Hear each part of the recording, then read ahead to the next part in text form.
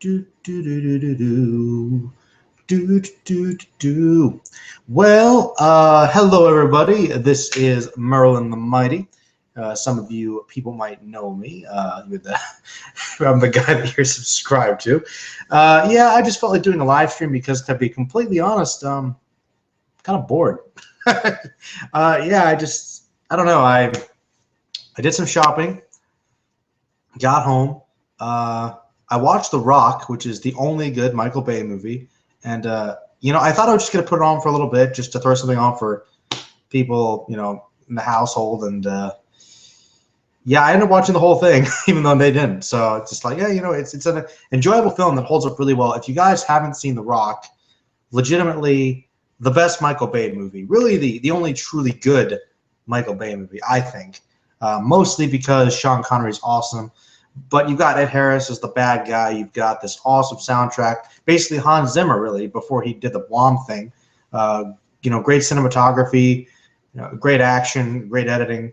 And honestly, Nicolas Cage, believe it or not, actually is a pretty good foil for Sean Connery. So, yeah, if you guys haven't seen The Rock, definitely check it out. But, yeah, I did that. And then I came down here, and I'm like, it's pretty early. I'm like, for me, it's pretty early. Like, it's before midnight. I'm feeling really awake, and I don't know. I just didn't see the movies for the podcast yet, but I've actually got some time because I work the next couple days. You guys might not know this, but I work basically every day.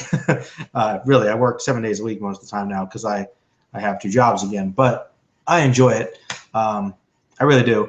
I'm working as a tutor and as basically in a librarian type thing. So it's great. I love my jobs, but I'm busy all the time.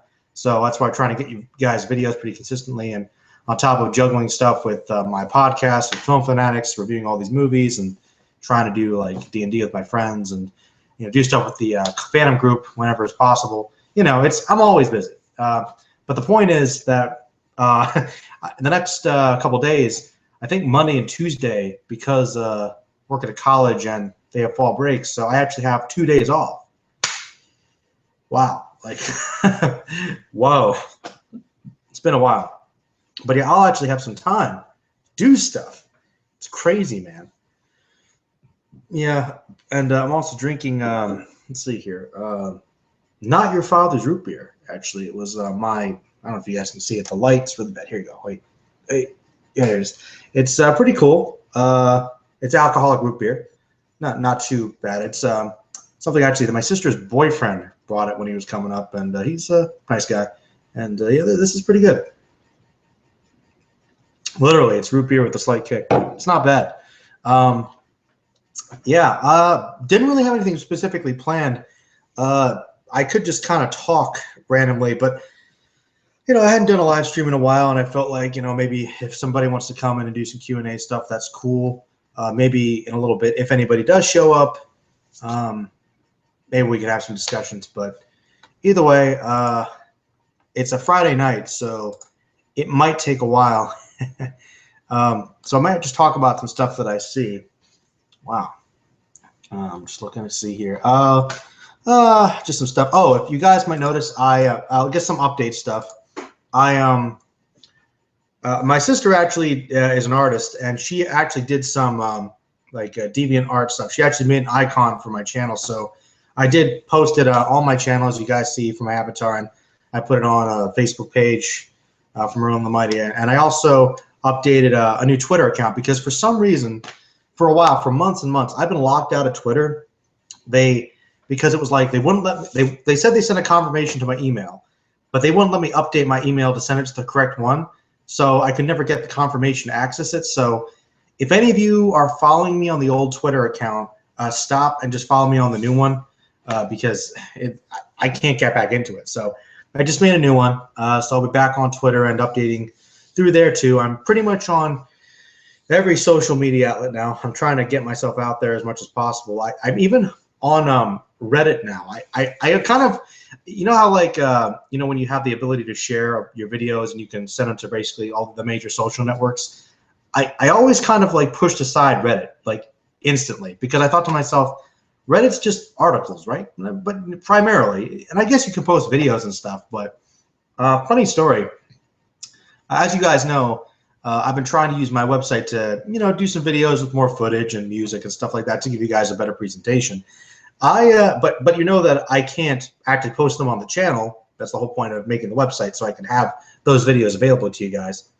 And I posted a couple of those videos just to Reddit, and man, people on Reddit are mean. People on Reddit are some of the meanest people. I'm not necessarily saying that from what I experienced, they were really vile. I mean, they didn't curse at me or something. It's not like, 4chan, I guess. But like my experience with Reddit is very limited. I literally had not been on Reddit in years. It's probably been like 4 or 5 years since I've been on Reddit. Seriously. But I posted one there on like one of the anime forums, like the Hunter x Hunter one or something, or the Berserk one. They were like, link to another video. Vile self-promotion. And I'm just thinking to myself, I'm pretty sure Reddit is discussion-based. If you looked at anything regarding my stuff, you'd see I'm just trying to add to conversation, like legitimately. It's one of those instances where I'm like, I really am not in the wrong here. But I feel awkward because this person's like so mad. It's like, I will like remove your video. I'm like, so from now on, I've avoided doing that, and I'm just going to post links to the website. But if you just recommended that, I would have been fine with it. Just suggest that or say, don't do that. But they're like, oh, it's just like, man, people get power hungry on the internet, but Reddit, man, whew, geesh, man. Also, I just want to say, I don't know why, but that DS9 video did really well. So I guess thanks for all you Star Trek fans out there that liked that one. That was a shock to me, honestly. But got to be going through all the Star Trek one. We just talked about Voyager recently, so be getting that video up. Voyager. I just uploaded the Kurapika, not the Kurapika, same person really, but the Kurama character analysis video. And I'm also going to be doing the Loyoria one. It's actually done. I'll probably be uploading that probably after the stream's over, to be honest. Let's see here. What else do I have going on? Oh, Spider-Man character analysis. I'll be working on, probably getting that to you guys too soon. That one will probably be pretty lengthy. That'll probably be just images since it's comic book based. I will be posting that directly onto the channel, so you guys won't have to worry about jumping to the website for that. Then I got a Terminator review coming up, and also Planet of the Apes. So more movie stuff, and then I'm going to loop back, and I'm probably going to start diving into start watching some of the series that were recommended to me. Let's see. Oh, Gintama. Gintama, I'm like starting to get to the first couple story arcs. It's an enjoyable show. My mind's not blown by it, but I have been liking it so far. It's fun. Been reading some Vinland Saga. Vinland Saga is excellent, by the way. Let's see, what else have I been doing? Oh, I've actually, for all you guys out there that care about, I guess, television. Normally, I don't. I'm really behind on seasonal television, generally speaking. But this season, I don't know why, but I just decided to start watching stuff, and I gotta say, there's a lot of shows I'm following. I mean, well, Scandal's good. I kind of was behind on that, but that's good. How to Get Away with Murder is pretty decent. Limitless, the show based on the movie with Bradley Cooper, excellent show, excellent. Let's see which other one's good. Quantico's not bad. That's actually a pretty decent one. Heroes Reborn, it's okay. I'm watching that one too. I'm a pretty big Heroes fan, so I'll support it. Can't be much worse than most of Heroes. So yeah, I've been following that. What else have I been following? There's been a couple shows that I've been trying to get onto. There was Heroes, something else. I feel like I'm missing something else, but literally, I've just been watching a lot of TV this season, and I don't know. There's been some good stuff on, though not Gotham, not Gotham. So that's probably never going to happen. Though I was kind of curious, and I see a viewer popping in and out. So I'm only half talking to myself now. Like now I'm not. Now there's somebody. I guess I should probably find the actual page so that I can respond to comments. That might help. But that's always tricky for me. Let me see. Let me see if I can do it actually. But hello, my first viewer. Feel special. Feel real special. because you're the one. Literally, you are the one right now. Ones and zeros, man. That's what life's about. Ones and zeros. What line is that from? Oh, Bad Company. That's right. Chris Rock, Anthony Hopkins. What is it? Ones and zeros, man. Nobody gets that reference except me, but I feel awesome about it. Let me see if I can actually find a video. Hold on a minute. Da, da, da, da. Give me a moment. I should have prepared for this. Yeah, you'd think I would, but like I said, it was kind of a spur of the moment thing. Merlin the Mighty, the Maha, the Mahu. Where are you, sir?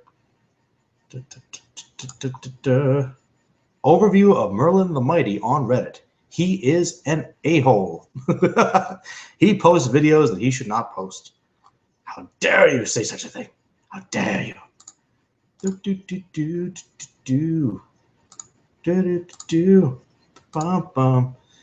Yeah, and listening to random 80s music lately too. Yeah, been doing that. Been doing that sort of thing, you know. Been doing it. Let's see, streaming now. Oh, here it is. There it is. Perfect. Crazy boy 190. I'm gonna ask this question later on when more people join. And I have the whitest smile. Blah blah blah ads. But since you're the only one here, I have to ask: would you say the only thing in H is better than anything? Wait. Would you say that the only thing in HXH that's better than anything YuYu Hakusho is the Chimera? This is awkward. Forgive me. This is kind of an awkwardly phrased question. Give me a second. I have to ask: would you say the only thing in Hunter x Hunter that's better than anything YuYu Hakusho? Oh, okay. Okay. You're basically saying you're asking if you think that the only aspect of Hunter x Hunter that's better than YuYu Hakusho is the Chimera Ant arc. Okay, I got you. Well, all right. Let's see here. Okay. No. Once again, this is a very, very. Whenever this comparison comes up, I find it to be honestly just really unfair, because YuYu Hakusho is done. It's been done for a long time. It went through its story progression. It went through its character progression. Hunter x Hunter is in that process, a process which who knows if we'll ever finish. I think the Chimera Ant arc is probably the best arc in Hunter x Hunter thus far, and it proved how great it could be. But I liked Hunter x Hunter a lot before that. The thing is, I actually think that Hunter x Hunter has a lot more potential, even early on. When I watched the original anime, I felt that the arcs were great. I felt like the story, the world and the politics of the world and the themes, I felt like there was a lot of really heavy stuff that the series was dealing with in a much more subtle way, in a much more complicated way than with Hakusho. The problem is Hakusho was more solid, was more clear in its goal. Therefore, it's better at achieving it all the way through. You know, it has many solid arcs that are pretty good. I think that some of the arcs in Hunter x Hunter are excellent. I think potentially, yes, they could be better than Hakusho. But the problem is the characters really aren't that developed yet. So, you know, I just feel like the story is really like halfway there. So you can't really fully compare it one way or the other. But Chimera Ant arc, yes, I do think it is a wee bit better in that sense anyway. So yeah, hope that answered your question. I mean, if you want to ask it again, I guess I'll bother people in the world now, because that's the way it is. If there's a way to get people's opinion on things, to bug people, you know, this is the great thing. I will get you people in here, man. Get some assholes from the J room. That'll probably be that'll be my alternative, because I can talk. Believe me, I can talk to myself for a couple hours if I need to. But you know, just saying. Let's just post it in all the different things. Okay, post stuff there. Post stuff there. See, now I'm just going after people. I'm like, okay, it's cute. I'll be honest. I mean, believe me, I understand. I mean, Friday night or Saturday morning, technically. Yeah, you know, you're not gonna have that many people, but come on, you know, I gotta have some peeps. I gotta have some peeps. By the way, oh, I am so hyped for the X-Files coming up. Oh, man, you have no idea. It's going to be so awesome. I have 2 posts pending approval, apparently, from the Dragon Ball fan group. Let's see here. So, come on, you fools. Searching for fools. I didn't really announce this. I guess I could announce it, but where's the fun in that? Where is the fun in that, you know? Seriously. I ask you, where's the fun in not being somewhat spontaneous? You gotta have a little spontaneity. But, you know, why not? Get them peeps, man. Get them peeps. Jimi Hendrix is awesome. That's like the only thing that posts to my Facebook page now is Jimi Hendrix stuff. And the New York Mets. And, some Yu-Gi-Oh stuff. I think I'm going to sneeze. Wait a minute. I don't really like the Black Veil Brides that much. What's up with that? Oh, there's a Green Day documentary out. I'm just looking at my... man. I don't like Buck Cherry. Where are these posts coming from? I did not say I liked that. I don't know what's going on here. I have no idea what's happening right now. Hold on. Let me. Maybe this worked. I gotta go back and. I don't know. I don't want to invite people in yet because I do want to have some legitimate convo and conversation with the subscribers first, and then we might get some people in. But I don't know. Maybe it'll just be a very quiet. Oh yeah. Now that was a missed opportunity by Merlin. We won't go into that. Sheesh. I guess, well, why not? We'll try to get some of the good old fandom group in here eventually. Oh, by the way, guys, yeah, Lunar Spiral, she updated her stuff. She might not be able to do as many in-depth videos because she got a copyright strike, which sucks. But give her some time; she'll get it. Yeah, I remember that. It was an update recently. Yeah. Yes, it was. Yeah, it's cool. Cool beans. I guess I better check the good old video section now. Get that refresh action, as they say. Refresh action.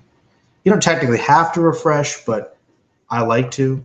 Even though, once again, Crazy Boy is the only person that was like, "Yo, what's going on?" But anyway, yeah, that hopefully was an answer to the question. But I don't know. I have no idea. That one show based on a Philip K. Dick novel, what is it called? It's on Amazon now. It looks pretty awesome, actually. I'm interested, anyway. I'm interested. Shoot. You know what? Until more people show up, until you guys answer questions, I'm just going to watch something, okay? So, you know what? You guys have to just deal with that, okay? Yeah. I'll do this. Master Bobby told me to be very careful because your high energy makes you strong and dangerous. But you're nothing but a bunch of morons. The only moron in this place is Bobbity. He didn't investigate this planet very thoroughly, did he? If he had, he'd know that the most powerful fighter alive is standing in front of you. You, the most powerful fighter alive? Quickly's awesome. You guys remember Quickly? That kind of arrogance will get you killed. Don't underestimate him. Bobbity uses his magic to attract the strongest warriors in the universe. Hey, calm down. Let's just let Vegeta take it from here, okay? Calm down, buddy. Are you sure? You know, none of you will ever leave here. You know, and every ounce of energy you lose, what if Quigley was like a nice guy before the whole Majin? Energy is absorbed, it will be channeled directly to Majin. And what's up with energy Well, I guess absorption? that's unfortunate. People love that. Since you won't be able to hurt me, you won't be able to steal my energy.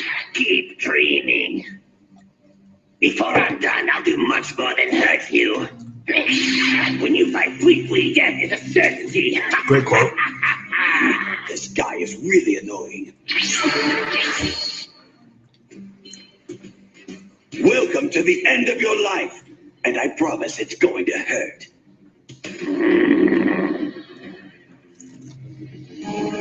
Ready for the pain? The fool has no idea what he's up against.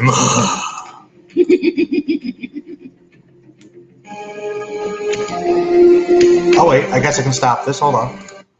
I think Mr. Crazy Boy asked a question. So what about FMA 03 do you like more than Brotherhood? Because I don't agree that Dante is better than Father, even though he is more generic. Oh, we got the fluffy reviewer, Anime Rick. What's good? Well, Fullmetal Alchemist is good. Berserk is good. Hakusho is good. Hunter x Hunter is kind of good. Flash is good. I don't even know about that. Breaking Bad's good. Terminator 1 and 2 are good. Star Trek's good. A lot of things are good, man. Jedi are good generally. Let's see here. Batman most of the time is pretty good. Naruto's good, I guess. He's a nice guy. He just, his series ran on too long.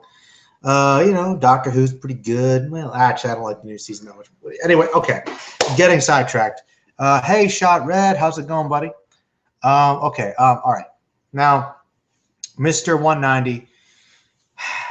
I feel like I've discussed this many times before. Are you just trolling, or do you just want to get a good starter question? Because that I like Hunter x Hunter. I'm just kidding. But no, okay. Look, man. In response to your question, I like the first one, Alchemist, because I do think that the main focus on the brothers is significantly better than in Brotherhood, and that is the most important aspect of the series. Whenever anybody says they think that the supporting cast is the reason for the success of FMA, I mean, if that's talking about Brotherhood specifically, I can understand that because it's more of a battle shonen, and there is just a wide selection of better fighting and combat. But the core of the story just has so much more emotional resonance in the first series. Now, if you think Father's a better villain, please in the comments let me know why you think that is. I think Father is a good villain. I think he's a very good villain. I do. It's just that I think Dante, because she is a human being who has this vile action she takes upon people based on extremely selfish desires, I mean, I don't know. I just find that more disturbing. And I mean, her vicious vengeance upon the Elrics is much more personal than Father's. It really is. And Father just didn't have as much personality, honestly.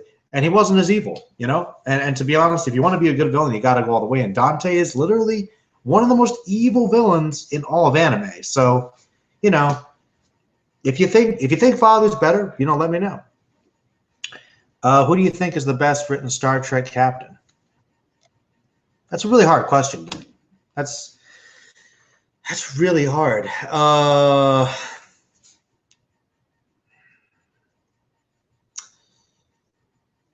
Probably it's a toss-up between Picard and Sisko, probably. Probably Sisko, I think. I think he's got a little more of a dark side to him than Picard does. Honestly, before the Borg got to him, Picard didn't really have that much of an edge. That made him much more interesting afterwards. He's just he's a paragon of greatness. But I think that the best written characters tend to be the flawed ones because they're closer to reality, and it makes them more interesting. Which is why I think that Picard is probably the least flawed of the captains. But I guess Janeway's pretty flawed too. Not in terms of writing, but in terms of how well their characters are overall executed. But it's hard to say. Let me see here. I'm gonna refresh. Let's see. I see that you are. Wait. I see what you're saying. We forget about the personal villain types compared to beyond ones. These sentences are confusing. Yes, I think that. Okay. Well. Okay. A lot of villains in this fantastical fiction, like anime often has, I mean, they're known because they're powerful. They're known because they're larger than life, and how badass they are, and that seems to be the standard for a lot of things. But the most interesting relationships between heroes and villains tend to be the more personal ones. I mean, look at Griffith. Look at how deeply he betrayed Guts. I mean, yeah, he gets the awesome god level power later on, but long before that, he had a much closer relationship that made that betrayal all the more effective. So I really do think those kinds of betrayals are what's more personal in anything, really. And now it doesn't necessarily mean you can't have villains that are just big and evil for the sake of being evil, but I do think that the more personal relationships have more impact on the viewer overall. They do. Let's see. Janeway, I think, is very underrated. You know, she's not bad. She's not bad. But there are some pretty badly written episodes, so you kind of have to take it as canon, unfortunately. It's not like one of those things you can say, I'll just ignore this. You know, if the character makes bad decisions, it's fine. But I think she's fine. She's tough. She's cool. I mean, she's a lot better than Scott Bakula. I think we can all agree on that.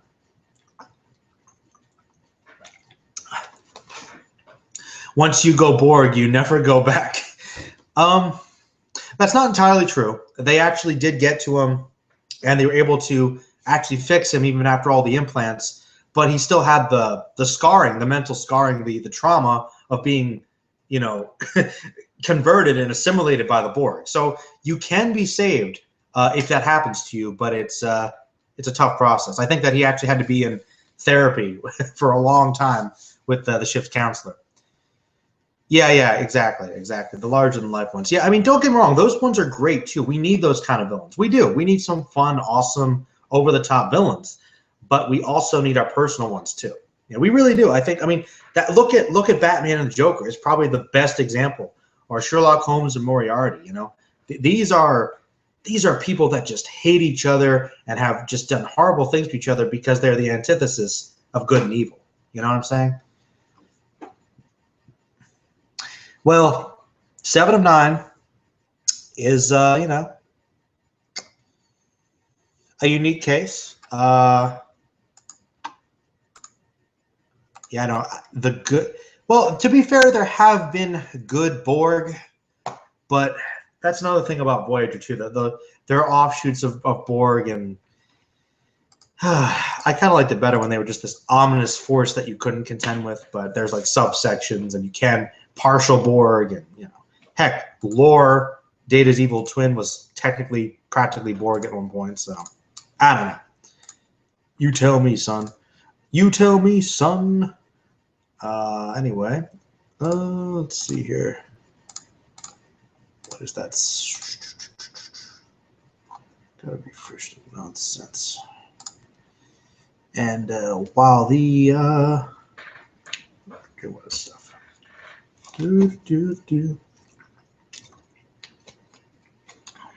Ooh. Hugh. What's my view on Deep Space Nine? Well, you're thinking about starting that as your first Trek series?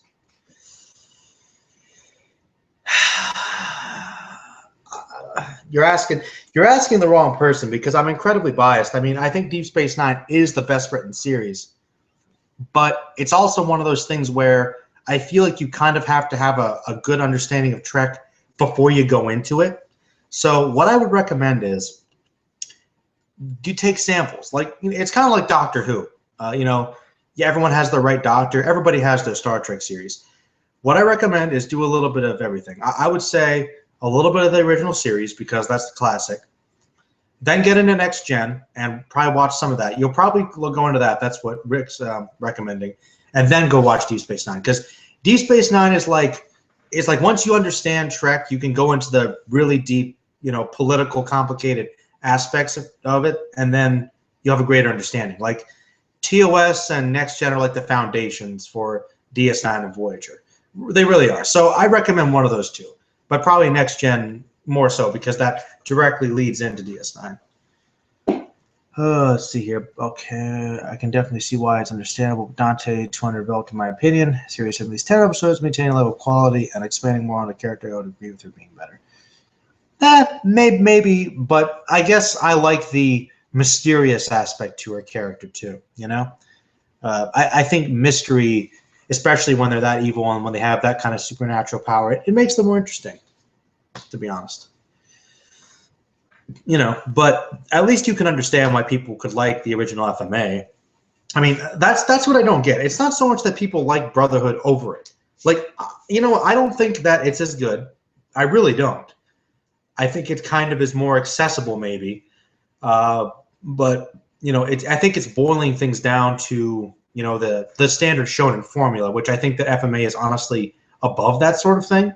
So but that's not what bothers me. If you like Brotherhood more, fine. But it's people that are like bashing the original series and saying that it's complete garbage when it's like, you know, the fundamentals of Fullmetal Alchemist were still there. It was still a really popular series. It's one of the most popular series long before Brotherhood was ever watched, long before a lot of people read the manga, and you're acting like it's completely invalid. Without the success of the first series, which was original and did its own thing, there probably would be no Brotherhood, you know? So, you know, it's like, I can't stand that.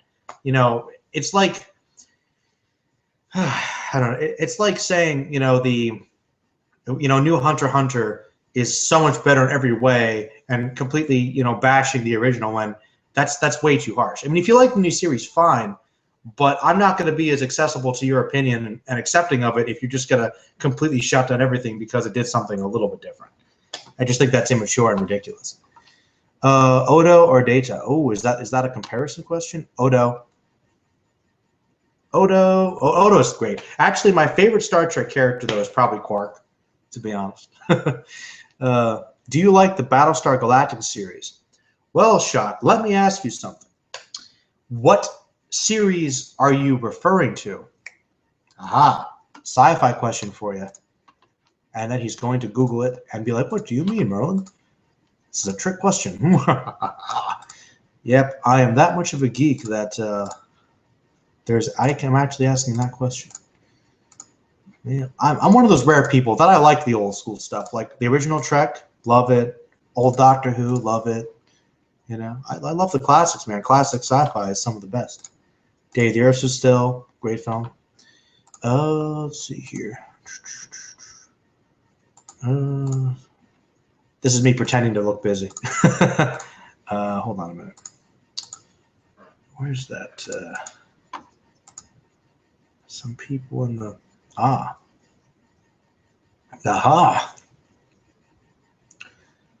Do do do do do do do do do do.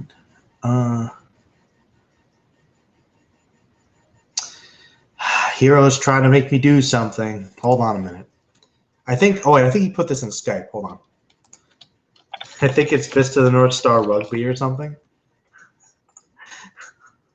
I'm just picturing like just destroying footballs. I did see this. I wasn't sure what it was though. Hold on, Hero. Give me a second. Hokoto no Ken Rugby. Okay, hold on. Gave it a second. The intensity and passion of rugby is reimagined as a short anime film inspired by discourse.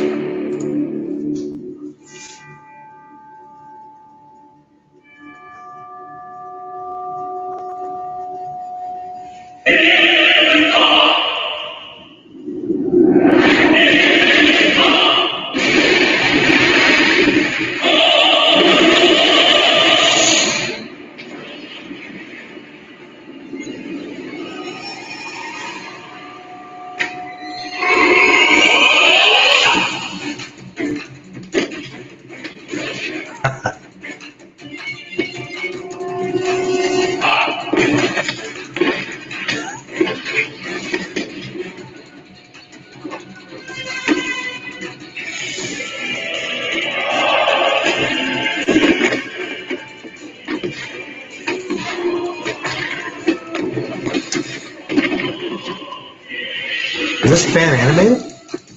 It's pretty cool. Oh.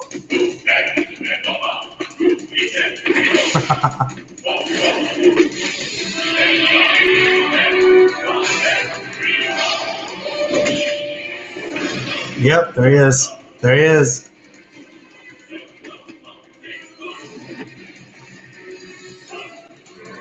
Whoa. Oh, yep, flexing.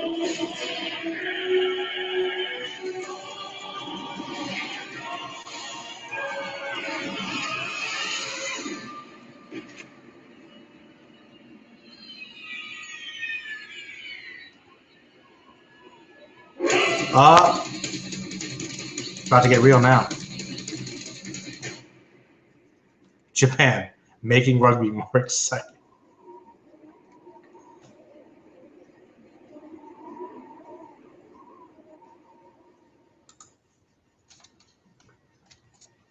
That was pretty awesome, Hero.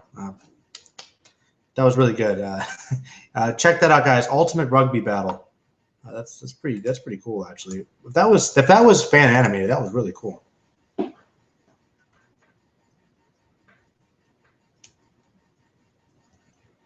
Let's see here. A shout. The answer to your question is I like the original Battlestar Galactica a little more than the new one, but I like them both. Only people that would say garbage are manga elitists. Yeah, that's true. But to be honest with you, though, I really don't think the manga is that great, and I really don't. So I don't know. But yeah, I just think it's a ridiculous statement.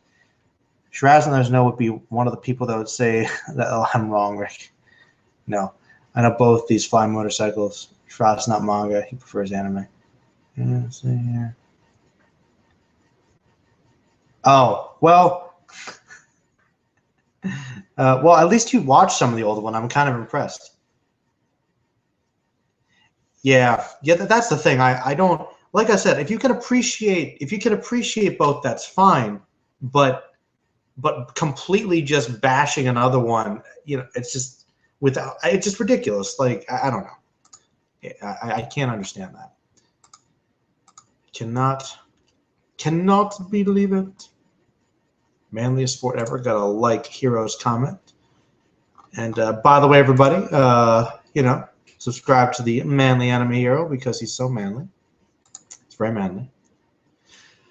Manly.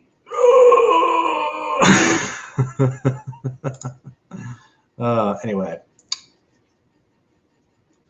Well, Hero, the thing, it's just, well, they brought up a discussion about liking Dante more than Father, and it's just, I'm just saying I can't stand it. Like, I can accept it if people like Brotherhood more. I mean, I don't agree with it, but I get why people might like it more. But people that just are like, the first series is complete shit, why do they just disregard it like it would be nothing? It's just ridiculous. I can't. I am glad you came around on me on that, though. Now, Hero hates Brotherhood, like, more than me. I never would have guessed that. Blew my mind. He's like, it's not that good. I'm like, wow. That's awesome, though. I mean, I just think that's cool. Never would plot twist, man. Anime plot twist. Exactly. I mean, if Fullmetal Alchemist like completely changed everything and was like unrelated to the manga entirely, then yeah. But considering that it was mostly filler, did a pretty darn good job, actually. I must say. Who the hell is that?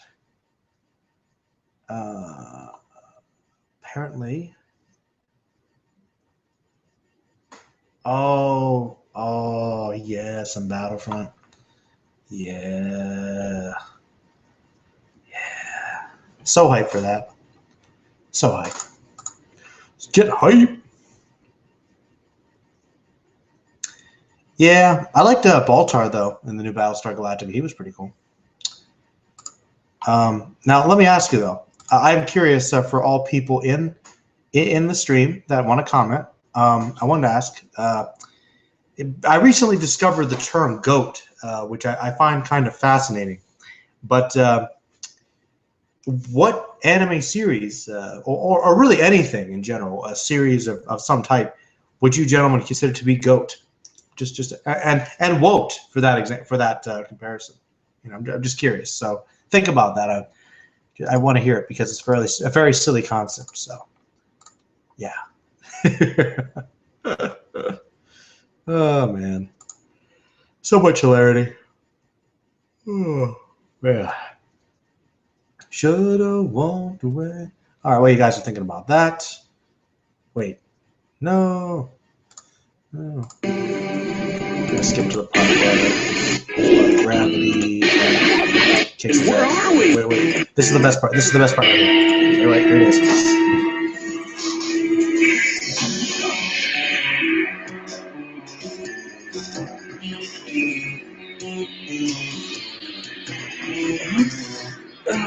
What happened? Where are we? It's that Bobby. He's used his magic to change the road.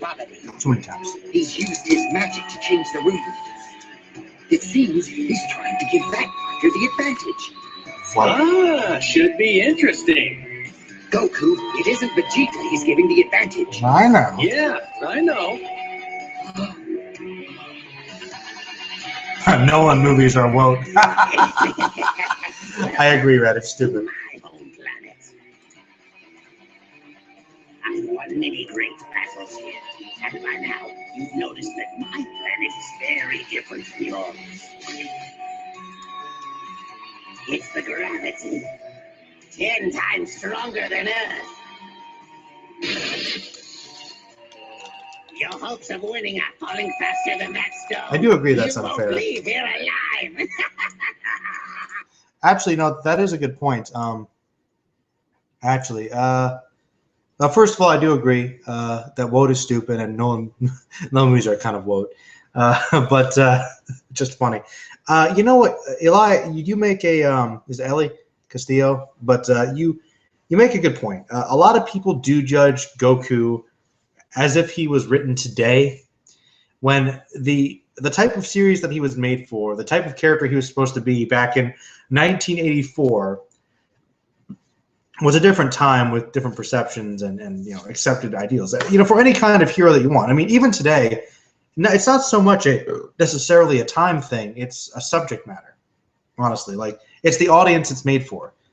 Is Goku, like, gonna be on the same level as Yusuke Urameshi or Kenshin Himura or Vash Stampede or Spike Spiegel, Edward Elric? No. But it's not. You have to take into account the type of series it is, the time it was made. To be the good hero that people can look up to and feel good watching defeat the evil guy, Goku serves his function pretty well. He wouldn't be one of the most popular anime characters of all time if he wasn't doing something right. You know, I mean, he's still headlining a series today. So, you know, and it always kind of surprises me because, you know, one thing that is interesting about that, to testify to Goku's quality as a character, is that when people ask who their favorite Dragon Ball character is, you know, Goku will be, surprisingly, the most common answer.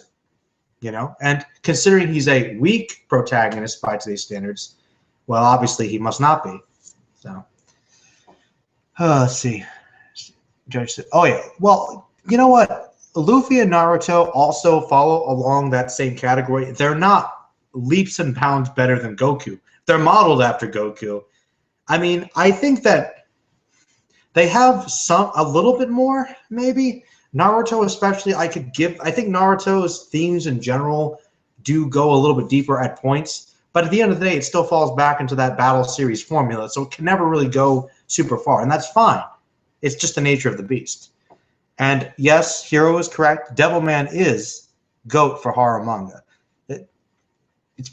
Honestly, it's would you say it's the best? I think it's one of the best. I really like Parasite a lot, though. But Devilman's up there. Pimp Hand talking about Nolan. Nolan sucks. Oh, here we go. If Nolan does Akira, that would be terrible. That would be terrible. I'm not gonna lie. That would be horrific. I can't. It'd be the dullest, grayest thing. Well, what would be the point of that?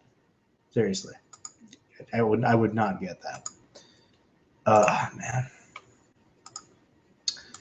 See, the thing about Nolan's this. His movies are well constructed, they're well shot, and they're well edited. But they're badly written. And he fools you because he gets these great casts and he does this great direction. But this is a test. Any Nolan movie, even his best, even like Memento, any Nolan movie, literally, trust me, the more you think about it, the more it will anger you. I'm not kidding. Have a discussion about it with anybody. Literally, put some serious actual thought into any of his scripts. Every time you do, it will make less sense. I'm not kidding. This is literally a thing I've discovered with a lot of people. Whenever I talk about Nolan movies, we find more plot holes, we find more inconsistencies, we find more things to dislike. They're great on the surface the first time, but, and I'm even guilty of that. You know me, Dark Knight Rises, I thought it was a pretty darn good movie. But you know what? As the weeks, months, and years went on, God, I think that movie is the very antithesis of what Batman's about. Anyway, that's just my opinion, of course. But, you know, I'm telling you, put it to the test, man. Put it to the test. Uh-oh. Oh, Shotless Devil Man.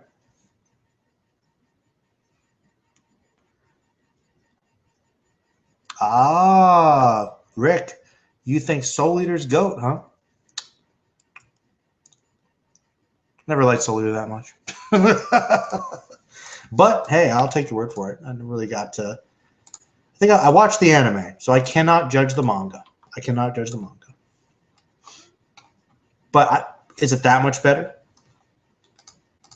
Certainly not WOT. I wouldn't go that far, but GOAT? Don't know. These terms are silly. They're very, very silly. Oh, shoot. Let's see here. What else? Okay, well, while you guys are talking in there, I will... Yes. I'll continue watching this part.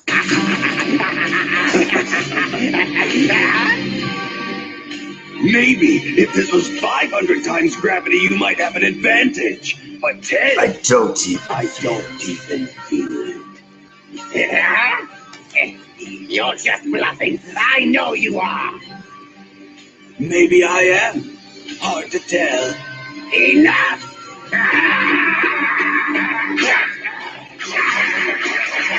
Ah, it's so satisfying.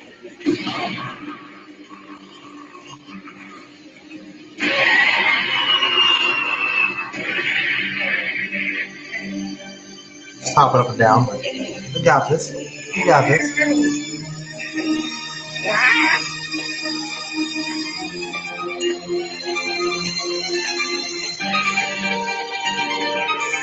So you still think I'm bluffing?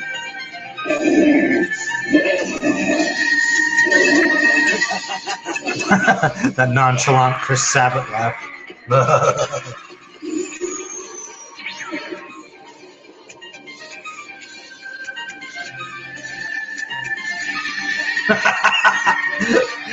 That's what caught him off guard. And that's the end of pre-play. Yeah. Anyway, let's see what's going on in the comment section. Oh, wow. Hold on. Yeah, Interstellar is terrible. State of the channel address? What? Oh, is that my channel? Is this a political joke? Want me to give a state of channel address? I will. Is Devilman as fucked up more than Berserk? Devilman goes pretty damn dark by the end. It's definitely Berserk level. Actually, you know what? I will tell you this, Rick. I don't really think the story was that great from what I experienced with Soul Eater, but I will tell you one thing. I think that it looks great. I really like the character designs. I like the characters themselves, and I do like the world. Like, I like Soul. I like the Reaper. I like that girl as well. Black Star. I hate Black Star. Really? Oh, God. He's so annoying. Yes, that is Vegeta OST here. Very good. That was OST. That was some Bruce Falconer right there. Soul Eater is YuYu Hakusho and FMA more popular anime form than manga? Some of these questions I just don't understand. Soul Eater is YuYu Hakusho. I think it's more like Bleach, actually, but I see what you're saying. And FMA more popular anime form. Yes. Correct. All those series are more popular in their anime forms than manga. In fact, do people read the Hakusho manga? I mean, I feel like other than Z, I haven't heard too many people say that they've done that. I don't think it's commonly done. I do not believe so. No. Oh, that's right. I forgot to share this. Yeah, share this, guys. Spread it around. Get more people in here. Let's get some conversations. Let's start picking on each other and keep it civil. But, you know, let's have some discussions. What do you guys want to talk about? Let's do this. Don't force me to watch old anime clips. I'll do it. I'll react to it if you want. We can do that too. I got all night. But I want you guys to share in this experience with me. That's the point. of the live stream. Let's do it. Let's do it. First of all, let me share things on various social networks because that's what you do. Anybody wants some root beer?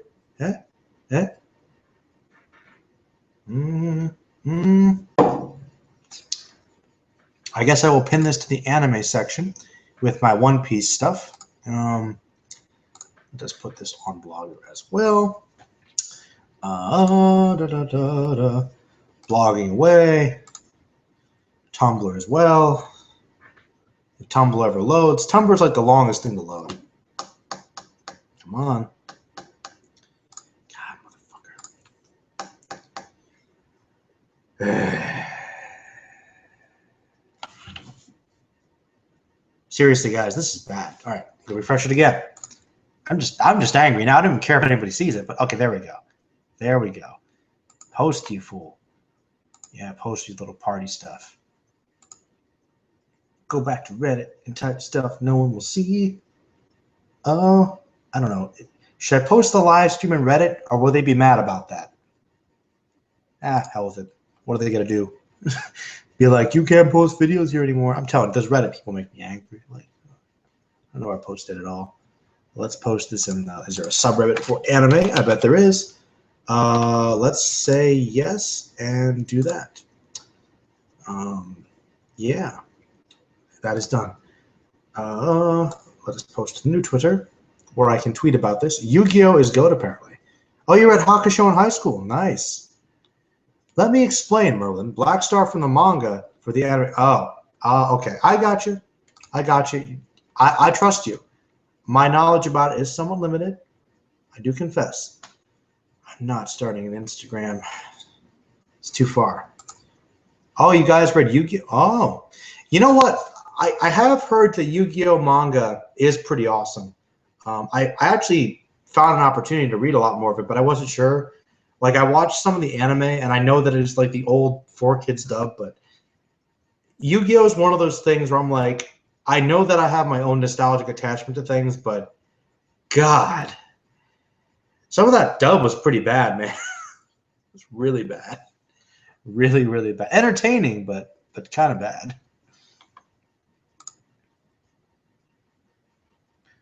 Cats in the cradle. All right, fine. You guys are just going to make me do this because you guys secretly want me to do this. We're going to play like some games now. Well, this is logical, I suppose. If you find the... Oh, this is good. Here we go. We'll get some soundtrack action. We'll get some soundtrack action. Yeah, man. Yeah. You guys won't know this, though. It's not that obvious. Not at all. Not even remotely obvious. Do.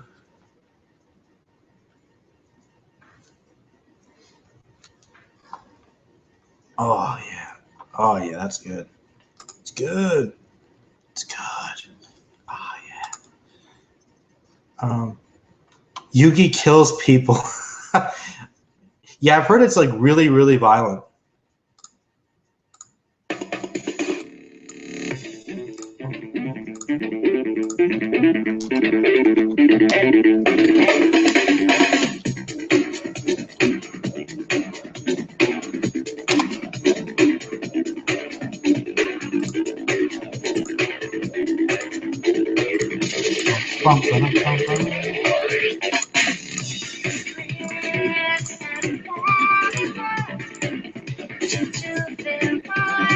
Joey. I love Joey, though.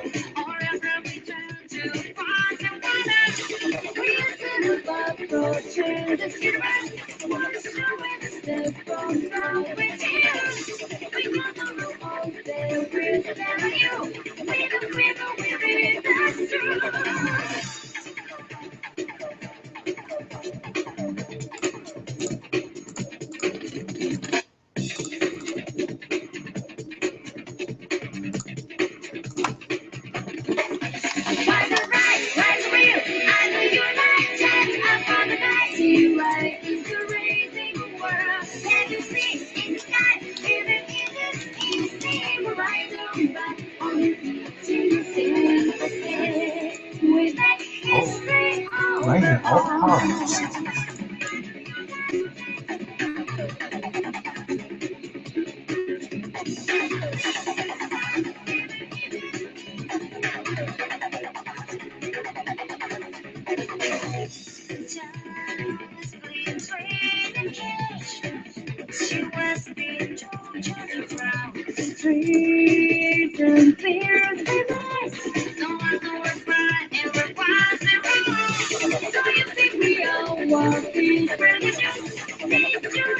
Oh yeah, Sanosuke is underrated, I agree. Shoddy is beast.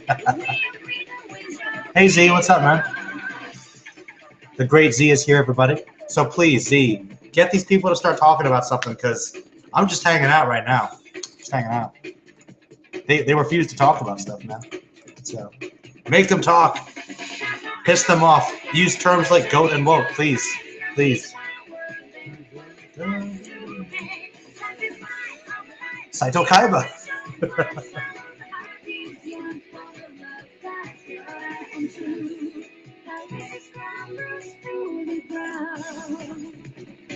Alright, well, I personally think that this version's better, so I'm going to go back.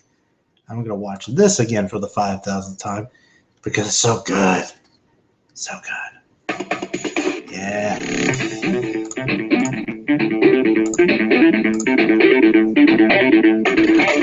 I love Stargate, man. Absolutely. You know that, Mr. Rock. I know who you are. I love Stargate a lot, actually. But James, my buddy Gimli's in here, by the way. You might not know this, man, but I prefer the movie over the show, actually. Personally. Almost getting raped. What? What are you guys talking about? Do I like Stargate? Come on. You know this. I'm waiting for that movie. Alright, gotta turn that off now. Ooh. Okay, here we go. Masters. You guys want to know what's GOAT? Here. I'll tell you what's GOAT. Here. Okay. This is extremely GOAT. No fooling. No fooling. It's a little, it's up there. It's pretty awesome.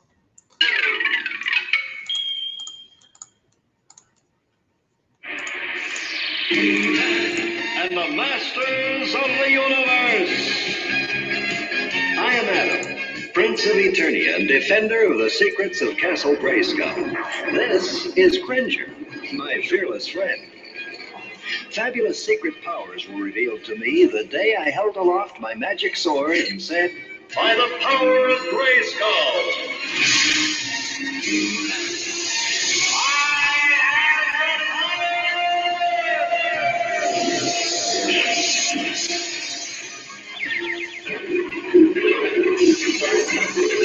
Cringer became the mighty Battle Cat, and I became He-Man, the most powerful man in the universe.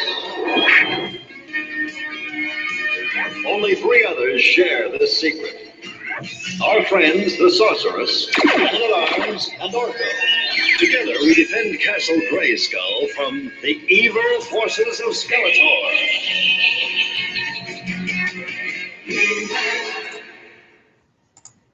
There's no denying. There's just no denying. The Flaming Conan. Stargate, the truth. The Stargate is the truth. Wait. Oh, wait. There's a parody. Hold on. Let me see. Sean Schimmel, He-Man parody. Oh, crap. Hold on.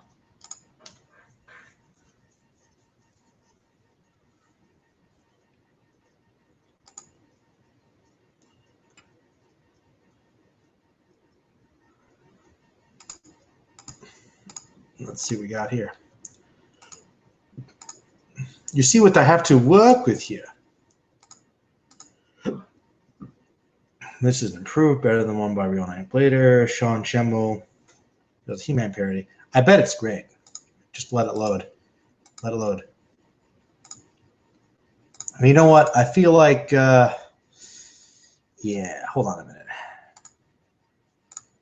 While I'm on that note, gentlemen, check your Skypes soon for a certain message.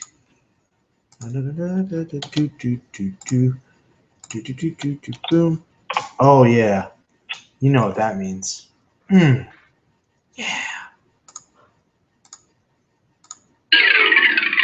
That's not, wait, what? What the hell? That is not, whoa, what the, oh, sweet. It is the same thing. He-Man and the homos of the universe!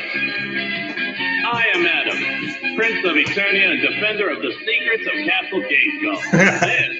This is Cringer, on loan from Siegfried and Roy. Fabulous secret powers were revealed to me the day I held aloft my magic cock and said, by the power of Grayskull! I am a homo! So proud. Holy crap, I am so horny! Cringer became a big gay cat in heat, and I became He-Man, the most powerful homosexual in the universe. It's true. Pretty much everybody knows my secret. Our friend, the sorceress, bitch won't call me back. My boyfriend, man-at-arms, and Orko, my little spinner. Together, we defend Castle Grayskull from the evil forces of homophobia. He-Man. It's so good. It's so good.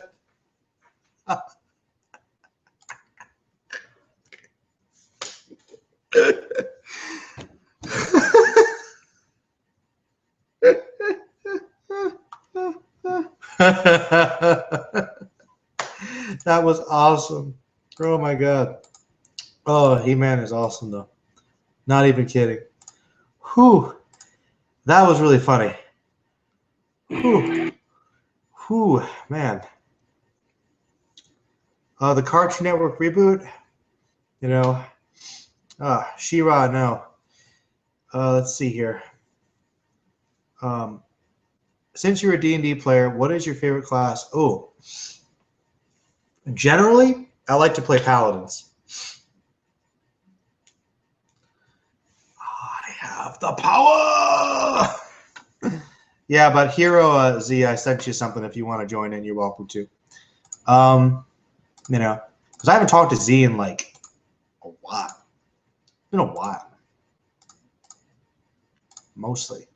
Like, but Z did have, you know, you did have like the best quote though, like a while back. It was like, it was fucking Bakano, man. Like literally, you were flipping out, man. It was great. It was really good. Watch Mojo is terrible. And that was the best reaction ever. It really was. Just, it really was amazing.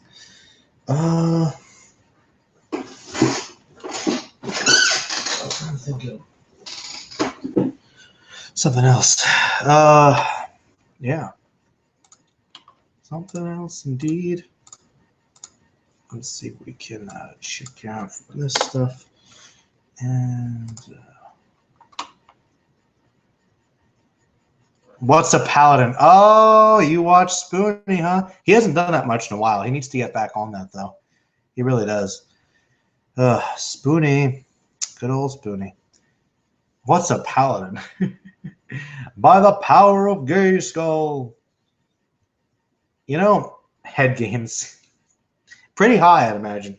No, but legitimately, though, He-Man is like one of the best icons of homosexuality in superhero fiction, because he literally is the most broken person ever. Like, seriously, in terms of power. And he's incredibly gay, and people are fine with it. And that's great.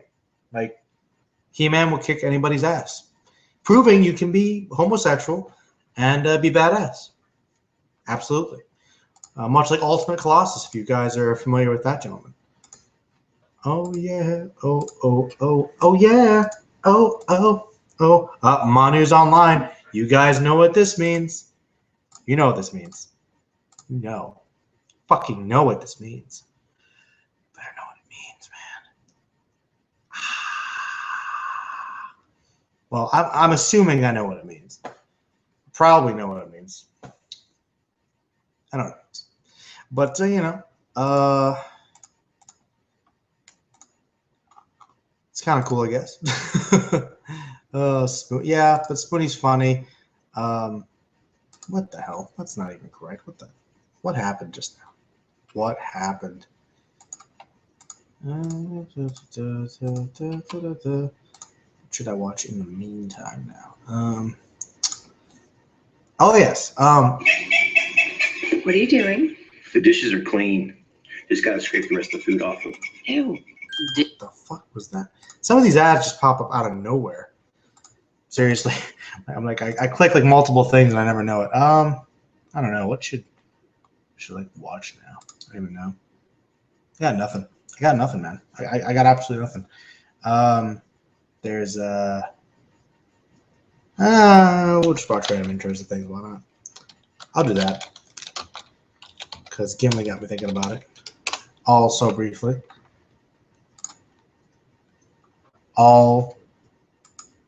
Actually, yeah, it's true.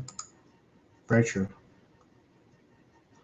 Dun, dun, dun, dun, dun, dun, dun, dun, dun, dun, dun, dun, dun, dun. What the heck is going on? Yeah, some of his tabletop stuff is great. Counter Monkey, yeah. I don't know the what was it? Shadowrun with the water pistols. It's hilarious. Stupid stuff does happen in D&D, man. It really does.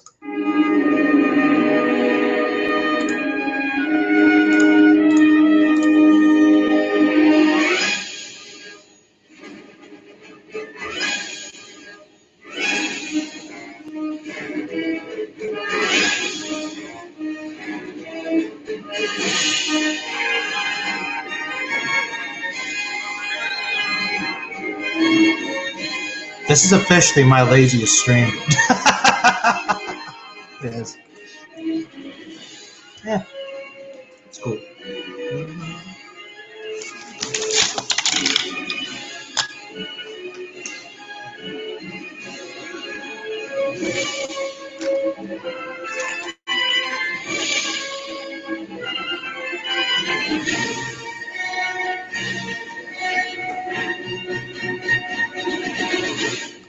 Now, does anybody know what that was from? Rick better not be the only person that can answer this. Better not be.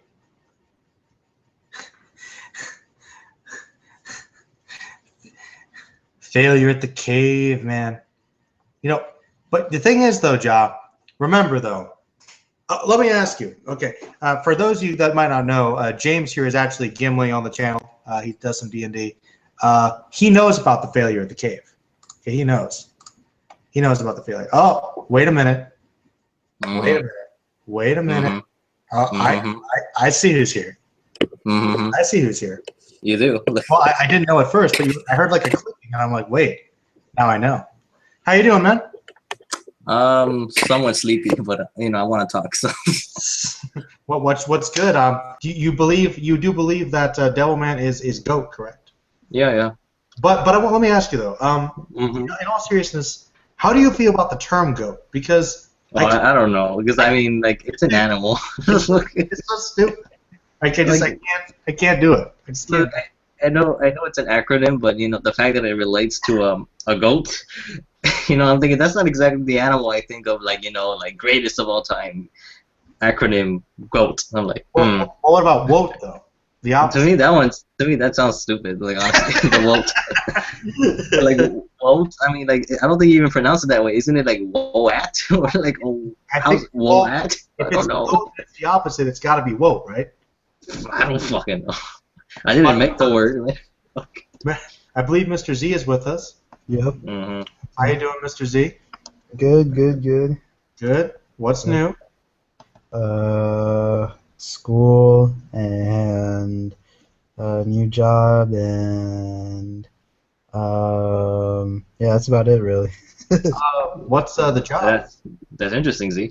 I'm working at a firm now, so well, it's only part time. It's only part time. So. Oh, I'm about to say like you're gonna get Tom Cruise on me. No. Yeah. I'm almost done getting my degree in finance and accounting, though. So. Nice. I'll be looking for a job soon, and yeah, that's pretty much it. Making that money then. Hopefully, yeah, hopefully. Excellent. So, I don't know, you guys want to talk about anything in particular? Hero wants to talk about something, I believe. Go ahead. Well, Sean Red wants an invite, but I don't know. Shot, hold on, wait. Shot, in all honesty, I don't know who you are on Skype. Wait, never mind. Wait, never mind. Wait. Maybe that's a lie. Hold on, my memory's bad. Wait, hold on. Let me go to contacts. Okay, Shot, are you Nick? You're Nick, right? Here. Wow. It has been a while, okay? Been a while. All right. Anyway, yes, I'll send that your way. You can have it your way. Burger King, man. Dude, let me just say something right now. All right. Okay. Burger King is disgusting. Yeah. It's disgusting. Yeah. But there is one thing I wanted to try from them, but I didn't get it that time. It was that one burger with the onion ring on it. You know what I'm talking about? Mm-hmm. I wanted to try that because it looked good, but yeah. Other than that, I agree. I got their little that red velvet shake whatever thing. That wasn't that good. Well, would you really trust anything that could expire with Burger King? No, I wouldn't. I don't know. You know, speaking of Burger King, you remind me of like those restaurants are like two food chains merged together. You mean like KFC, Taco Bell? Yeah, that kind of things. I saw like one of the oddest ones for Burger King like the other day. What was it? It was a bank. What? Yeah, a bank mixed in with Burger King. Okay, interesting. It was just like one of the oddest things I saw. I was like, and right next to it, like a few blocks down, was like a Burger King mixed with what was it? I think it was a taco related place actually. So it was just such an odd thing. All right, I said, man, you can't be talking about Burger King. Well, I'm just saying it's not exactly. It's horrible. It's flat out. It's hard. Like, it should not exist. Like, so McDonald's. So what's the difference? Well, it's just like. Okay, my last experience with that place might have been like, it's one of those situations where you're like, you gotta go somewhere quickly, you drop by, and just got one of their typical burgers, and it was just like marinated in mayo. And I couldn't. I mean, all joking aside, I know, yeah, because when you're talking about Burger King, that stuff is really downplay or like really bad ever since past like what, the early 90s. I mean, to be fair, fast food's bad in general, but somehow they made it worse. Yeah, no. I remember. I think I was looking at an article way back. Like I was like, why you see? Because I think it was like a question of why Burger King does a lot of coupons and all this other stuff and shit like that. Because why it downplay? Because I think it was all up on the I think that case, that lawsuit that happened like way back in the UK. With the people putting shit. You got them guys who be putting shit inside burgers and stuff. But it was a AIDS person, so they had to do a lot of civil suits and shit like that. So a lot of downsizing and all that other type of stuff in play. Oh man. I went to Wendy's today and I got their Coke, right? And so like to me out of McDonald's, Burger King and Wendy's is the best. But I got their Coke today and that was like that tasted a little funky. It tasted like medicine Coke. Which is not medicine Coke. Yeah. Wait, did you get off like a regular Coke machine or one of those like mixed different type ones or something? Well, no. It wasn't the mixed one. Like they give you the drink, so like it's not like McDonald's where you go and like fill it yourself. Yeah. Yeah. So like yeah. So I don't know, like whatever machine they were using, like it just was different. Yeah. Sometimes that stuff breaks down stuff, but sometimes I remember we used to taste them. They always taste more watery than anything. Yeah, like if you go to Roy Rogers, that was the case with their. Every time I went to Roy Rogers and I got a soda, like a Coke there, their Coke was just like always watered down. It always pissed me off as a kid. I was like, no, I don't. Like I was telling my dad and my mom, like we always. I was gonna say you should stop eating there, man. Yeah, like on a road trip, we'd always stop at Roy Rogers and we'd always get. I was like, no, what are you doing? I never been to that place, but as far as my experience with this one place I went to and got sick of, yeah, I should probably stay away from White Castle. Let me say something. Bad experience. I think we can all agree that Coke is no joke. Oh, it's amazing. Hey, it's funny. I might go against you. My dad's more of a Coke guy. So you're a Pepsi person? Is that what you're trying to say? Yeah. Oh, come on, man. The other side of the spectrum. It doesn't matter. It doesn't really matter because I would rather prefer Sprite for more of the lighter drinks than the dark drinks. But I like Sprite too. But shit. Now when you know more about how Coke is and all this stuff, I make Coke used to rule, but like it don't matter to me no more. Well, it's okay. It's just soda. It's garbage anyway. Yeah, that eats metal. It eats metal. I don't think I'll ever be able to give up soda in my lifetime, honestly. What if you just had juice though? Yeah, juice. I mean, if it's just I can't survive on just like apple juice. Like I prefer. Okay, wait. We ain't talking about orange juice, man. We talking about juice, we got cranberry. We got so many different types of juice. I don't It's orange juice. How about this, man? How about carbonated juice? Carbonated mango juice, maybe. Yeah, there you go. Just drink that all day, every day. You'll be good to go. I don't even like those imitation carbonated drinks. There are two drinks of the gods, though. There are two drinks of the gods. One is Mountain Dew Voltage, which is that blue one, and then the second drink is Lime Fanta, which you can only get, I think now you can only get it from the Coke Freestyle machine. Lime Fanta? Well, that's what I was about to say. I never had that. Oh my god, dude. Lime Fanta is literally like it changed my life. Wait, don't tell me it's only an East Coast thing, is it? No. You know those Coke Freestyle machines? Freestyle machines? Vending machines? So Coke has like at certain restaurants, Coke has like this thing called a freestyle machine. It's like a silver thing, and basically you can choose any drink from Coke to Sprite. Oh, I know exactly what you're talking about. That's the one. Never mind. Yeah, that's the same machine. Yeah, and it has the different flavors like vanilla, cherry vanilla, grape, like all that. And I got Lime Fanta, dude. That was, oh my god, like that's better than sex, dude. Like it was. I might go back in there because I was looking at some like all these weird different flavors. And I was like, me, I was like, okay, let me try this strawberry. What was it, like a Sprite or something like that? It was okay. It wasn't that great or anything.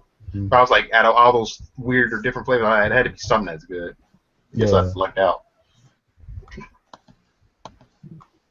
So wait a minute. It's better than sex, and it changed your life. Oh. Damn. Hey guys, does anybody know? I forget. Maybe he's in my contacts, but do you guys know Fluffy's Skype handle? Yeah, it should be. Rick? Should be Rick. I think, is it Rick? Hold on. You want me to send it to him? Oh, I'm just trying to. Yeah, you're talking about Anime Rick, right? Yeah, it's Anime Rick. I thought I put him in my.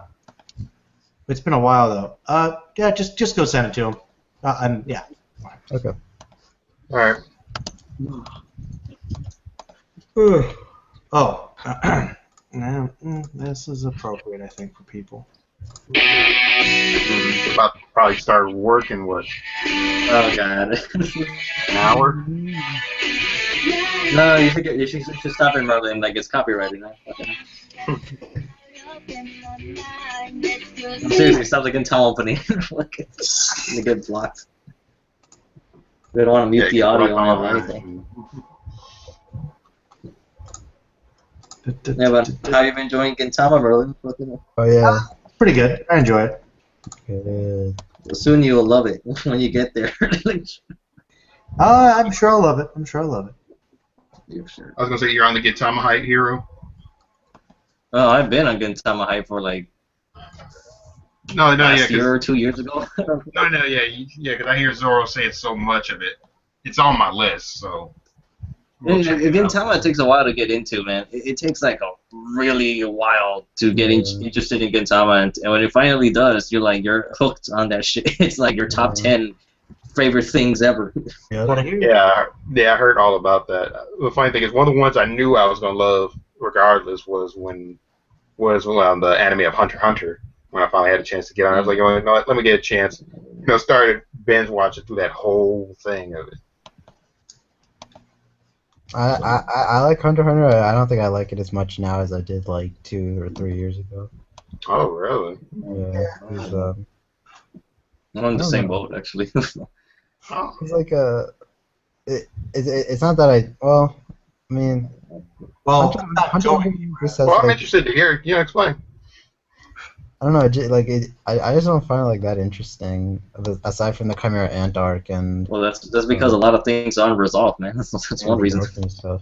Well, yeah, I mean, there's a lot of stuff out of the window, and plus, y'all manga readers of it, yeah. Yeah, I mean, Jing pretty much became my favorite character in the series with those last 9 chapters, but I don't know. It's not that I want to say like I've lost interest. I just don't find it as interesting as I used to. Dude, man, like whenever I experience something that's ongoing, if I don't get a conclusion right away, I lose interest like quickly. Yeah. I mean, that's how I feel. That's how I feel right now with JoJo Leon of all things. I'm not too invested. Oh, wait a minute. Hold on a second here. I was gonna say I can see that with some people who like series of One Piece. Like, mind is blown right now. Hold on. Yeah, and it's Asylum 13, I think that's how you say her name. That new arc that's gonna get animated is gonna be so freaking good. And the opening, the ending that came, the new Gintama ending that aired is, I've been having that like on replay for days now. It's. But I know there's a lot of like spoiler imagery in the ending song. Yeah. Well, then again, the opening, like I like that better. Like beautiful Monday, beautiful Tuesday, beautiful. You like the opening better? Yeah, I like the opening better, and there's like. I find it funny people bitch about spoilers, imagery, and openings when like that shit's been going on forever. I know. What? You know, Goku turning Super Saiyan, kind of a spoiler. I know, right? I just noticed it recently. It's been a trend. People bitch about spoilers in the opening, spoilers in the opening. Dude, like. Yeah, no, because they foreshadowed the arc. Like they show the arc highlights. I was gonna say, don't tell me this is in certain groups that we're in. I don't keep track. So many animes were like older animes at that. No, we can throw one. I can throw one better. Some movies, some TV series too. Oh yeah, absolutely. Oh yeah.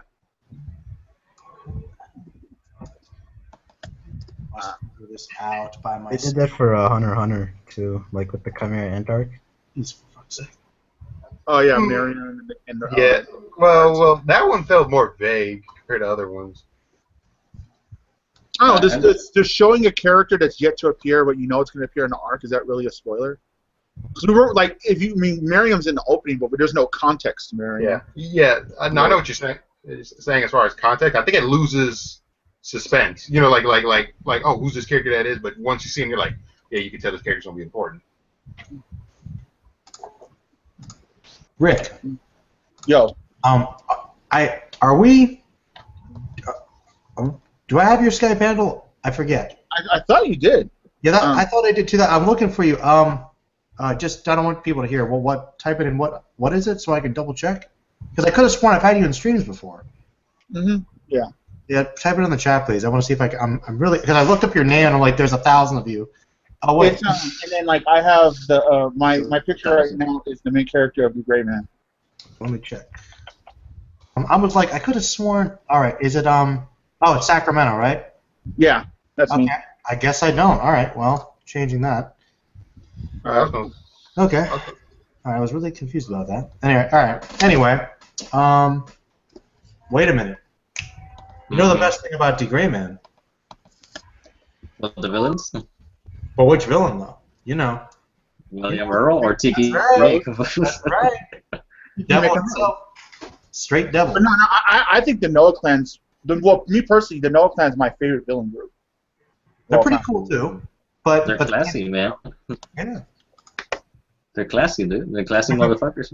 Well, honestly, it's the whole family dynamic they have that I find really intriguing. Like, I think if you really look into it, the Noah Clan dynamic is really different from other anime antagonist groups. Like, they're not like, all right, you look at the Millennium Earl, he doesn't see them as pawns or anything like that. No, that's his family. You know what I mean? He legitimately cares for each member and stuff. I kind of like that different dynamic. That's true. That you don't see that too often. That's true. Yeah. It's sort of like a mafia if you think about it. Mm-hmm. Yeah. But is it the anime mafia? You know. No, I guess not. Oh, you go there. Well, I don't know, man. But Tiki Mick, man, he was wrecking shit. He was. Right, seriously. Tiki Mick, like that dude's hacks as hell. Top yeah, hat, when man. you told me about him, Rick, that's ridiculous. Yeah, he's pretty damn hacks.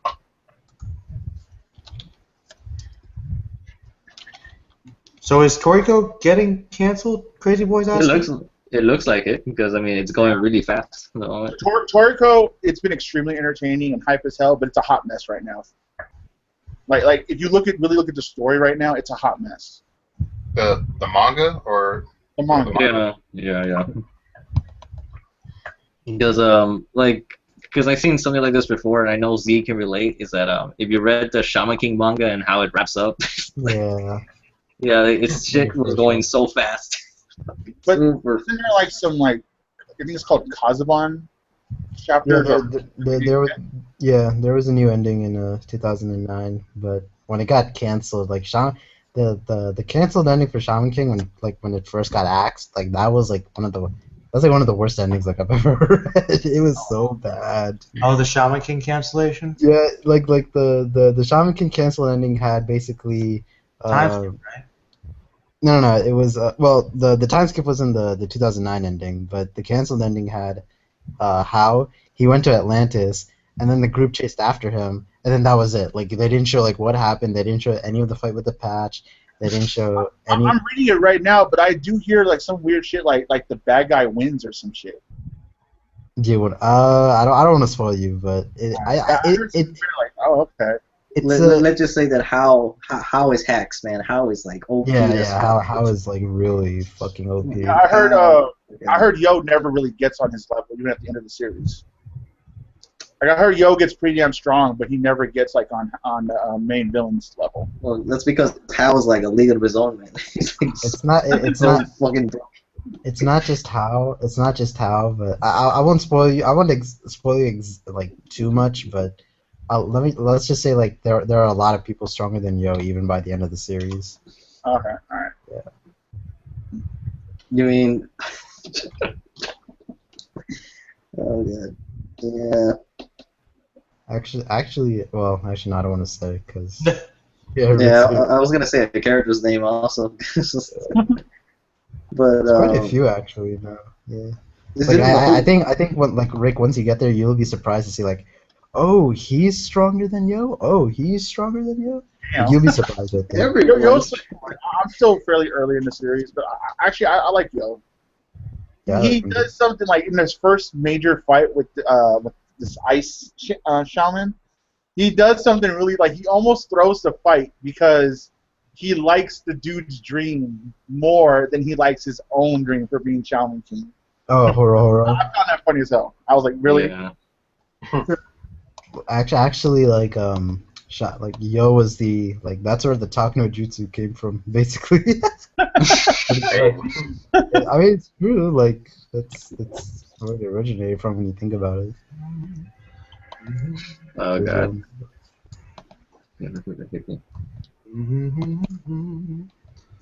Alright, Merlin, I was debating if I wanted to talk to you about this, but alright. Oh no. I watched the current episode of Gotham. No, alright. I totally watched Gotham, man. You know that. No, they did something really interesting with the Joker. Okay.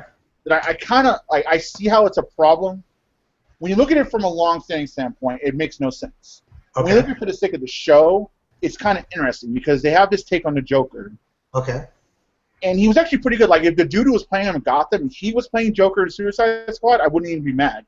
Like he did a really good job on everything, but they kill him in the third episode. Whoa. But here's the thing, like his the betrayal and how he carried himself, it inspires all these random crazy people because they broadcast a lot of his crimes and stuff, to where like his madness is like spreading mainstream. It's like so like you see like the inspiration for what would become the Joker in the future. But he's the actual Joker. It was really weird. It was really it made me scratch my leg. I don't know what it knows. It has good moments, but it really doesn't know what it wants to do with itself. It really doesn't know what it wants to do with itself. Dude, the problem is it's a Batman show without Batman, so there's nowhere to go. Well, that's one major fault. That's kind of a big problem, right? But if they did Gordon, I thought was pretty decent in the beginning of Gotham. But he's incompetent. He started getting outshined more and more by the early villain characters. That's the problem. Yeah, because you have every villain without Batman. It doesn't work. Yeah, they should have focused on Falcone instead of the only villain I think that works for the show like Cobblepot. I like Cobblepot still. Well, look, if you remember the early days in the comics for the transition, like the Long Halloween and Year One, before Batman was established, the big problem in Gotham was the Mafia. So if it was the cops taking down the mob, that's fine. But the supervillains came in right around the time Batman came in and mixed everything up. They kind of came connected. It's just the way it was. Don't they play the whole thing off where like Batman is the inspiration for the supervillains? Like, isn't that like an ongoing theme? Sometimes it is, but you could argue whether or not that's the case. That's the thing that confuses me. Like I like some of the takes on the characters and some of the actors that played the said characters, but Gotham doesn't want to know. It's like a guilty pleasure for me at this point. I don't take it too seriously. Oh yeah. But I can't I don't know. Like it has good moments, but in the long run, I just don't know. Well, look, I don't know if it's as guilty pleasure though. Maybe it is more so than Arrow, but I believe Z shared with me, or was it Zorro? I shared with the awesome flip. I think it was. Roy.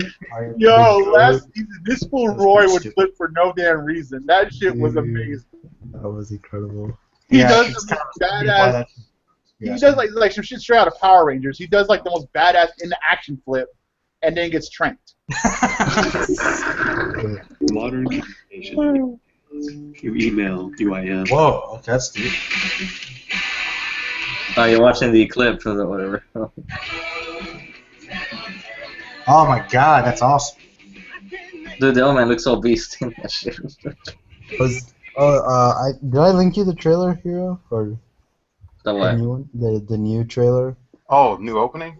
For Devilman, versus... Well, I don't know, let me see it then, because I'm pretty sure I saw all the material that's out available right now. I've seen the old OVAs for Devilman, but I've never read the manga or anything.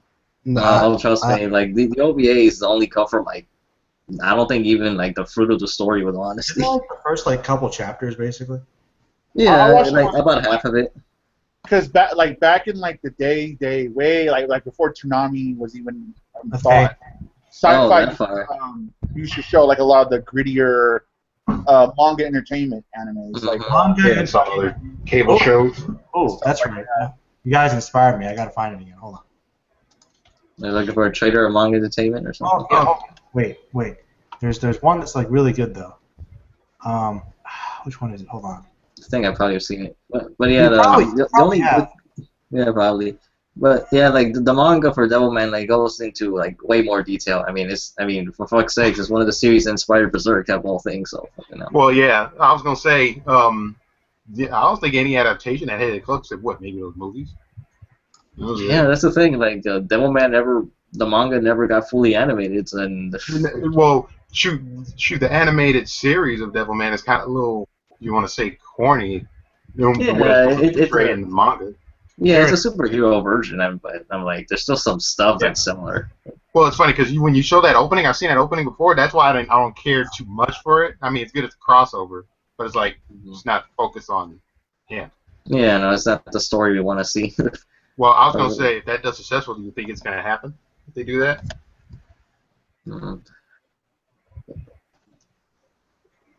I got this guy's profile. Manga entertainment. Okay. But it's so good. Yeah, I think. Like, it's just so beast though. I just can't.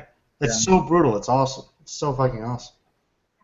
I mean, I'm just saying. Man, honestly, like many people say, like Dragon Ball Z was not my first anime. Actually, my first like anime movie was a movie, Vampire D.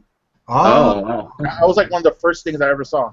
Classic. Funny because it's actually here in the trailer that I'm looking at. Now, you have to admit, though, D certainly is the most handy of the vampires, eh? Oh. That hand. No, yeah, going from what you are, Rick, yeah, I agree with you, too, because I'm like, it was definitely NPC or whatever. I can't even remember what my first anime was. I'm thinking it was Fist of the North Star.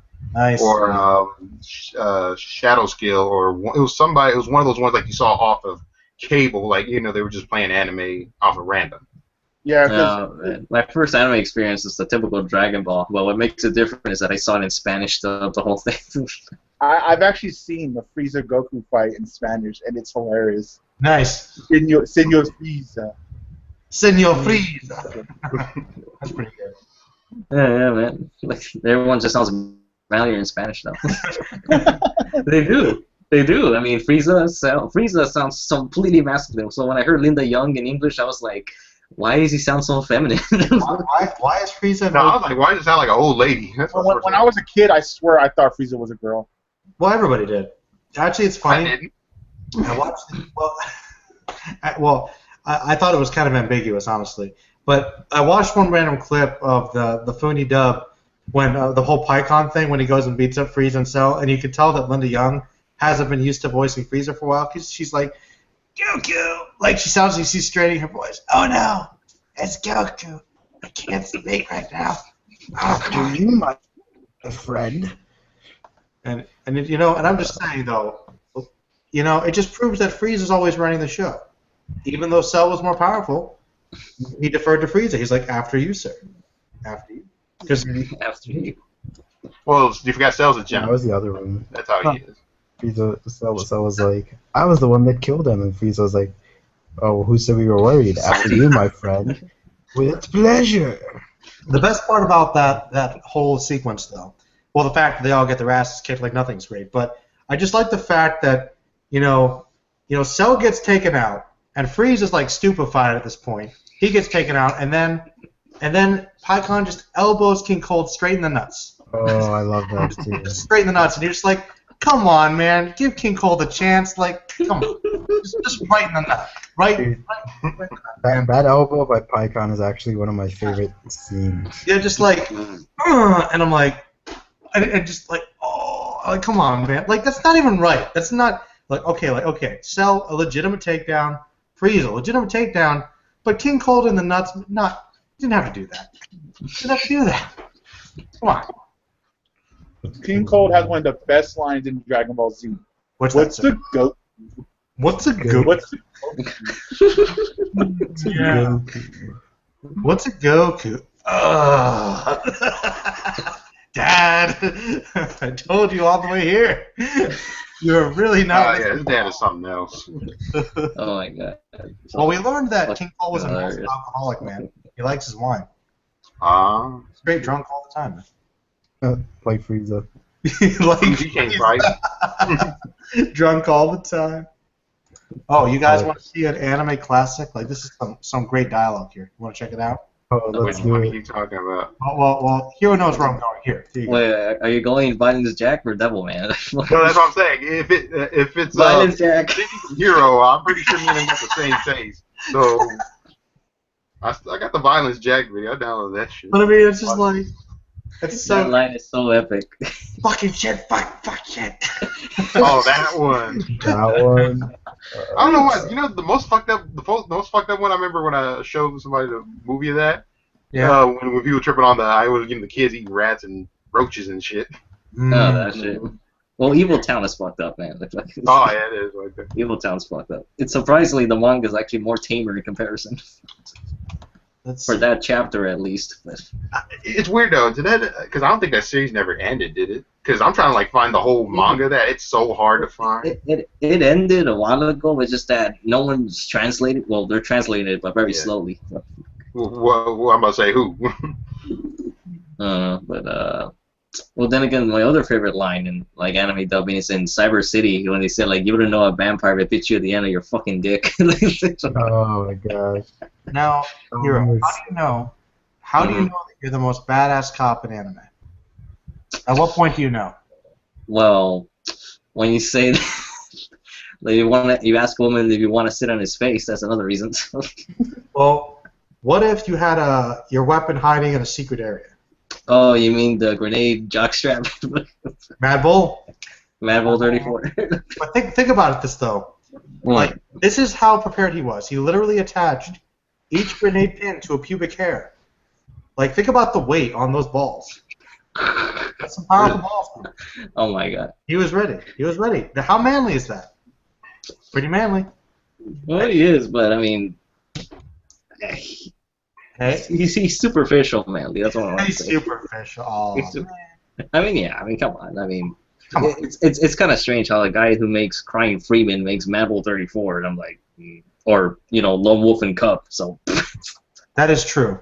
That is true. It's like one of these days, I'm like, yeah, you know what? I just want to do some basic violent shit. It's pretty fun. No story. It is cool, but I don't know. I feel like episode 1 was the best part. It just slides the guy's face on the subway train. Yeah, it's true. Is that a Power Rangers thing I see? Yeah, it's a gift. What series is that actually? Time Force, the Quantum Ranger. Oh, Time Force isn't bad. Not my favorite though. What's your favorite? Guess. Mighty Morphin? It has to be the original. Too obvious. Too obvious, man. Come on, guys. Too obvious. Okay. Is it Zeo? It's not Zeo. Is it Dino? Zeo. Is it what? Wait, I got all right. Mystic Force. No. Oh God, come on. Okay, all right. I was making sure. Please tell Lost me in it's not Space. Turbo. Lost in Space. Space. Lost in Space is really good. Like, Because think about this. This is why it's better. Rick, this is why it's the best one. Okay, think about this. Okay, hear me out. Power Rangers, but in space. Automatically better. No, I thought you were gonna go serious for a moment. Power Rangers in Space is my second favorite of all time. Oh, okay. Really? Yeah. Old words. It's My between there and my favorite second. Zordon era one. Well, that's like the culmination of the Zordon era, though. Yeah, exactly.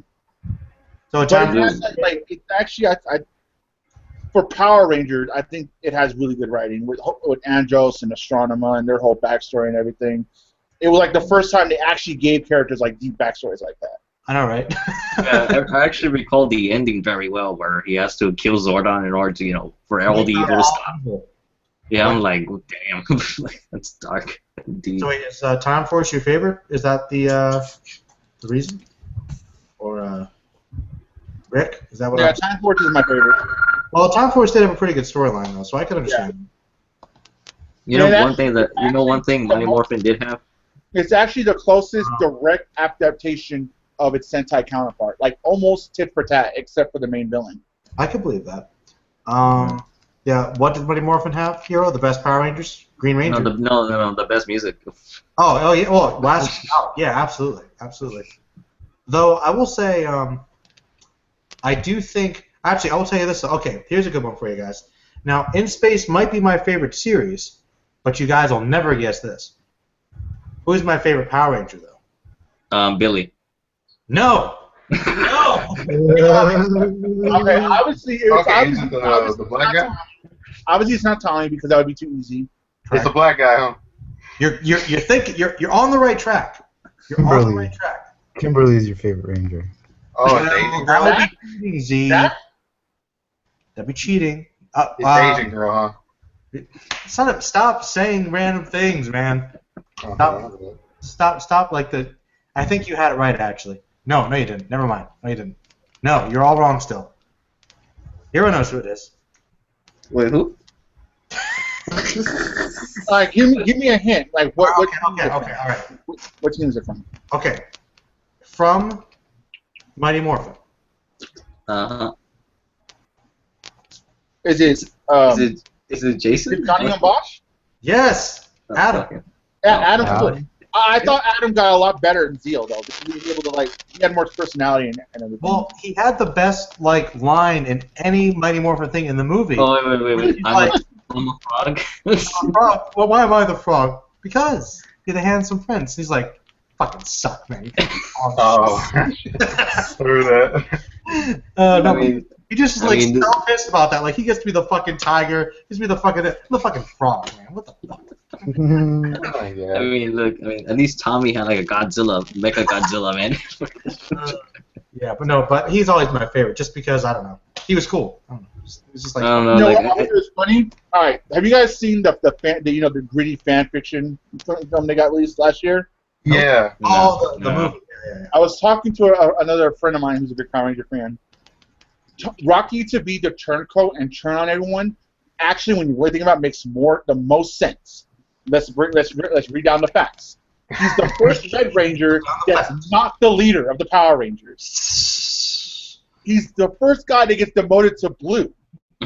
Hey. He's the first guy. He can only just get demoted to blue. He gets replaced by a 12-year-old kid. Damn. That really he sucks. was like, fuck Zordon and all y'all.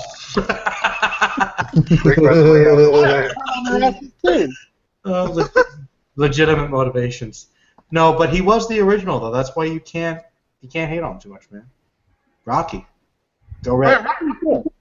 You know, he was the original. He was the OG. It's just that when you have Tommy come in, nobody can compete with Jason David Frank. Except for Jason. Oh, except for Jason. Well, I was just curious. Did you like it? No, but looking back though, like Rocky, Adam, and all that, I thought they were written better in Zeal, because first off, they come up the hills as kind of being the replacement, the rebound team, and then in Zeal they kind of got to be on their own, you know what I mean? Because that was kind of their show. What about Zach though? Zach was cool. Zach was cool. I was like that. I mean, out of the original team, my favorite was Jason and Billy. Well, we know who Z's favorite was. He was a big fan of A.B. Joe Johnson. Oh, Kimberly. Who was it? Yeah. Dude, everyone had the hot serve. If you said that, that's legitimate. That's fine. I'm okay with that. I don't know who my fave. I don't remember much of the Rangers actually. No, but I don't know why, man. But all the chicken Power Rangers are outrageously hot, though. Oh yeah, that's yeah. Oh, especially the way Nickelodeon's been casting the female Rangers now. And I believe, Sean, did you have a question earlier? Me? I guess not. Oh no. The only thing I asked was asking. I was asking Rick what he thought of the fanfic video. Oh, okay. Fanfic, I didn't take it as seriously as some people did. I thought it was Some people were enraged by that. I thought it was interesting. I thought it was pretty funny and interesting. I wouldn't. I mean, I prefer. I wouldn't want that to be the official reboot. Yeah, true. As a fanfic thing and just for fun, I thought it was cool. Well, I want to ask you though. This is slightly off topic, but speaking of character motivations, Z, in all honesty though, in Dragon Ball, what villain do you think has the best backstory? Overall. Like motivations. I guess between King Piccolo and Boo, they're the only ones with any real backstory. Okay, well those are legitimate points, but I think there's one better. Mercenary Tao. Good one, but I was thinking. Hear me out, guys. The best motivation in all Dragon Ball for a villain is Broly. Oh, come on. Honestly, I love Vegeta. He's one of my top favorite characters, but I hate when people say he's the best villain in Dragon Ball Z, because as a villain. Oh no, hero. Yeah, no. That's fine. As a villain, all right, think about it. As an actual villain, he doesn't do much. All his impact in the series is when he becomes the anti-hero. Well, yeah. But he was even then, Vegeta is not much of an anti-hero until excuse me, he's not much of an anti-hero until the androids are. I mean, he's really only an anti-hero in the androids arc, like the Namek arc. I say he stopped being a villain when he helped Gohan on Namek. When they teamed up with the Ginyu Force, I would say a little before that, because he wasn't with the good guys, but he wasn't the villain on Namek. You know what I mean? I would say he's still the villain because I mean he's not the main villain. Obviously, it's like Frieza now, but he was still looking to kill Goku and Gohan once Frieza was done with. So, well, I can't call him a hero. I mean, and not only that, he was killing innocent Namekians across the entire planet. So, Hey, oh, man, yeah, that's a slight issue. they didn't respect his Saiyan pride. Respect the pride. Wait, I just wanted to ask because Crazy Boy did ask the question. This seems to be the standard question, even though I've answered it so many times. But does everyone agree with that statement, or does anybody No, disagree? I like Brotherhood. I like Brotherhood better. Get out of the street. I like Brotherhood.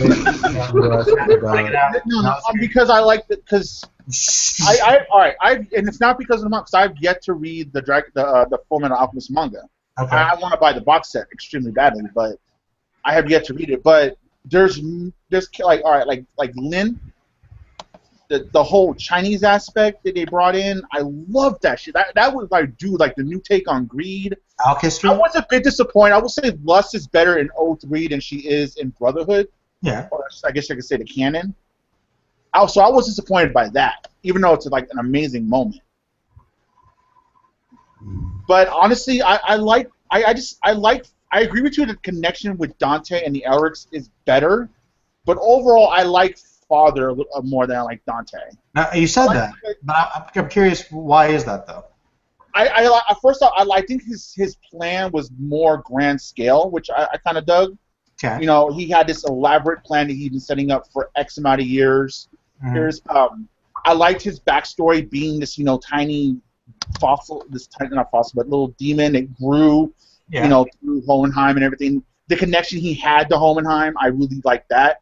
And it just kind of brought Hohenheim into the story a little bit better through Father and his connection with that. And like, people do say he's cliche, but I always took it as that because all of his actual emotions are embodied within the homunculus. His greed, his envy, his pride, his wrath. So it kind of plays off that a little bit better. So I personally, like, Dante's not bad, but I think sometimes, like, Dante, like I said, her connection, her motivation interfering with the Erics is better established in the 03. But, I mean, she was kind of cliche, too, and think about it, because, she was just jealous with Hohenheim, and she was greedy because she wanted to stay young and beautiful forever, like, a lot of, like, somewhat of a typical female villain, I mean, she's good, but, I mean, she's not as original as some make her out to be, either. Interesting. So you think they're both kind of cliche? Yeah, I mean, Father's, like I said, Father's not necessarily like a top shonen villain, but I think they're both good villains. Well, the thing is this. The reason why it's a big debate is because, in all honesty, the interesting thing about FMA is that the main villains don't really matter. The henchmen carry that series. They're really the main villains, in all truth. But okay, let me ask you this though. But how Father manipulated everything, even with wars and everything, would you say Father mattered a little bit more? Well, I would say, in respect to both their series, no, that they mattered equally. But I would say that Father's plan was a little more thorough, and obviously his plan was more grand scale. That's for sure. But Dante did basically the same thing because up until that point, all the events were the same. When they were adapting the anime. But what about Father's whole thing about wanting to his relationship with the truth, beyond the door? Well, no, that's very interesting. In all honesty, that's the most interesting thing about Father is that he's basically the dark side of God, is what it is. Right. I mean, I'm not gonna lie, that is interesting, but at the end of the day, he's literally just pure evil. And while that is interesting, metaphorically speaking, character-wise, there's not much. You know what I'm saying? It's more of an idea. Which is fine, but also you want to know something too. Another reason why Father's disappointing to me is that he goes out like a bitch. Yeah, he wasn't like that ending fight was epic as all hell, but the final blow is like it was, but literally every character in the show was just destroying him. So if Edward failed, Father was done, and he exhausted souls. He exhausted the souls within his Philosopher's Stone. No, that's true. Don't get me wrong. That's true. But the thing is, if you compare the conclusion of both series for both villains, I think what resolves with Dante is a little more fitting because while Father kind of confronts his origins and meets the truth and just kind of gets put back in his place, and it makes it seem like at the end of the day, it's the idea of this devil who was a little child who's just misbehaving, and then he gets punished. Dante, she gets eaten alive by her own creation. You know? I forget. Did he like? I remember. What's Gluttony attacking Dante? Didn't like she fuse with him at the end or something? They became that monster together. Or did she just get eaten? She just got eaten, and Gluttony just kind of got overpowered when I haven't watched 03 in a really long time. Well, you should watch it again, man. Maybe you'll like it. I'm actually going to buy the Blu-ray set. Oh, I'll tell you what. Do what Hero did. Watch them back to back. See what you think. Yeah, because I have Brotherhood on Blu-ray. You know what I would say? What I always say whenever this debate comes up, because I guess it'll always come up. One thing everyone can agree on is that FMA in general is GOAT. No, this is true. I definitely agree with that. No matter what version you prefer, I mean, as long as you agree. Well, let me ask you this, though, because this is something that, this gets under my skin. What do you think about the Elric brothers as main characters? I love the Elric brothers. I think it's one of the. I think it's the only brother-like relationship I think that comes even close for me personally is the friendship that Gon and Killer have. Oh, and that's not even. That and the Elric brothers are like my favorite, like brotherly relation, protagonists. I think, and honestly, like that's why, like I rewatched that one stream not long ago with you and Uber. I really wish you went harder because he totally disrespected the Elric brothers in that debate. Well, look. I don't think Uber. I don't think he watched FMA in a long time. I think he was just basing it off of Brotherhood, because if you're basing it off of Brotherhood, which is one of my biggest problems with Brotherhood, the Elric brothers don't matter in their own story. So yeah, if you're going to compare that aspect of Brotherhood to Hakusho, then Hakusho is better. But to say YuYu Hakusho is a better fucking show than anything Fullmetal Alchemist related, I love YuYu Hakusho, but I'm sorry. No, the Fullmetal it's just deeper on so many ways. Like even I don't understand why that was a legitimate conversation. Really? Even the whole concept of why you can't bring back the dead because of equivalent exchange has so much weight to it. Because like you literally, how do you put the value of a human life? How do you put the value of a soul? Which is why remember Hero? Uh-huh. And we're just do it. I was gonna say, don't worry, we'll find the answer soon. Who knows? And then it just opens like, well, I can get you the Philosopher's Stone. I can bring your brother back, but here's a vat of bodies. Just go ahead and just kill them, Edward. They're just pointless human beings. They don't matter. They're criminals, Edward. They have no soul. Well, I was gonna say this gets into a deeper other question. Let's say you did found a way to. Do you think the ends justify the means here, even if it was the high stakes of death you have to bring? I think the only way you could, without a Philosopher's Stone, the only way you could bring back the dead is by sacrificing another person. That's equivalent exchange right there. Yeah, I can see that. Well, that's the thing, though. That's the thing. They proved that didn't work, though. It wasn't that easy. Mm-hmm. Yeah. It wasn't that easy. Basically, it was implying the truth would be implying that you just shouldn't be doing that. And they're teaching them you don't mess with the laws of nature. Okay, you don't do it. And they're like, nope, we're gonna do it again. But Merlin, even just like your name Merlin, you got to go beyond that. You got to break those boundaries. Right, and that you're right. That's key. That's key. The idea of science and alchemy is to keep looking. But when you're looking, just like Dr. Frankenstein did not do, you have to be careful. You have to be careful. And the Elric brothers were young. They were reckless. They thought they knew everything, and they paid the price. Oh my God, dude! I just realized something. Isn't Dante just Frankenstein? Yes, she's Dr. Frankenstein. No, think about it. I mean, she's getting all these corpses, bringing them back to life. Gets killed by her. Yeah, that's exactly what Frankenstein felt remorse, though. Frankenstein felt. Well, I mean, in the versions I've seen, I read it along, but it was like a kid version of Frankenstein. It depends, Rick, because there's like so many different versions. One where it's like the monster actually teaches what Frankenstein, unless the other one's like, it just goes on a tirade rant. The original version of the story the monster starts off okay, but because everybody persecutes him immediately, he's not just lashing out at everybody and killing everyone and just saying, hey, if you should check out Penny Dreadful. That's a really good version of. Oh well, there's only one reason I would tune into Penny Dreadful. I still need to check that out because I probably might get the seasons of that.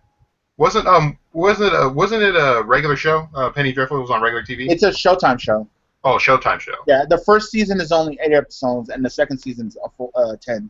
Eva Green. I wonder if it's on Netflix. I doubt it. Yeah, Eva Green is amazing in that show. Well, she's amazing in everything, sir. The second season, she's so. Oh my God, the second season, she kills it. All right, fellas, I gotta go. Gotta get ready for work and stuff. All right. Well, take it easy. Thanks for dropping. No problem. Devil Man. Devil Man. Devil Man. Oh, guess what, everybody? What? My favorite movie ever just got uploaded in 720p. Yeah. What's that? Wait, what got uploaded in 720p? I didn't hear. My favorite movie ever. What's your favorite movie ever, sarcastically spoken? Fukatsu no F. Let's go. Yeah. Let's do it. It's not like I made a 3-hour rant on this movie, guys. No, It's longer than the movie itself. Your rant was awesome, by the way. Did you like it? It was really funny. Yeah. I wish I had. You know what? I think I might do it again. Just because, like, no. Hear me out. Because my mic was like. Your mic was bouncing all the time. That wasn't. You're right. But did you get a new one? It sounds good from here. I think I fixed the one in my computer for good. But I have to say though, like that string of videos where everyone can kill Goku is just great. Oh God! I think they're fixing the power stuff in Super though. Yeah, I heard Super Saiyan God is even stronger now. Yes. Wait, dude, did you guys see? Oh my gosh, dude, I'm so happy. Like, I mean, there's like one or two things I kind of missed from the film, but I'm actually like very pleased with Super and their rewrite. Like, really, really pleased. In terms of like story flow and explaining things and just like and showing like Goku getting adjusted to the power, and then Vegeta's characterization, even Goku's characterization when Beerus was like, I didn't know you could like hold a grudge like that. Like small details like that, I think are just making the story like that much better and that much more interesting. Actually, the way they've been writing Goku and Vegeta has been pretty good, in all honesty. Yeah. Oh, Merlin, did you see my version of that Goku kill shot? Oh yeah. Oh yeah, the Golgo one. That was literally like the best one. Seriously.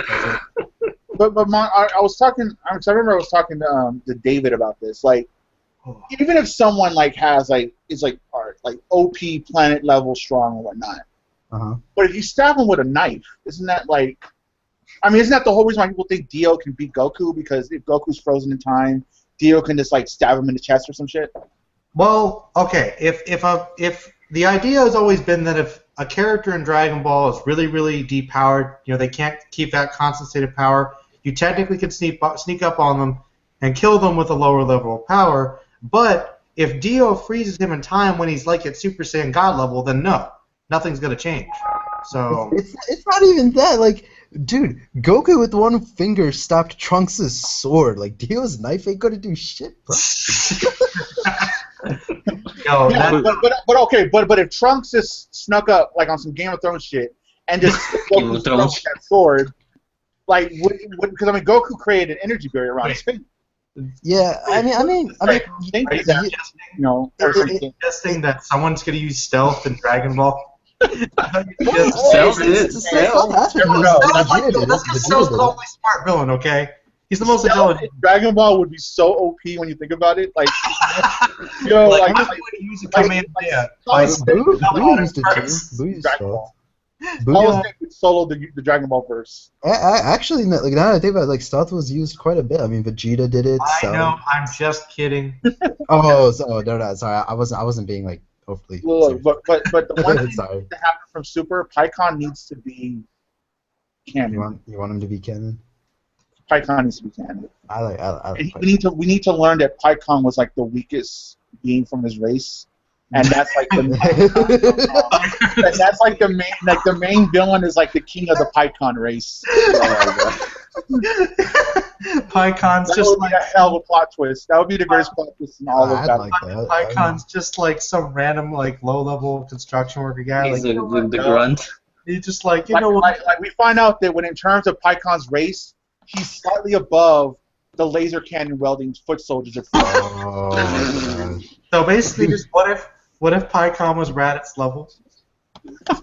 Like, You know why, like, you know that whole laser rifle scene, like I found like the perfect like in manga like antithetic like panel, like just like completely shit all over that scene, like saying like why this like completely like stupid and everything, but I'm trying to find it. One sec. Okay. It was when Vegeta was, or when Piccolo was fighting Frieza in a second form. Let me see if I can find it. I was just like, yes, this makes so much sense. Fuck you, Toei, and Whoever wrote it. So Z, how do you feel about that? Isn't it kind of ironic that like the most powerful being can be taken out by just a common laser rifle? It's so stupid. It makes no sense. It makes no. Listen, I would have been okay with it had we seen like maybe some flashback of, I don't know, Frieza transferring his power to the ring or something. Yeah, something like that. Yeah. Yeah, something like that. I would have been perfectly well. Even then, I don't think it correct. I don't like I said like in my rant. I don't think it even correctly explains or exposes Goku's flaw, because if you notice, like, okay, so Goku's been what's the word I'm looking for? Attacked behind his back 3 times, right? Yeah. Twice with Frieza and then once with Majin Vegeta, right? Yeah. So the first time Frieza hit him with the Kienzan and then it cut his cheek, right? Yeah. The second time was when obviously Goku beat Frieza on Namek. He was like, you fool, and then blasted him, right? And then the third time was when Majin Vegeta KO'd him.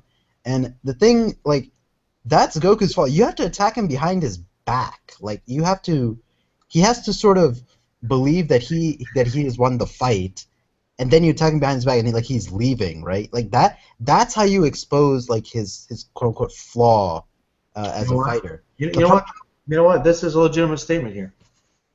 And were you saying something? Sorry. Oh, it's true. In the comments, man. I mean, yeah, but Vegeta was like really like depowered at that time. He was. The tails are confirmed to be like weak, like the actual tail itself. That was like their weak spot. Yeah, but like someone like Nappa could remember when he elbowed Piccolo. Oh yeah. They said like they grew from that or something, like beyond that. Or something. Yeah. You're right. Yeah. No. And Yajirobe. Yajirobe, though, think about this. Had Yajirobe given one fuck, he would have been Beast. Had he given one fuck? Yajirobe's a good fighter. He did train with Kami. Like. Yeah, he just no fucks forgiven. Like, think about this. He's really roughly the same level as a lot of those other guys, but he's overweight. If he just lost that weight, and imagine like Buff Yajirobe. Yajirobe was actually as strong as Goku in the King Piccolo arc before. Yes, he was. But because he went with Goku to get the sacred water, right? No, Yajirobe was like one of the main characters in that arc, man. He got shit done. He was substitute Krillin, man. That's what he was. Yeah. Like just think about that for a second. Like when you say Yajirobe was stronger than Tien, like you're like, what? Really? Yeah. There's a time. No, wait. Yajirobe was Yajirobe really ever stronger than Tien? Yeah, he was as strong as. Well, I mean. Well, it's hard to say because Yajirobe kicked the ass of one of Piccolo's kids, but then Tien got his ass kicked by one of Piccolo's kids, so it's hard to gauge. Yeah. Yeah. Technically, Goku, Tien, and Yajirobe were pretty much, I would say, all the same. Tien was able to use that rice cooker thing. Yes, the Mafuba. And then broke it while training with it. Yeah. That was so stupid in the manga, man. You gotta admit that shit. Yeah, that was pretty dumb, dude. That was dumb. At least the anime, at least gave him the chance to use it. Yo, the disrespect Tien gets, man. He gets disrespect? Dude, you can thank King of Lightning for that shit. Excuse me? What? King of Light, yeah, I think he started that whole fuck TN movement. Excuse me? This is new. I like him. He was cool. I'm just saying he was the only human that could like hold back Cell for 10 seconds. Well, yeah, man. That moment actually made sense because the Kikoho is stronger than the Kamehameha. So. No, man, spam that shit. He could have killed. You know, I just find it annoying that it didn't hurt Nappa in the slightest with them fucking. Yo, my favorite aspect of that fight though. Techniques don't matter. Oh, Chaozu, try to hypnotize Nappa. I can't. He's too powerful. What the fuck does that have to do with anything? He's dumb. It's mental powers. God. That's the rule. That's the rule of 80 Shonen, man. 80 Shonen, man. Everything's powered by muscles. It doesn't fucking matter. Like, come on. This is all Chaozu can do. Let him do this for like 5 seconds. He wants to surpass a Saiyan, but he trains with the weakest character in the verse. Yeah, that's the. Hey, that's because it's love, man. He has to. He has to like Whis has to take him and Gohan and just like make them like honestly, he should actually at this point he should have accidentally killed Chaozu in training. Whoa! I mean, think about it. Like that's how much stronger he is, though. Like I think you meant Tien should intentionally kill him. Yeah. What the fuck? I'm sorry, Chaozu, but I realized all these years you've been holding me back. Try me no. Because he is training with them, and remember that one scene in the anime where he was literally using Chaozu for targeting practice. Oh my god. Oh, yes, I found the panel. Okay, you guys ready for this? Oh my god. Yeah, I'll read it if you can share it. I'll screen share so everyone can see it. Okay. So Alright, we'll click on your button. Okay, so this is when Frieza is fighting Gohan. This is before Piccolo shows up. Okay. Man. And so this is when like Piccolo or Gohan gets really mad, and Krillin has been stabbed, right? So Vegeta's over here, and he's being smart, and he attacks Frieza behind his back. You see that? Mm-hmm. I see it. There's the blast. There's the explosion. And then look at Vegeta's quote here. I did it. His overconfidence made him drop his guard, which was apparently the point of Goku's flaw in the movie, right? That was a direct hit. But now let's look at this. And now look at that. Frieza is unscathed. Frieza is unscathed. Look at that shit. Don't be in such a rush, Vegeta. You and I will have plenty of time to play once I'm done with the run. You fucking dumbass Toei! What is wrong with you? I especially love Frieza's face as if like, fuck you, Toei, you fucked up. Now actually, Z, I do have a possible counterpoint though. You ready? No. Okay, but this is legitimate though. Okay. No, wait, here you go. Now, we know that a lot of characters, in fact, most of them in Dragon Ball, have the ability to manipulate their ki and control it, right?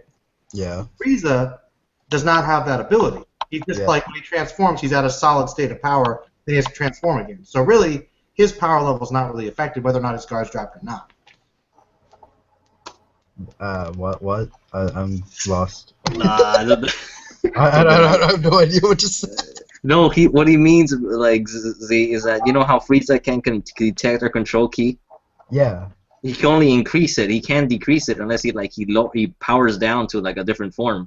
But see, that's the thing. That exactly proves my point. Why did Frieza doesn't get hit because he's stronger than Vegeta? How the fuck should Super Saiyan be hit by a fucking little rifle beam? That makes no sense.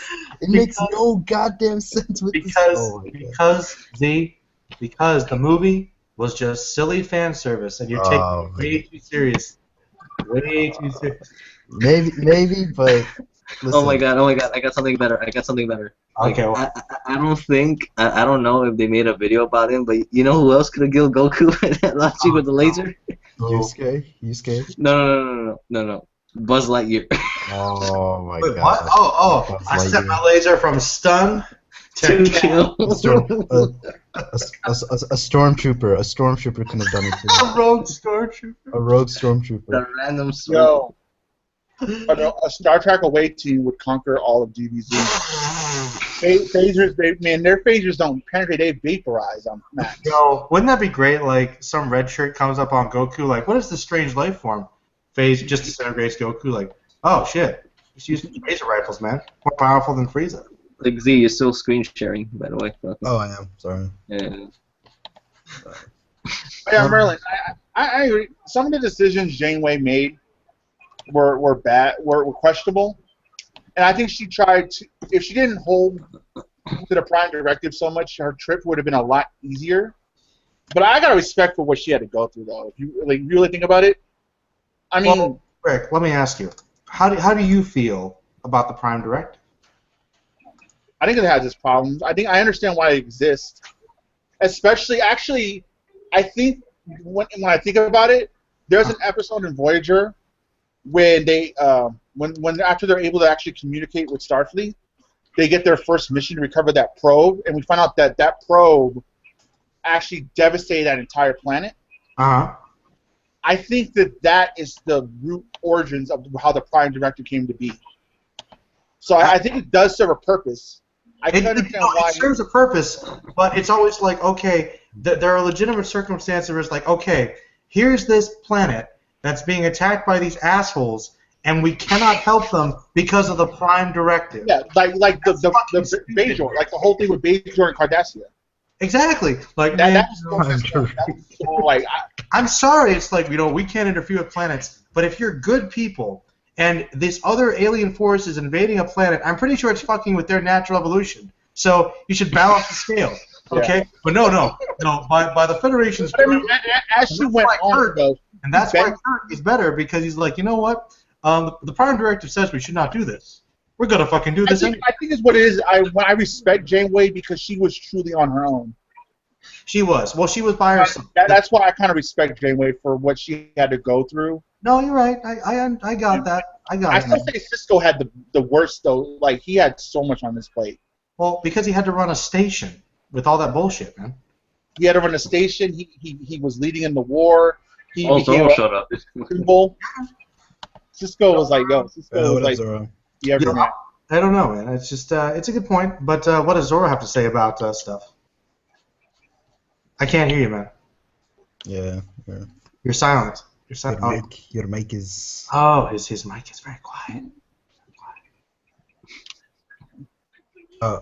While he's trying to fix his mic, there's a question I want to answer.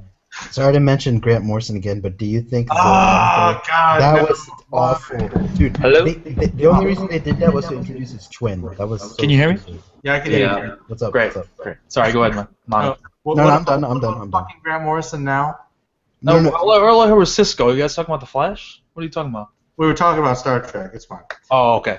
I'm not caught up on that. It's okay. It's okay. It's a whole thing. It's a whole franchise. One day I want to get into it. One day. Honestly, I think you might like it. But I think I would too. I just don't know where to start exactly. You know, it's kind of. Well, you can just watch next. Do I go with Shatner, or do I go with where do I go with, man? Zoro, here's what I recommend. Seriously, right. Watch the first episode of each series and go which one you like best. How many series are there? Aren't there like 70,000 fucking? There's 5. There's the original Star Trek. Okay. There's Next Gen. The original might be a little too cheesy, I feel. But you might find it hilarious. Stopping like guys in suits. But it's hilarious. I don't know if I want to do that. I'm just saying. Oh, yeah. But yeah, well, DS9 is my favorite. I think with all the stuff you like with characters and politics, that's what I go for, man, personally. Yeah. That's just. But sure. But anyway, Z, you were saying about fucking Grant Morrison, the guy who's Batman. Yeah. Frederick asked a question. Do you think Zorn was the worst twist ever with Magneto? And yes, because the only reason they had Zorn quote unquote be Magneto was just to introduce his twin brother. Like, that was the only reason. That was the only reason. They had a twin brother already. Exactly. Joseph. Double twin. Magneto has a twin brother? No, this is like literally one of the trollest things ever done. We're gonna new X-Men, and Z, you know, new X-Men is like one of my favorite comics, right? Yeah. Like new X-Men is great, and Zorn was a great character. He was their mentor, and like, this Zorn guy is really cool. Oh, guess what? It's fucking Magneto. This electric fucking guy is Magneto. What the fuck? What the fuck? Seriously, like, okay, like, I understand Magneto literally has the most bullshit powers because in Marvel, magnets equal OP hacks bullshit. Dude, I love Magneto, but like he needs to be like depowered. Like House of M. Oh my god. Wait, doesn't he have like doesn't he like lose his powers like every so often? Like, No. Look. Okay, Magneto has the power to control magnetism. He can create fields, and he's young, super young, and he's got super strength, and he's a fucking genius. You know, like, calm down. But doesn't he like can he like? I remember like didn't he exhaust his powers so much that like he was literally falling apart? Yeah, he did. He was falling apart for a while. That's true. Yeah. And then he joined X-Men, and it was cool. It was cool. How do you guys feel about how Marvel is like kind of cutting off all the series they don't have the movie rights to, like X-Men and stuff? All I know is I hear small children. That's our baby laughing. Clear. But I think that Marvel is just saying, you know what? We're going to give the fans what they want. And if they don't want the Fantastic Four, there's not going to be Fantastic Four anymore. No one wants the fucking Fantastic Four. Exactly. I'm sorry. I'm sorry, guys. Like, I'm saying it right now because Stan Lee said it. Fantastic Four suck. Okay? Is there anybody that actually likes Fantastic Four? Stan Lee does not like. He was forced into making them. I mean, like the only two people I don't. Only reason why I want Marvel to get the movie rights for Fantastic Four back is because I want Doctor Doom in the MCU. Yeah, I don't even care about the Fantastic Four. I just want Doctor Doom. Yeah, exactly. Kept going is because of Doctor Doom. Exactly. Rick is exactly right. People like Doom more than any member. Like you think Human Torch would have more fans? Nope. No, he doesn't. Human Torch is an annoying fuck. Exactly. You played. Have you ever people regard Doctor Doom as like the best villain in Marvel? He is. He's just about the best villain. Yep. He's the only Fantastic Comics hold up. It's to me it's between Doctor Doom and Magneto. But go ahead. You know, man. But Magneto's only half a villain half the time. Yeah, isn't Magneto more of an anti-hero? Kind of? Or like. Dude, I saw a video where someone argued that Doctor Doom is the truest hero in like all of Marvel because his end goal actually is justified when like because he actually wants to like create a lasting peace. Oh, and he saw did some video about that. He actually did do it. He accomplished it. He took over the world actually. Yeah, he did. Is that right? And he couldn't handle the fact that he had achieved his goal, so he enjoyed the ability to go get it and the journey to get it. So he gave it up so he could do it again. He won. He won. That's too boring. No villain could ever say that. Doctor Doom has literally beaten Marvel. But the thing is, deep down, Doom's a nice guy, so he just nice. In all honesty, seriously, Doom does not want to hurt anybody. Unless you're a cosmic being, then he's gonna steal your powers. And like Doom just hates Mr. Fantastic. Seriously. And he's the reason? He's smart too? Because, you know, they were doing some chemical stuff, they were doing experiments to blow up in his face, and he got the hot wife, and he got, you know, gypsy people. Really? Because you're not getting any pussy, that's why he's mad? He's got his own country. What do you care about that? Well, look at it this way. You could have the whole country, but if you're not getting something legitimately when you're madly in love with Susan Storm, ironically an invisible woman, you know, then it's just not satisfying. You know what it is? Like Zoro. I think one of these days, eventually, Zoro, you're gonna fall in love, and you're gonna understand why all these people go evil. You're gonna understand Obito's motivation. You're gonna understand all these people. Then you're like, you know what? I feel I'm sorry, I don't think no matter how circumstances turn, I'll ever turn into like an Obito.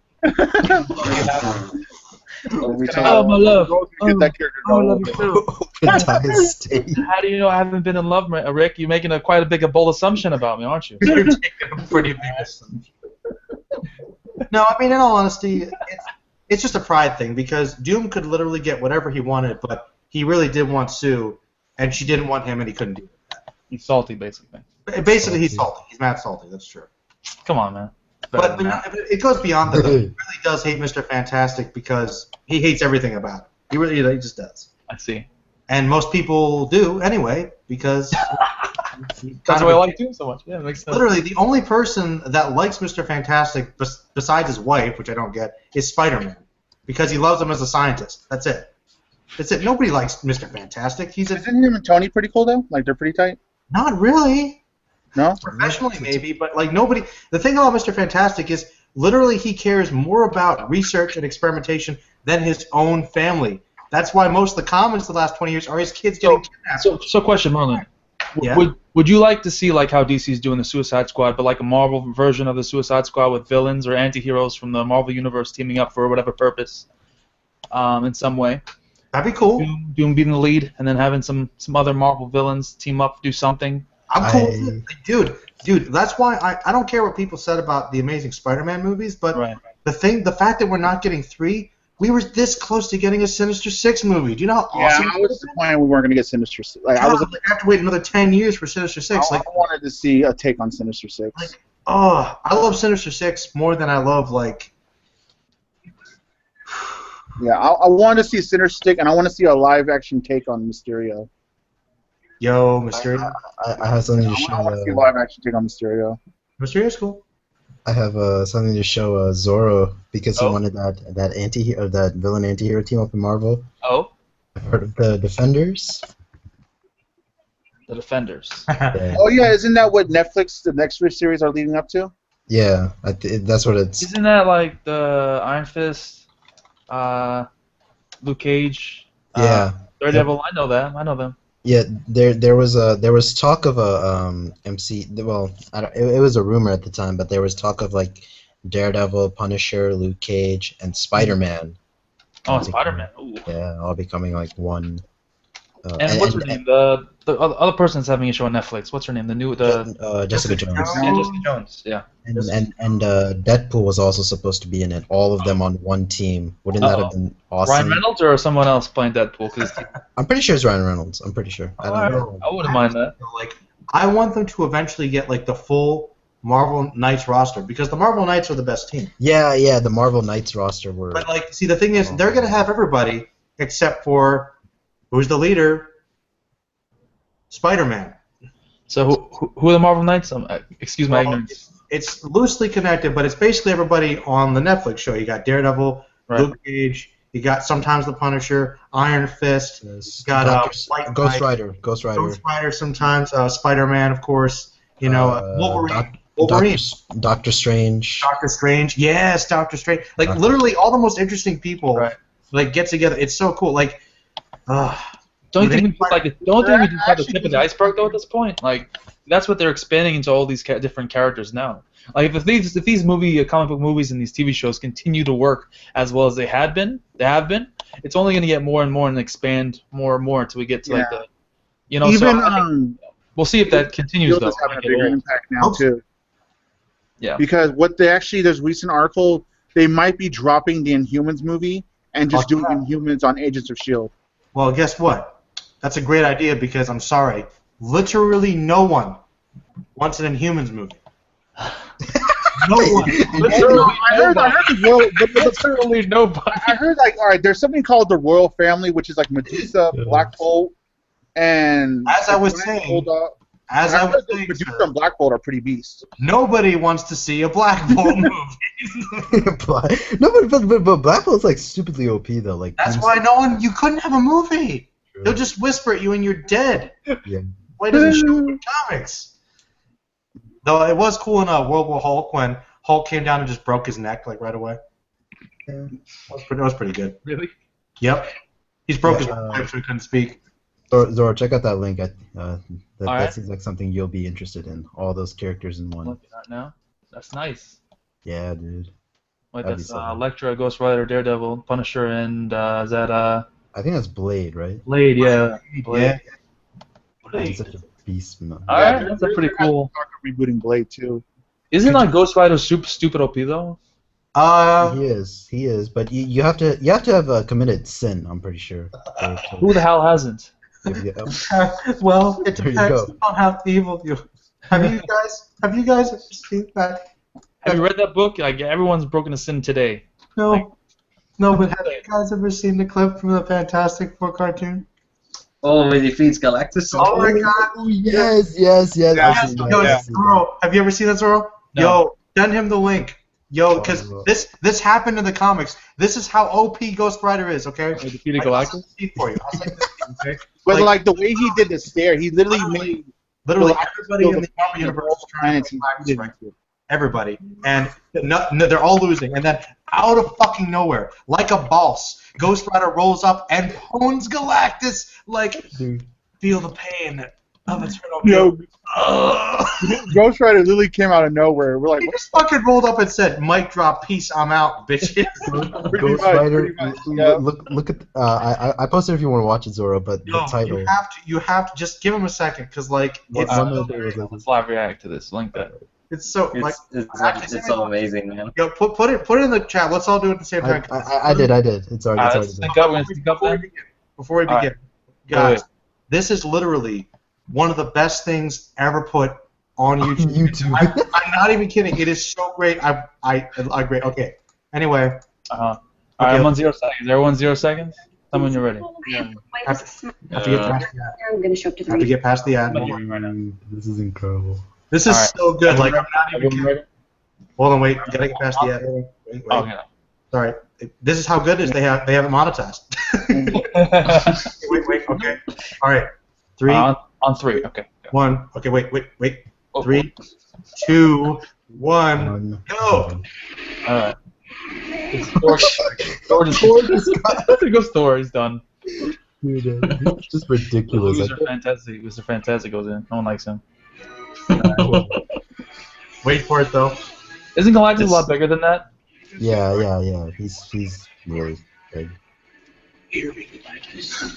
Like, why did the Fantastic think holding down his arms and leg was gonna work? All right, here we go. Look at this. Jesus Christ. 90s animation, gotta love it.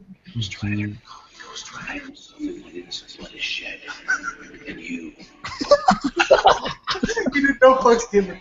No fucks given, dude. Who called them anyway? And when did this become a superhero convention? Do you dare face the agony of those you have slain? Mortal or demon, whichever you be, be gone. Galactus has no time for games. This is no game.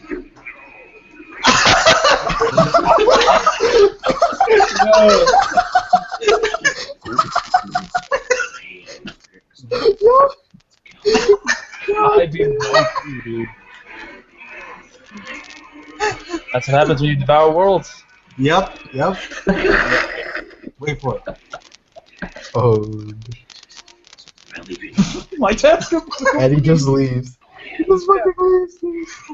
just fucking leaves like that. No fucks given. Look at things like, oh fuck, will that happen? Like, literally, like, I just love how Galactus, like, who the fuck are you? Galactus. I mean, this is no game. But that's the thing, though, like, who has committed more sin than Galactus? That's why he just got owned like nothing. The pen and stare, man. Such a broken move. So it's like, you know what? That's why Ghost Rider doesn't show that much either. And the best thing about that one, too, is that the voice actor has, like, no interest in it all, like, Galactus. Feel the pain of... The voice acting was pretty bad. Eternal guilt.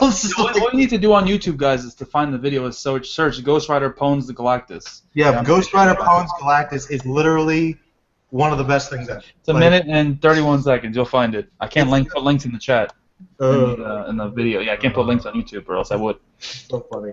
But that, literally, though, I'm sure you guys have heard of this, but the best version of the Fantastic Four was that brief one they had where it was Hulk, Wolverine, Spider-Man, and Ghost Rider. Now, people would read that book. Yeah. Yeah. And you know who the leader of the team was? Ghost Rider? No. Oh. Wolverine. You know why they decided to make him the leader? He's the poster boy? Because he's been on the most teams. Oh.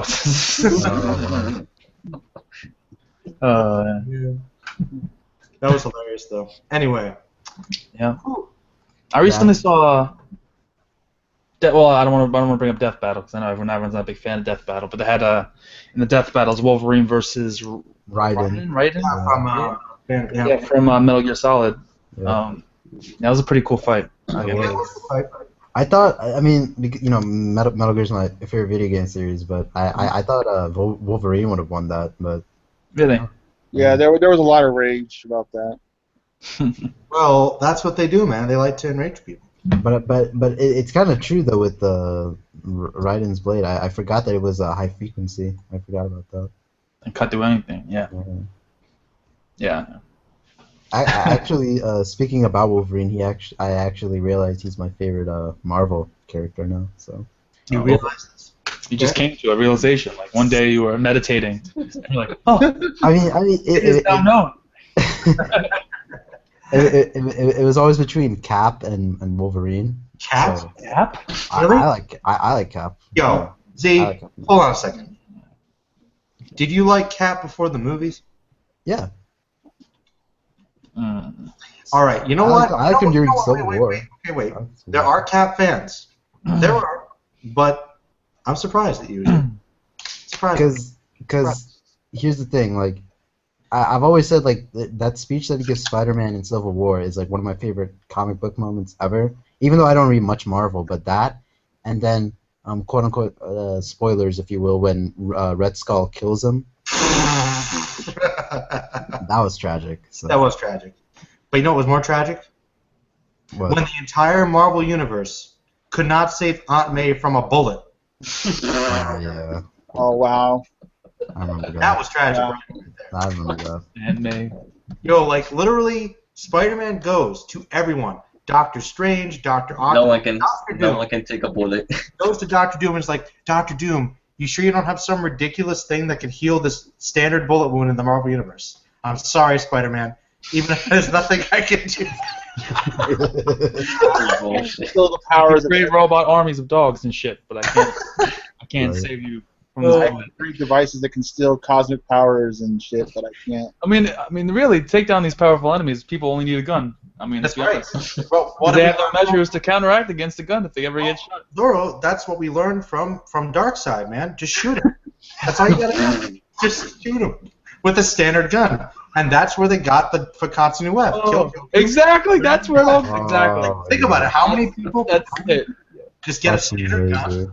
No superpowers, just bam, done.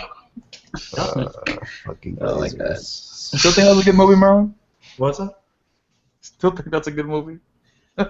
I think I it's think it was a bad movie, though. I'm not I trying. think it's a fun movie. I think it's It a is fun a fun movie. I'll give you that. That's I didn't take it. I don't think it's. I think it's just fun. I think it was supposed So to. dumb though. Just so I can't like look past that. It's so dumb.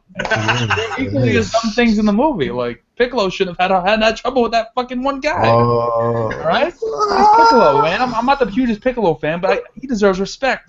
He was disrespected in this movie. Well, wait. Well, first of Not all, only that, but Gohan is one shots and like. you're Piccolo. Like what the fuck is wrong with you? Think about what you're saying though. This is a Dragon Ball Z movie, and Piccolo's getting disrespected. This is nothing new. But this is canon, Merlin. This is canon. This is canon. Is it really canon? Is it really canon? Because if it's canon, that means that every laser rifle could kill everyone. Yep. That's So why I'm not happy, stupid. Merlin. Wait, Zoro, you were watching earlier when I showed that Vegeta Frieza thing? No. You did? So basically, I found this link, right? This panel, which completely like shits all over that laser. Oh, is that the thing. one where you said like where Vegeta attacked Frieza from behind or something? Yeah, yeah. Right. Vegeta always wanted to get Frieza from behind. What happened? Fuck Goku up. Like it was the same thing. Like Vegeta attacked Frieza behind his back, and because he thought his Frieza's overconfidence made him drop his guard, he thought that Frieza would get hurt. But whoop-de-doo, Frieza is okay. But when Goku gets hit by a fucking ring laser, through the heart, and He didn't drop his energy or anything. But that's what he's saying. Frieza can't because he couldn't do that. But anyway, on two notes related to the Piccolo thing. First of all, when I went to PsychoCon, I did see an awesome green Piccolo shirt with his face on it, and I almost got it. So yes, I am a Piccolo fan. And first of all, I don't know, Zori, I'm really a hardcore Piccolo fan. Did I?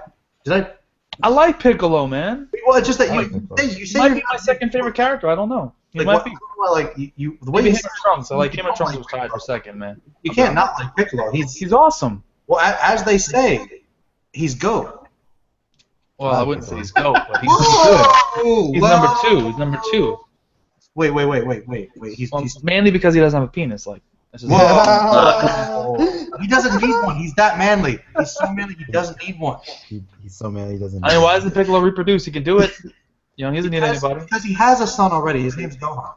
Oh, I see. I just don't I don't get it. Like, Piccolo was getting his ass handed to him, kinda, by this one dude who's Dodoria level, and then Gohan just one-shots him. Like, Gohan hasn't been training at all, and Piccolo has been fucking meditating and shit under waterfalls. Come on, man. He's been wearing his weighted clothing this whole time. He hasn't taken it at all. You all know he hasn't. He has a shower. Let's assume that after Boo, there was no need to fight evil ever. Oh, bullshit, Merlin. Come on, man. Let's just say, give you that. Piccolo works out. Stop it. Even if Piccolo didn't train for 10 years, he wasn't going to get as weak as Dodoria. Let's get that straight. Well, we don't know. Maybe he'll just have that rapid muscular. Come on, like I'm looking like, come on, man. I can't go any more sideways than this. Come on. Let's lean him back. Come on. He's just leaning back. And he's like, oh. Come on, man. That's the come on stance right there. I mean, after he fused with Nail, there was no way he was gonna get beat up by Dodoria, and then fucking Kami after that. It's just too much power. Come on, man. Piccolo's a super Namekian, man. For fuck's sake. So even back when he fused with. And there's no indication that he stopped training. Exactly. Yeah. No indication he got stopped training. Well, he's got like Goku and Vegeta. He actually was Piccolo the one that talked shit to Gohan after he said that he couldn't go Super Saiyan? Was he like, you stopped your training? How pathetic. Did he say that, or someone else said that? I forget. I think that was Vegeta during in Babidi's spaceship. Yeah, I think that was Vegeta. No, not Babidi's spaceship. I'm talking about during the movie. Oh. That is some shit Vegeta was Someone said something to him after he said that he didn't know if he can go Super Saiyan yet. Or Roshi? That was Roshi. Was it Roshi? Okay, it was Roshi. Roshi was straight beast too. He was holding back this whole time. Roshi's awesome. I always like Roshi. So you don't have a problem with Roshi kicking people's asses though. Let's get Roshi and not Goten and Trunks, guys. Let's be so smart. Hey, you know what though? Roshi's a more popular character. That's why they did that. I mean, let's be honest. I couldn't really comment on this earlier, but I mean, Tien should really be training with Roshi, not with fucking Chaozu. Okay. Let's be honest. Hey, look. Remember, he needs target practice. Okay. Yeah, I'm useless. Look. Think about this. Let me just say this in Toriyama's defense. Okay. If fucking Chaozu could get through goddamn Nappa's like mental barrier, like how threatening could fucking Nappa be at that point when Chaozu could fucking, kind of unsettle him, even if it would make sense in some way. Come on, you don't want Nappa losing because of Chaozu. Let's be honest. But look, I'm not saying that Nappa had to lose. I'm just saying he did nothing to him. Chaozu's thing is hypnotizing people, and it did dick. It's power level. That does not have anything to do with it. You're mad at that, but you're not mad at Piccolo getting smacked around by Dodoria level. See, this is what I'm talking about, Merlin. Because that is a movie. That is a movie. It's canon. It's canon. It's It's not fucking canon. Well, technically, Super's version is that version of Dragon Ball is not going to be canon. Super's version. Super's. It's gonna be the same thing, man. You think they're gonna change it that much? I don't see it happening. I mean, look how much. I mean, like they're actually. Look, as I was saying. Is it just me though? Is it just me, or is the Dragon Ball Super version of the Beers and Goku fight dragging on way too long? Hold on. Look. I like this. I think you guys. There was one episode of them just punching, and there's reverberations. The title of the movie. Okay, think about it. It's Toriyama's literally trying to tell you something. Fakatsu F. Okay. It's not the Return of Frieza. It's no fucks given. Okay? No fucks given. Okay? Saying, man. I'm just saying. That's the thing. Like, I don't even know. Like, see, I was telling you guys, right? Like, I watched the behind the scenes, the making of the movie. That entire Z Fighter versus 1000 Soldiers. Like, Toriyama didn't even write that, dude. And the idea to bring back Frieza might not have even been Toriyama's either. Well, Toriyama's like, just give me that money. Or he was like there was one comment that he had. He was like, I didn't even think that this would get made into a movie. Please don't use this as an example of script writing. I was just like, well, they literally put together like a brief story draft, and they just said, let's go with it because it's hot right now. I'm pretty sure that's like they were just like, Toriyama, do you have like a script for us? And he just put like some notes, and then they had to like write he's on the shitter, and he just wrote down like beam laser kills Goku. That's what he did. I don't know, man. Well, look, I think. So mad, dude, with this film today.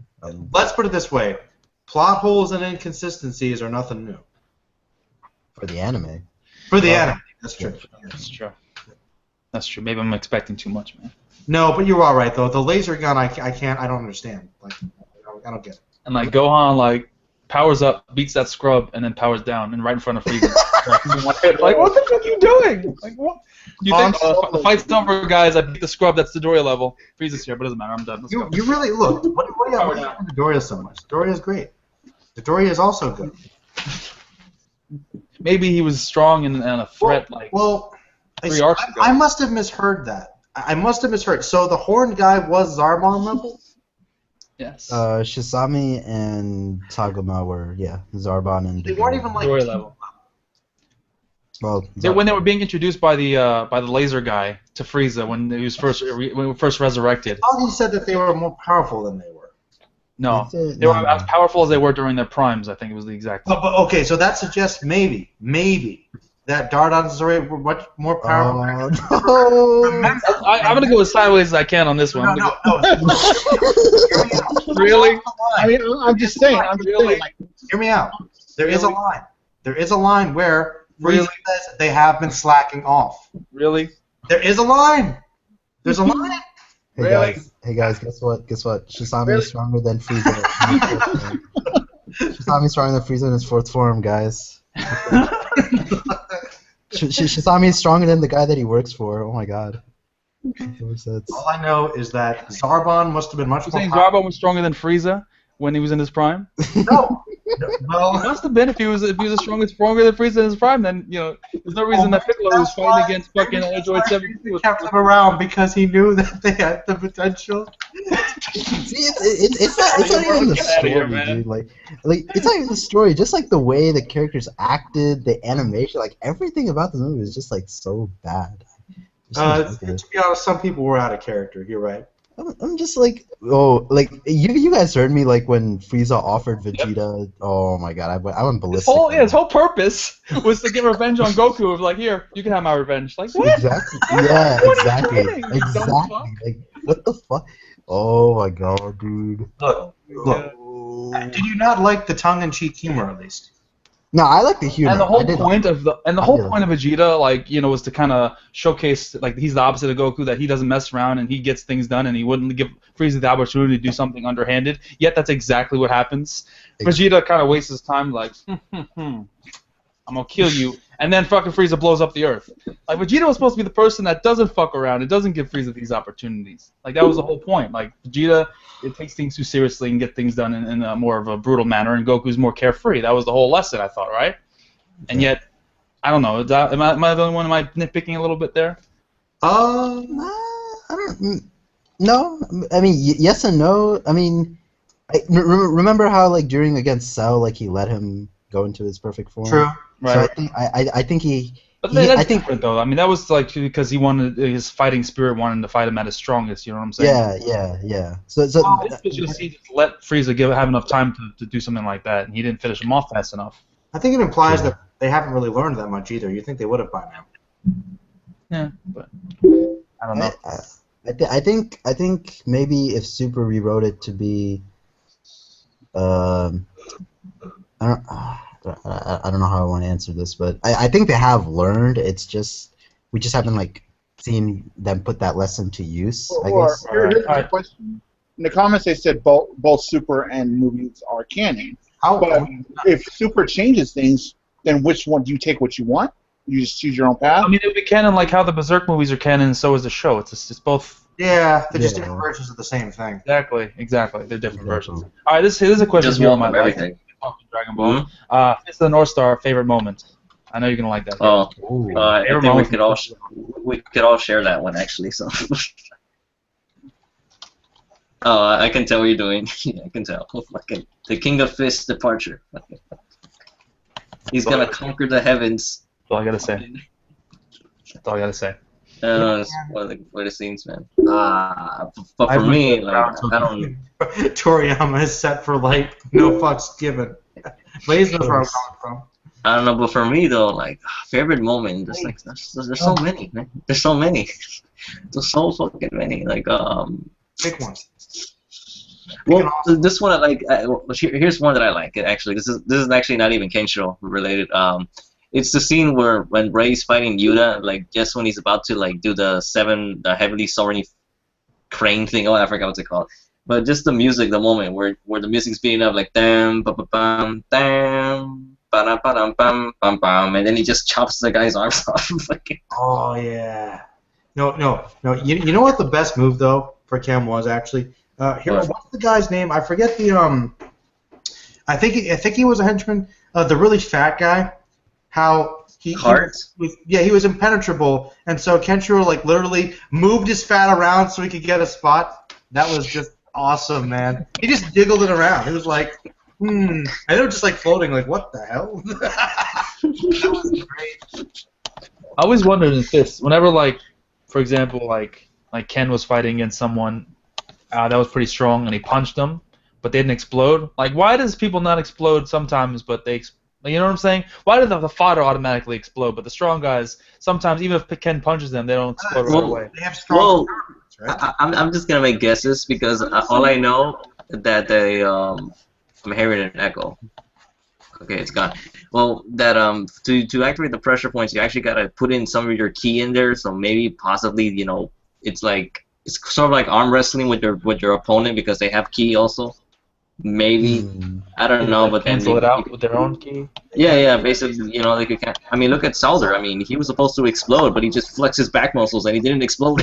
Like I get some of the other North Star fighters like Rao and whatnot, how they were able to cancel out because they knew about the abilities and how to cancel them out. But people who don't know anything about the North Star abilities, they wouldn't think to do that, would they? Because they never fought against somebody that utilizes pressure points in that sense. No. Like I don't really know because a lot of the techniques are like not exactly thought out through. Like when Ra was fighting Toki, they were having like this strong fist style that he would do this air pressure shit. And I'm like, what is that? Like, where are we going with this here? And they're saying like when two North Star practitioners fight each other, they're powerless. I don't know. I don't know. I'm just when today, like, why does this happen? Why does this happen? Like, fuck, shut up. Just enjoy it. I don't know. Right? I'll shut up. I'll stop asking questions. I don't know, man. No, it's fun. It's fun. I mean, even when like there's just one bullshit. There's just one bullshit like when Kenshiro's fighting Amoeba. When he's fighting Amoeba, like Amoeba has him cornered. Like Kenshiro can't move, and then when Ray shows up, like, you didn't master the fist of North Star. Why? Because the North Star techniques know a move to block their pressure points, so they can't be hit. So like, what the fuck? Literally, they try to avoid getting hit by him. Like, if you think about it, most people that were worthy could counter the fists. They wouldn't let him touch him. If you think about it. Like, it's not like one per pressure point. Usually it's multiple ones anyway. Yeah, man, there's 708, so there's like multiple combinations. They could do fucking anything. But think about it, though. Ken would be the best at, like, massages. You should go to massage therapy as, like, a side business. Well, Toki was basically a doctor, so fucking... Yeah, he was a healer, so... Meanwhile, Rao, like, he was a conqueror, He was literally Rao the Conqueror. But Zoro, I do want to ask, though. Yeah. Now, you're right. When it comes to Fist North Star and a lot of other shows, you could say that just shut up and enjoy it. But same thing be said for Interstellar. Just shut up and enjoy it. Well, Interstellar tries really hard to be deep, so you gotta kind of call out his bullshit. You gotta it's like, we're so smart. Oh, we're so smart. Fourth dimension. Oh, the black hole. What if human? No, shut up. It was a bad movie. All right. It wasn't. Well, I wouldn't say it was a bad movie, but it wasn't a good movie. I'll say that. It's not nearly as good as some people say it is, in my opinion. So it was great seeing you guys rage on it and point out all the little bullshits in that movie. I loved it. Well, literally, like a blight and a dust bowl. Where does the dust come from? You realize it has to go somewhere, right? It can't be the whole world covered in dust constantly, right? Right. Wind flow. Warming created dust. More dust. And literally every scene in the movie is just them chilling, like, on the farm with the sun, like, so bad, right? There's no way to counter the dust. Like, just like put up some sheets or something. I like how the girl kept her window open. Just like Matt Damon can like grow crops on fucking Mars and shit, but you can't like stop dust on Earth. Hey, look. I'm just saying. In your face. By the way, a much better space movie, The Martian. Go see it. My God, yes. Yeah, I'm gonna say most I haven't fantastic. seen spoilers. Martian was really good. Oh, I loved it. Fantastic movie. Very cool. It was basically the Interstellar. You know, speaking on the North Star, like I'm pretty sure you guys saw the 1 minute death battle thing. So. Yep. With the. Yeah, the 1 minute death battle with Kentro and Jotaro. Jotaro. So I think Kentro would beat him, honestly. How'd you feel about that? Yeah, man. I thought it was a lot of BS. Thank you. No, because Kentro hits him twice, it's over. It's over. Yo, I'm like, okay, yeah. Star Platinum is beast, but if he actually touches Jotaro, it's done. That's it. That's the thing, though. He doesn't have to make him explode either, because the North Star has too many options. Like Plan A, make him explode. Okay. Plan B, make him stop breathing. Plan C, make him lose his vision. Plan D, make him lose your sense of your other senses. I don't know. I mean, those 1 minute battles though. It's like I think Platinum's pretty broken too. Like he's incredibly fast. Stop time. Hey, yo, can y'all hear me? Yep. Yes, Mike. What's up? Hey, what's up? Thanks for inviting me. No problem. So y'all was talking about the inconsistencies in the Dragon Ball thing. Yeah. And you thought you could explain them, right? Yeah. So I think that Frieza trained his men. That's why they were able to fight on par with the DBZ. But whoa. But if I'm not mistaken, before Frieza even trained the men, she said that they were Zarbon level. She's saying like in that short time they went from Zarbon level to stronger than Cell in that short amount of time. How many days did Goku train to get on Namek to be on the Ginyu Force level, from being Vegeta's less than Vegeta? That's true. That is true. Correct me if I'm wrong. Don't half of Frieza's men just use hand blasters though? They don't even have their own ki. A lot of them can fly though. Yeah, they can fly, but like they all use those arm cannons. They use like laser kind of thing. Like half of them. I think that's possible. I mean, and they didn't state that though.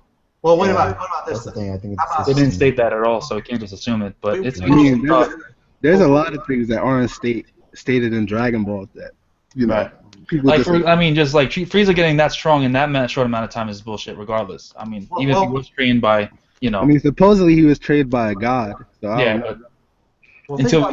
even if he was, come on, man. Well, that means that theoretically, had Frieza just gone a straight year, it would have been over. Yeah.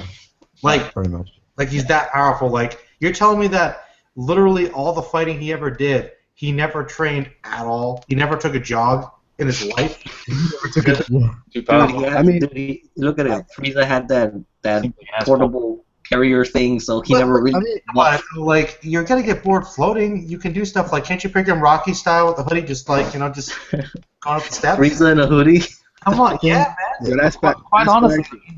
I just don't understand because it's inconsistent. Because on one hand, he was fighting Piccolo and winning, but then on the other hand, he gets one-shotted by Gohan when going regular Super Saiyan. Regular Super Saiyan. I mean, so how does that work?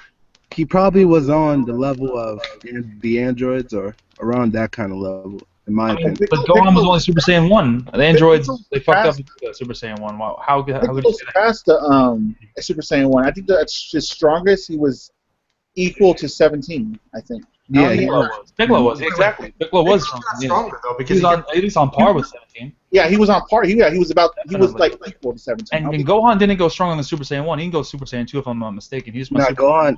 Super Saiyan and one shot at the guy. Super Saiyan 2 looks pretty similar. Let me ask you, I want to know this though because people always ask me this like I know and I don't know. But seriously, what happened to Mystic? Well, he just stopped. Toei was like, fuck it, Super Saiyan come on. It doesn't look cool. There's no colors. No, see, that's the thing. Like, here's the thing. Like, when Battle of Gods came out, right, on Twitter, let's do blue, guys. Blue's cool.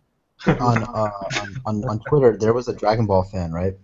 There was one single Dragon Ball fan. There was one single Japanese Dragon Ball fan. And, Yusuke Watanabe, who was the scriptwriter for the movie at the time, before Toriyama took it and wrote the movie himself, right? In the trailer, we saw Gohan in Goku's gi, and he was turning Super Saiyan, and so this caused the Japanese fan base was like questioning like what happened to his ultimate power up, right? And so Yusuke Watanabe replied on Twitter, he was like, "Oh, don't worry, that was I had nothing to do with the trailer. That was just a mistake, like on whoever made the trailer's part." And obviously, like when we get to the movie, Gohan does end up going into his ultimate mystic state, whatever, when he fights Beerus, right? Yeah. But, well, you know what? Well, was it ever stated that he can't use both?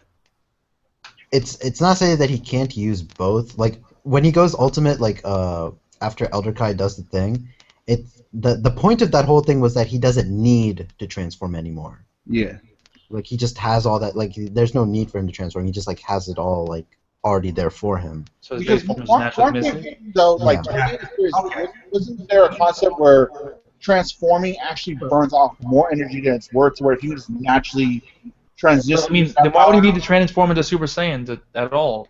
Well, then you wouldn't. You just always. Well, they went into full power. They went into a form. They mastered Super Saiyan where they could just be relaxed and go Super Saiyan. Yeah, but that's the thing, though. Gohan didn't do that. He stopped training, so he shouldn't be at that base level strength anyway. He could have lost it. I mean, it's entirely possible he could have lost it by the time like he fought Shisami. But I thought Mystic wasn't really something you could lose. It was like a charm on him almost. Unlock? Maybe.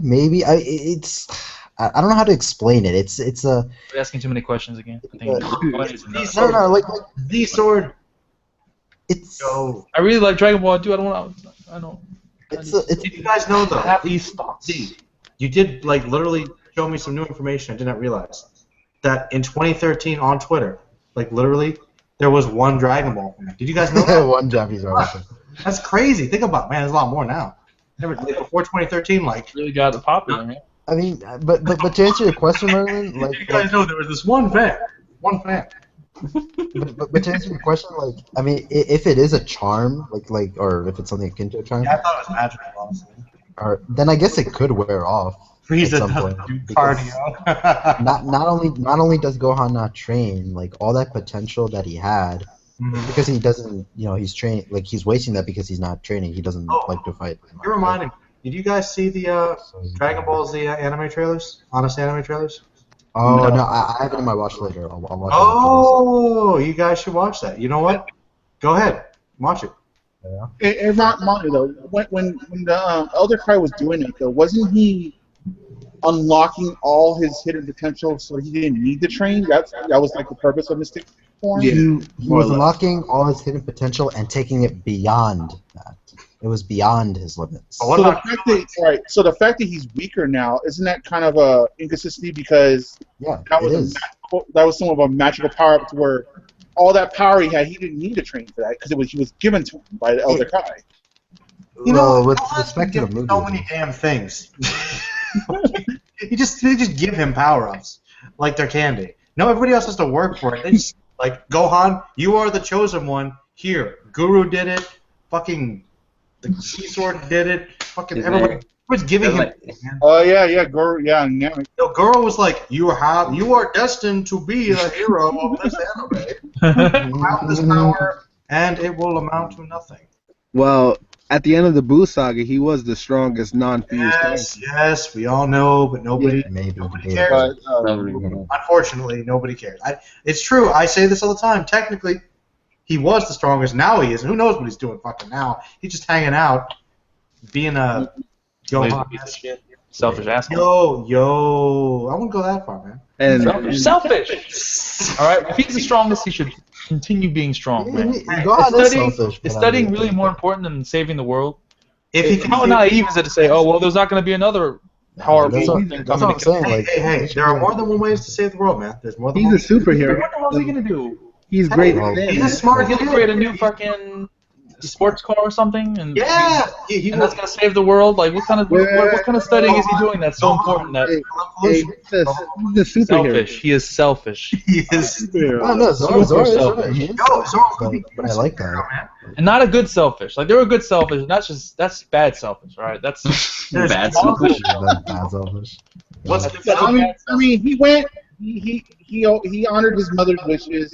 He had a family. What does she know? Bad about that. What does she know? She knows what. You can't. I mean, she's almost as recluse as fucking Goku was. What does she? What does she know about the world? She has an education. Yeah.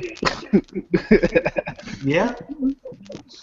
Yeah. What the fuck does she know? Yo, she knows how to cook. All right, maybe Gohan should grow some balls and live his own life, but actually not live his own life and actually train like he's supposed to. Damn. Hero. If I tell him to live his own life, maybe training isn't his own life. Think about it. That doesn't make sense. Should grow some balls and live his life? Hero, what do you think? I don't think it's a matter of growing balls. I think it's a matter of like being reasonable here, right? He needs to be reasonable. He needs to be reasonable. I'm just saying, reasonable, man. Zoro is throwing like so much hate Gohan's way. Like, No.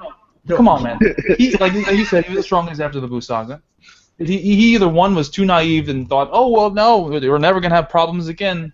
We're so strong, and then just stopped.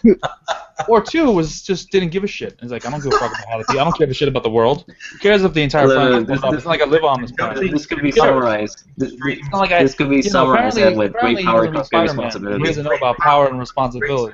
Spider-Man responsibility. All right. Well, he doesn't know about that. Hero, because I know. He saves the day. I don't know. Mr. Satan is more of a hero, man. Well, I just think the same is a symbol of hope. At least he is. Right. He's a liar, but he's a symbol of hope. Yeah, he's a liar. And also for that Dodoria comment, Dodoria rock, like didn't he wreck Bardock? That's actually Bardock was nothing special. Well, Bardock he was retweeted. What about when he went back in time and became Super Saiyan? Oh my God! Jesus Christ! Dodoria. Let's literally. I don't understand how Dodoria was one of Frieza's right hand dudes. Frieza's death beam can do everything apparently. Like I will send you back into time. Rick. Zarbon was Frieza's right hand man, yet Captain Ginyu and the Ginyu Force are stronger. Exactly, because he had. But wasn't it like the Ginyu Force like an elite like extermination squad or some shit? I don't know. Like you have to remember. You have to remember this. Zarbon was the right hand man because it wasn't all about power. He had to have people there to negotiate and run the logistics. There's paperwork there, man. Tons of paperwork. Captain Ginyu is 10 times way more smart. Dude, Zarbon, after he beat Vegeta, did not even bother to look for his body. Ginyu on the other hand, punched himself and switched his body with Goku. Look, he was much more talented. Look, think about this though. Think about this. Remember, Frieza's paranoid. You remember he actually respected Ginyu and trusted Ginyu as his #1 guy after Zarbon was dead anyway. So it's like he keeps them on reserve. Yeah. He let them handle the important things. That's factual. Wait, what? I didn't. You know, Z's just not listening to me tonight. Moving on. No. Tell me if I'm crazy, man. Tell me if I'm crazy. If I was Goku and I was Gohan, right, or even Vegeta, man, wouldn't you guys just beat the shit out of each other every day? just enough so they get some bullshit power up every time, right? Well, you know, every week. Let's be a little every week. Every time we recover. Well, you know, every week, the family sparring. I mean, or spend some time in the hyperbolic plot chamber. I mean, not time chamber. Oh yeah, that's factual. You don't even have to go that far. Look, all they have to do is punch themselves in the face once every day. There'll never be a need to power up ever again. Well, you can't hurt yourself with the Zenkai. Yeah, Zenkais are not self-inflicted. So. Oh, that's bullshit. Look, by that logic. Oh, okay. Well, then you know what? The gun thing makes sense. You know why? Because remember who shot Vegeta to give him the bullshit power up? Dende. Krillin. Named Krillin. Oh, damn! I got something to say about the whole laser thing. Like, they have technology to move, like, planets thousands of years of distance. I mean, the laser could be, like, awesome next level stuff. Bro. Come on, man. Don't make excuses. Don't do it, man. No defending it. There's no defending it. Even Frieza said common laser gun. You can find that shit at Target. You can find that shit at Walmart. Common, like everyone agreed. Behind all the other guns in Walmart, laser section. I mean, look at the basic laser technology. I support that. We have stormtrooper type shit, bro. We have laser rings on B7. Basic shit. Basic shit. Look, everyone agrees it's the dumbest thing it was dumb. in the history of Dragon Ball is that fucking laser gun. Everyone knows this. It's accepted now. Dumbest moment ever. And can we all agree to go on to Snapchat? No, listening to the topic, man. Listening to the topic for a bit. I had enough with the whole laser shit. Krillin blasting Vegeta actually made sense because Vegeta lowered, like it was stated Vegeta lowered. Yeah, I don't want to talk about the laser no more, fellas. So come on, let's change the topic. No more laser. Okay. Well, no more laser, no more power ups. Come on, we're going in circles here, man. Fuck. Fair enough. Okay. Fuck, man. God, There's supposed to be a I had this fucking movie open in a tab. It always goes back What's to wrong with me? you know. Yeah, I know that, but I want to go to this. Go to what? The ultimate rugby battle. Oh. No, sorry, you need to see this. You need to see this. Oh, this is manly as shit. It's pretty good. You need to see this. Raul. Rugby battle. Okay. North Star Rugby. Someone look it up, guys. Ultimate Rugby. It's already there. It's in. Okay. 13 seconds. Still waiting. Is it all animated? Yep, it's really good actually. Oh, is it? Okay. I see. Okay. Dude, this is so cool. This is pretty awesome animation. Pretty beautiful. Look at that. Why rugby? Okay. Is that Yuta? I guess so. Shu. I don't know who that is. Yeah. Souther. Star Platinum. Ray, I guess. That's Ray. Holy fuck, Rao's handles making shit. That's nice, man. That's really nice. Pretty cool. Just carry motherfuckers, yo. Jesus Christ. Holy, that's Kaio, I guess. How have they not scored yet? They've like, been running for like 20 minutes. No, that's not Yeah, Rao and Kaio. Rao, man, he's fucking huge. Yeah, Rao kind of, puts a stop to everything. Rao just bitch slapped him. He's like, no. He slapped Ray, man. He defeated Ray. Kentro, let go. That was beast. See you in 2019. It's pretty cool. I'm not gonna lie. Yeah. No, man. It came out today, actually. Oh, really? Yeah. That's pretty awesome. Yeah. Very nice. Looking amazing. What the fuck? Of course, it's Nice. is it like a promotion for like the Japanese rugby team or something? Yeah, that's pretty much what it is. Yeah, that's but I mean, like, hey, I'll take it anyways. Like, fuck it. That's awesome. It's also kind of weird seeing like a sleeveless Kenshiro with jacket. Yeah, that looks awesome. I don't know if y'all discussed this, but what are y'all thoughts on the Comic-Con when Kishimoto showed up? Oh, yeah. I liked it. Yeah. I thought it was good. I liked it. That's cool. I mean, I think it's I didn't see it at work today, but I heard King of Lightning had his Yeah. 4th grade Ninja War Sucks t-shirt. Yeah, I heard about that. So Kishimoto can see it. I don't know if he did, but that'd be pretty funny to see that reaction if they recorded that. So we'll see. I'm pretty sure. Well, it's messed up, but I can't stop laughing. Probably not. All right, I've got some It's topics. not wrong, but the guy should have that and show it to him. But it's just me. We'll try to respect. But, Here's some topics for you fellas. You can tackle it if you wish. When Blaze says kick-ass manga, you're asking us what talk about a kick-ass manga that you read, or is there a kick-ass manga? I don't know what you're asking. Oh, okay. Look, one that I'm reading right now. Kick ass. Wait, who's going first? You can go first. Well, I would say Congo Bancho is pretty kick ass. Yeah. He fights a giant fucking shark at some point, doesn't he? That's pretty. Yeah, man. Batman. Like Batman, exactly. Though I think his shark was a little more intimidating, personally. Of course, Did he have shark repellent to beat the shark, or no? He didn't. He just had, No, they just fished him out of the water. just fishing it out. Very impressive. No, but the manga that I've been reading recently is the Kurohime, like 5 volumes in. It's actually pretty damn dark. It took place in hell. Kick ass though. That is pretty kick-ass. Well, who else reading kick-ass manga? I'll go next.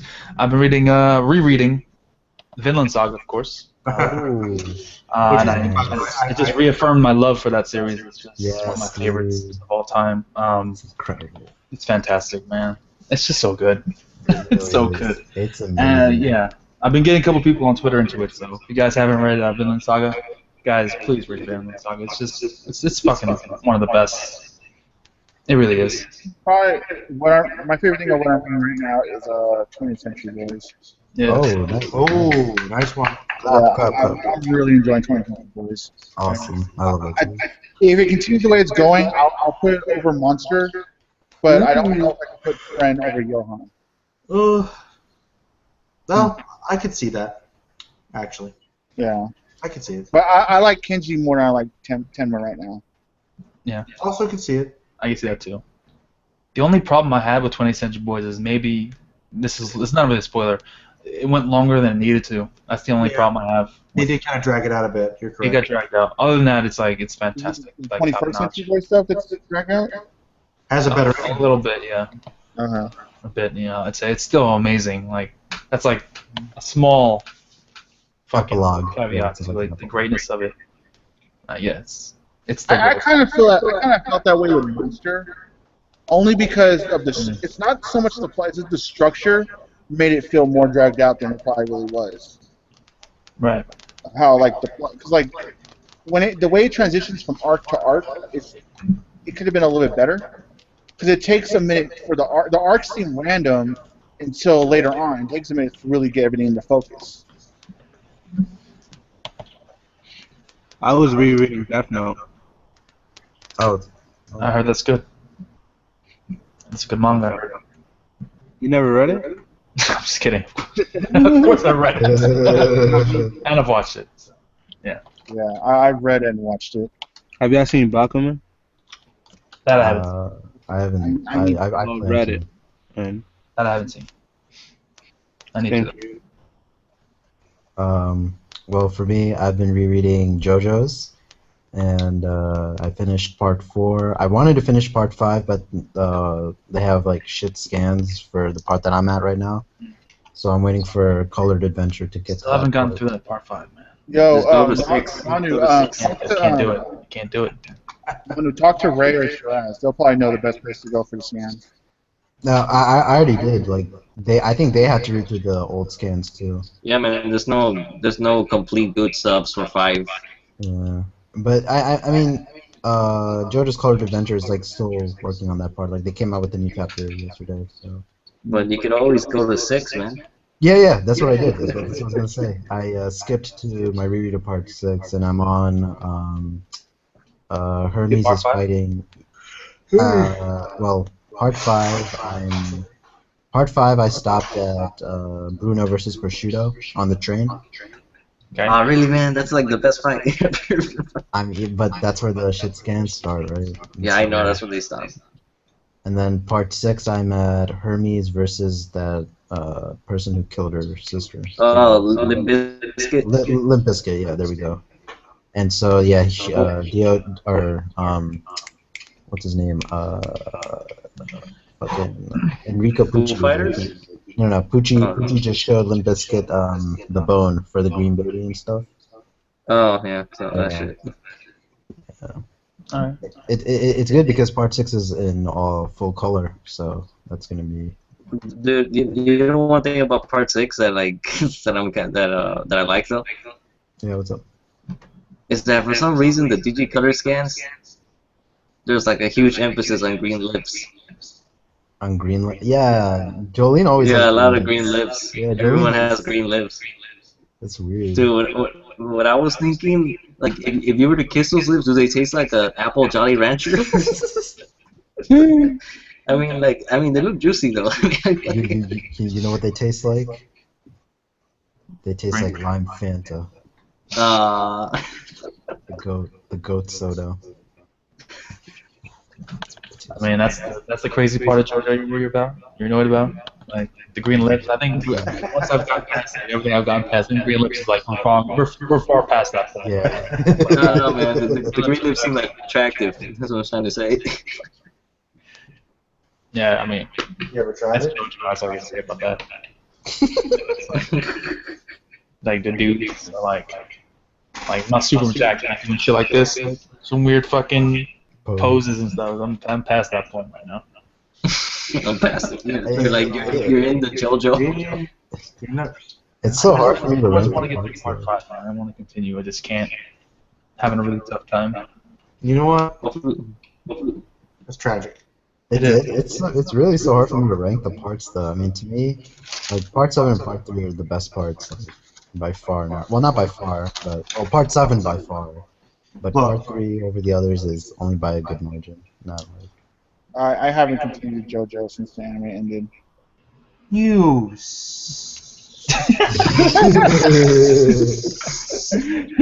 silly person. I mean, anime helps transition people into it. It even helped me. What? Anime helps transition people into it. But what about the people that were like, yo, OVA? Now you get extra points. You get a let's go. Let's go. What about those people that were like, yo, there's a manga. Watch out. I know about it. You know, I mean, I know, maybe that makes me feel like a bit of a snob sometimes, but I'm like, you know, man, people are like, oh, man, this show's the best thing ever. Oh, really? You know, well, yeah, I kind of knew about that like 5 years ago. Nice way to catch up, rest of the fucking world. I kind of felt that way about Attack on Titan a little bit when I was reading the manga, and then everyone's like, oh my god, have you heard this anime? I only heard about it. It's called Attack on Titan. So Guys, I did want to, that reminds me. I wanted to throw this concept out. I had an interesting idea. It probably exists because it's Japan. Very good hero. Very good. It's the OVAs, man. It's beautiful. The OVAs are great. I don't care what anybody says. But they are. But no, but think about this, guys. I want your opinions. For Attack on Titan, a legitimate, like, porno parody. What the fuck? Wait, no, but the title is called Attack on Titty. Watch out. Right? Dude, how is it, like, are you gonna like fuck like skin, like ripped skin titties? They would do it. Oh my. Jesus Christ, they would do it too. Yep. See, Attack on Titty. It starts out with like the person trying to slay the Titan, but then they end up fucking it. Yep. Because he's like, you know what? They realize Gantz shit, bro. baby. Let's some Gantz shit. Yeah, it's like That is some Gantz shit. Remember? Yeah, like think about it, though, like for the female Titan, there's so much room to just play around with, you know. that would just. That would not be erotic. I mean, think about it, like the Colossal Titan, Colossal Dick. Oh my god. Oh no. Oh, so it's Titan on Titan? I thought it was Human on Titan. Now we're getting interesting. Well, see, Titan on Titan, Human on Titan, but it'll be everything. Everybody shares. It's all about love. Human that turns into a Titan on Titan. Well, think about it. That'll be how they solve it. Instead of Eren like transforming to beat them all, they'll defeat them with love, with sex, the power of community, right? Good twist, right? Spin off. Let's make it happen. Let's do it. I mean, I'm saying Attack on Titty. Let's make it real. Instead of the back of the neck to kill him, you just gotta hit that. Yeah, you just gotta hit it instead. Just hit that. Hit it from the back.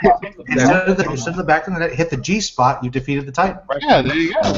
Like, that's right. Like, You're brilliant, man. Is that not a bad idea? Nah, it's cool. And I'll do it. I've heard of worse shit. That would be like horrific. It sounds a lot better than the current spinoff that's going on right now. Hey, you know what? It's better than the actual manga is gonna be. Sorry. Ooh. Ooh. Attack on Titan kind of went downhill.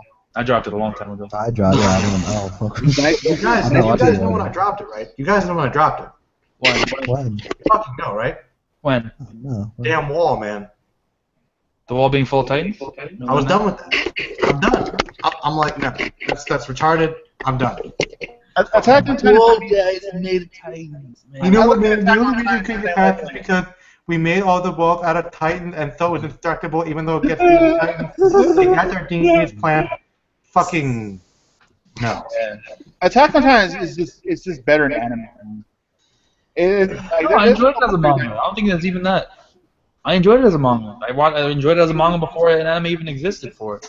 I think that the problem is because of the popularity of the anime, the writer decided to extend his series and change everything that he was about to do by changing the series. Exactly. And completely dragged it out, made it redundant and boring.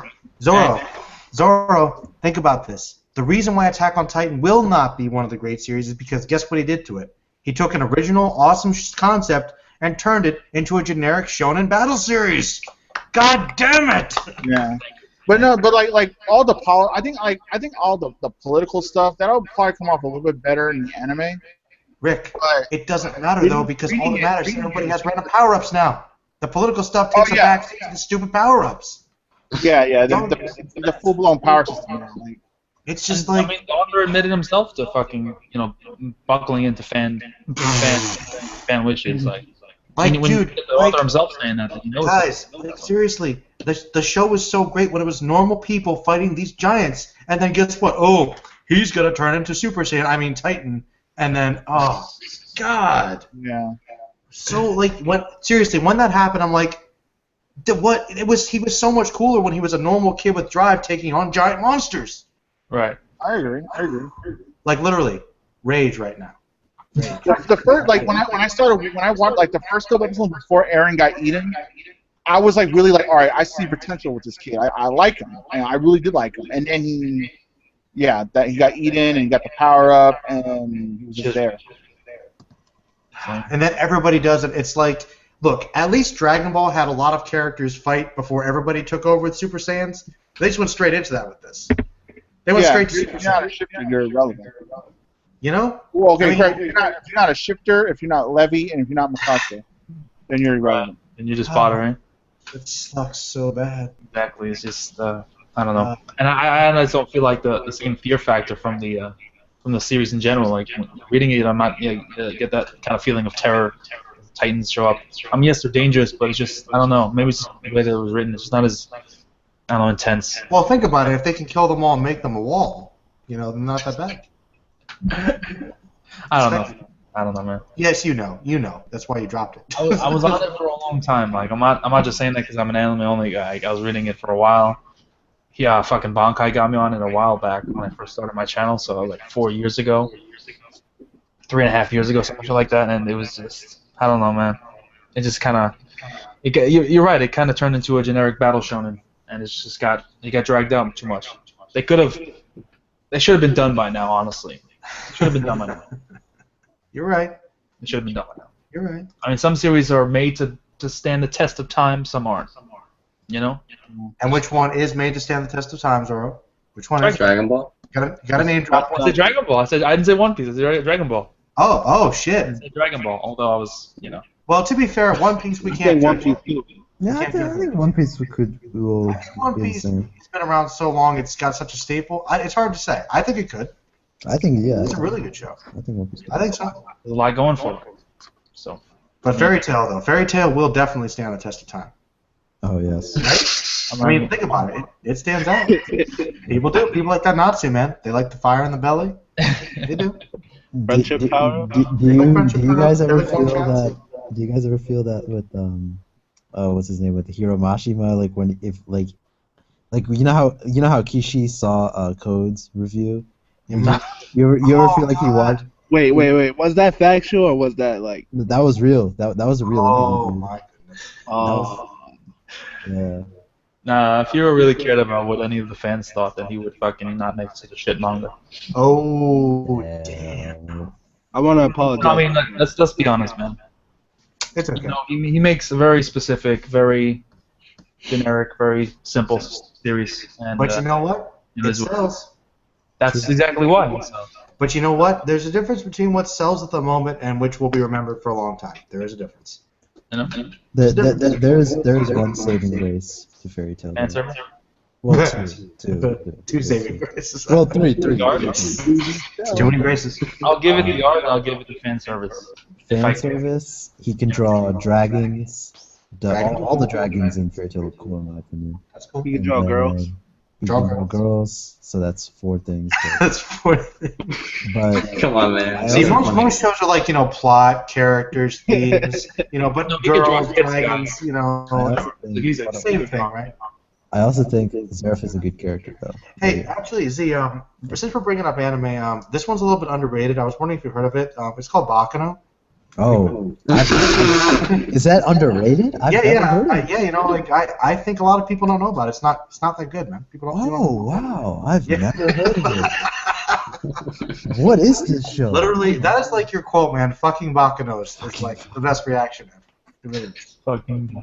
You were so pissed. Fucking Bakano. Fucking Bakano. Hey, back to JoJo's. I think part 1. I like part 1 better than all the other parts. Oh wow! How many say that? Stardust, man. Stardust Crusaders is where it's at, man. I like Stardust. Out of the first part 3, I like part 2 better. than the other two. To be honest. I'm actually stuck between 1 and 6 for favorite.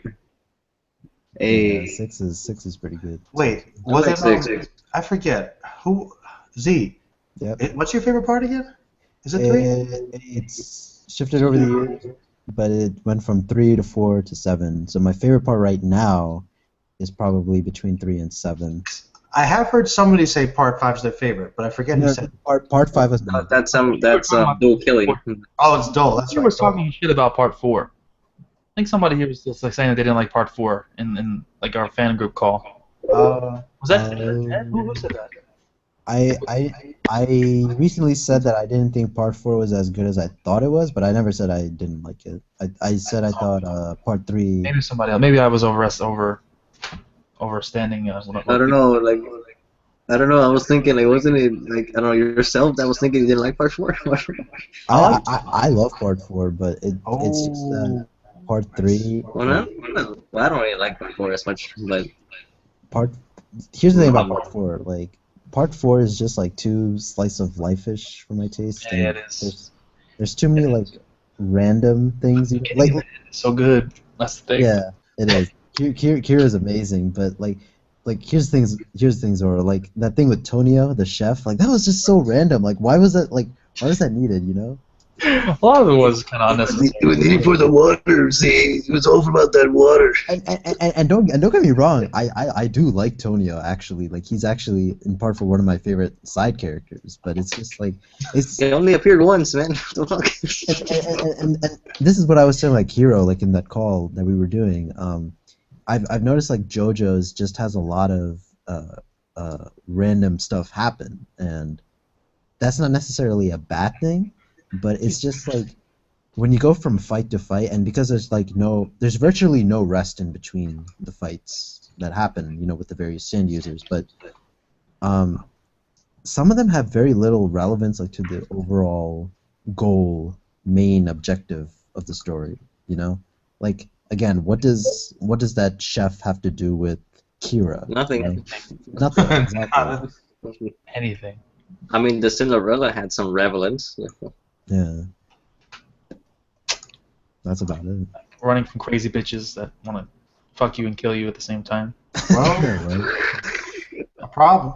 Oh yeah. Did you guys? I only just noticed this, but Yukako reminds me of Palm from Hunter x Hunter. Yep. Yeah, I see that. Yeah, did you hear about the dub that's coming? Oh yeah. Hunter x Hunter finally is gonna got licensed. Do you think it's gonna use the same cast or a different cast? Because Berserk used the same cast for the movies. Well, yeah, but originally it was Media Blasters that had Berserk. It wasn't Viz that had all versions of one show before. But I don't know. I think given how a lot of people gave some negative reviews on the original dub, they probably will change the whole cast probably. I mean, I'm just happy it's really getting a Blu-ray release. Now I can own Hunter x Hunter. You know what I mean? I mean, they're so late to the party that I don't care. I can understand. Why watch it? I mean, I just don't think like the announcer could be as epic as the Japanese announcer. Man. Yeah. The commentator, man, is just too epic. The only thing from the dub that I thought was like really good from the original dub was Hisoka. He was like the only one. That was about it. Really. Yo, it might show up on Toonami and blow up. Yeah, it probably will. I mean, that'd be awesome. I mean, Parasite's there, and I'm just waiting for. I didn't even know that. I'm just waiting for this to get on Toonami. So show Parasite on Toonami. It's brutal as fuck. Hey, it's Adult Swim. Why not? Why not? Why not? No, I'm they only got the first season dubbed, right? Yeah. And they put it on a later on the later side of the block, so they This is what okay, look, this is what it should be, okay? Toonami should be this. Let's have one half classics that everybody wants that we're just gonna rerun forever, and then rotate with the new good stuff. That's what we do. Half and half. That's kind of what they've been doing. That's kind of what they've been doing. It hasn't been that balanced though. It hasn't been that balanced. So, I mean, they finished out. They pretty much finished out their old block because they finished off the. I think they finally removed Brotherhood, and I think they finally removed Bebop. You never look. Bebop is always there. No. To be honest, even I've gotten sick of seeing Bebop on Toonami. To be honest, but you have to. I have. So I can always watch it. Well, that's. I think Samurai Champloo is better than Bebop. I'm sorry. Oh, this whole this whole debate. My opinion. Oh, what you gotta say to that though? I do as well. Is that factual? Yeah, it is factual. I'll be happy to debate you, man. Oh, yeah. I mean, I'll debate you too. There are reasons why I'm gonna go Uber a car on people, man. Oh, Bebop is better than Champloo. I'm sorry. You'll have to pick out your hair for that one.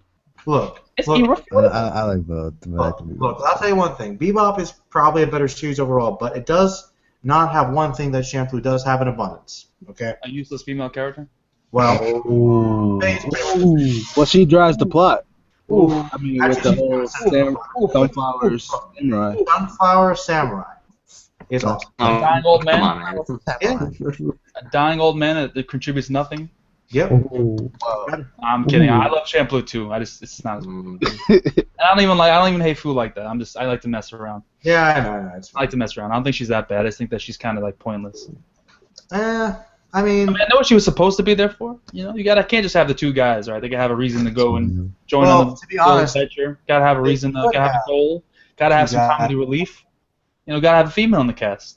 Those are all things that she fills, but she's not really that funny in my opinion. I mean, she has some good moments. Like Fat Fu was kind of funny. I'll give it that. You know, she does bring the two heroes together for a common purpose. But anybody with anything, any character could have done that. Literally anything. Like a dog could have did that. A dog with a message in his mouth. Go here, deliver this message, and they fucking went on their journey. Anything could have done that. So I don't give her any. That's not factual. Yo, Zoro, don't be A dog could have done that.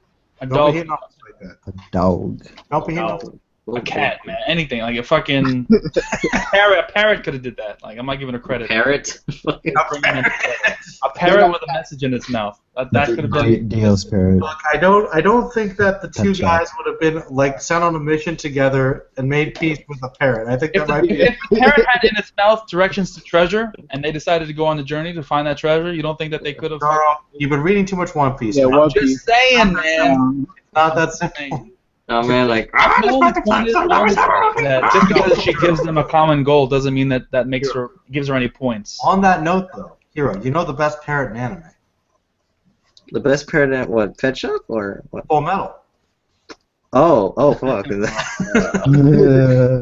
Oh, fuck. Your boyfriend. That is fucked up, man. But here, the reason why I kind of don't want JoJo on Toonami is the dub is terrible.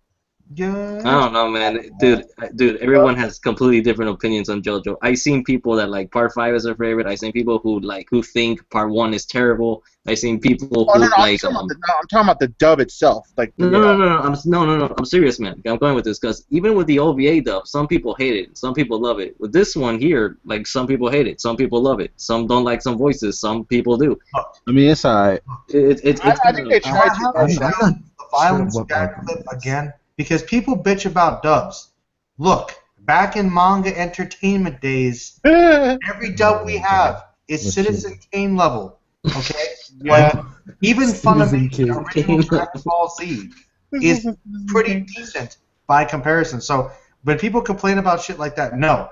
Your average modern dub is so much better. Like, stop complaining, people. Like, I've actually recently saw a bit of the old YuYu Hakusho dub, and it's actually really bad. See, like, some of the lines are pretty cringeworthy. I'm not gonna lie.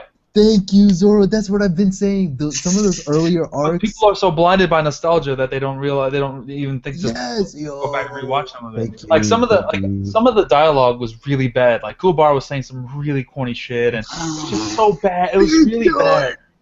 It was like some of it was good, but it could be pretty bad. This is what I've been saying. And I was comparing it with some of the Japanese and seeing what they were actually saying, and they're changing things a lot. Exactly. There's a lot of code changes. You do realize that. I mean, Manu, you were right. All right, A pretty standard. Now, honestly though, I'm so happy about that. I'm not a dub hater. I just there are some dubs that are obviously better than others. Like I think Death Note dubbed is better than subbed. Oh, really? I agree. Yeah, man. I mean, there's so much exposition in that series, man. So much. I will kill him. and eat this potato chip at the same time. Crunchy. Legendary. I think the guy who voices L in Death Note in the sub, I think he's the same guy that voices Usopp and Phaeton in Hunter x Hunter. Huh. That's some range, right? That's some serious range. Like I was looking like at his roles. Like he does Usopp, Phaeton, I think it's L, and he does, if you guys watch Durara, Akabayashi, I think that's how you say it, the guy with the red hair. Is that like the mobster with the one eye, whatever? Yeah, with the red hair. Nice. That cool dude, yeah. That's cool. a serious range he's got. That's incredible. Alright, so I'm trying to answer a comment here. Oh, sorry. Someone wants to know about Shaman King or thoughts on Shaman King. So I already said this. I think it's underrated. On Volume 4, it has an alright start. I haven't seen like the quote unquote greatness of it yet, because like I said, it's an alright start. I mean, but it's a lot of setup. I'm just getting into the actual Shaman tournament thing. Like he just begins, man. Yeah, he just fought the totem pole guy, and now he's about to fight the ice guy. All right, you're getting into the good stuff, man. Just keep going. It starts off a little slow. I'll admit that, but it's good right there. But yeah, that's a good start. I like it a lot, man. I think that a lot of other shonens get a lot of respect here in this community. I just don't feel like people talk enough about Shaman King. Is it perfect? No, it definitely isn't. I think there's too much. I don't want to spoil anything for Rick, but there's just a lot of kind of Dragon Ball revival syndrome kind of. Yeah. That I feel with Shaman King. That to say without spoiling, I just feel like it's way too much in Shaman King. But some of the characters are really good. Actually. And, I think it's good. Did Shaman King kind of get inspiration from JoJo with that whole like ghost thing in the back? Yeah. The whole stands and oversouls. And there was inspiration from Saint Seiya too. Yep. Was there? Oh wait, yeah, I can kind of see that. Yeah, I think about it. The 5 warriors thing. Yeah, not to mention the whole like afterlife setting and power ups that way. So you get more power the closer you die. So I'm like, burn your cosmos, fucking raise your oversoul. Hey, what about D.Gray-man?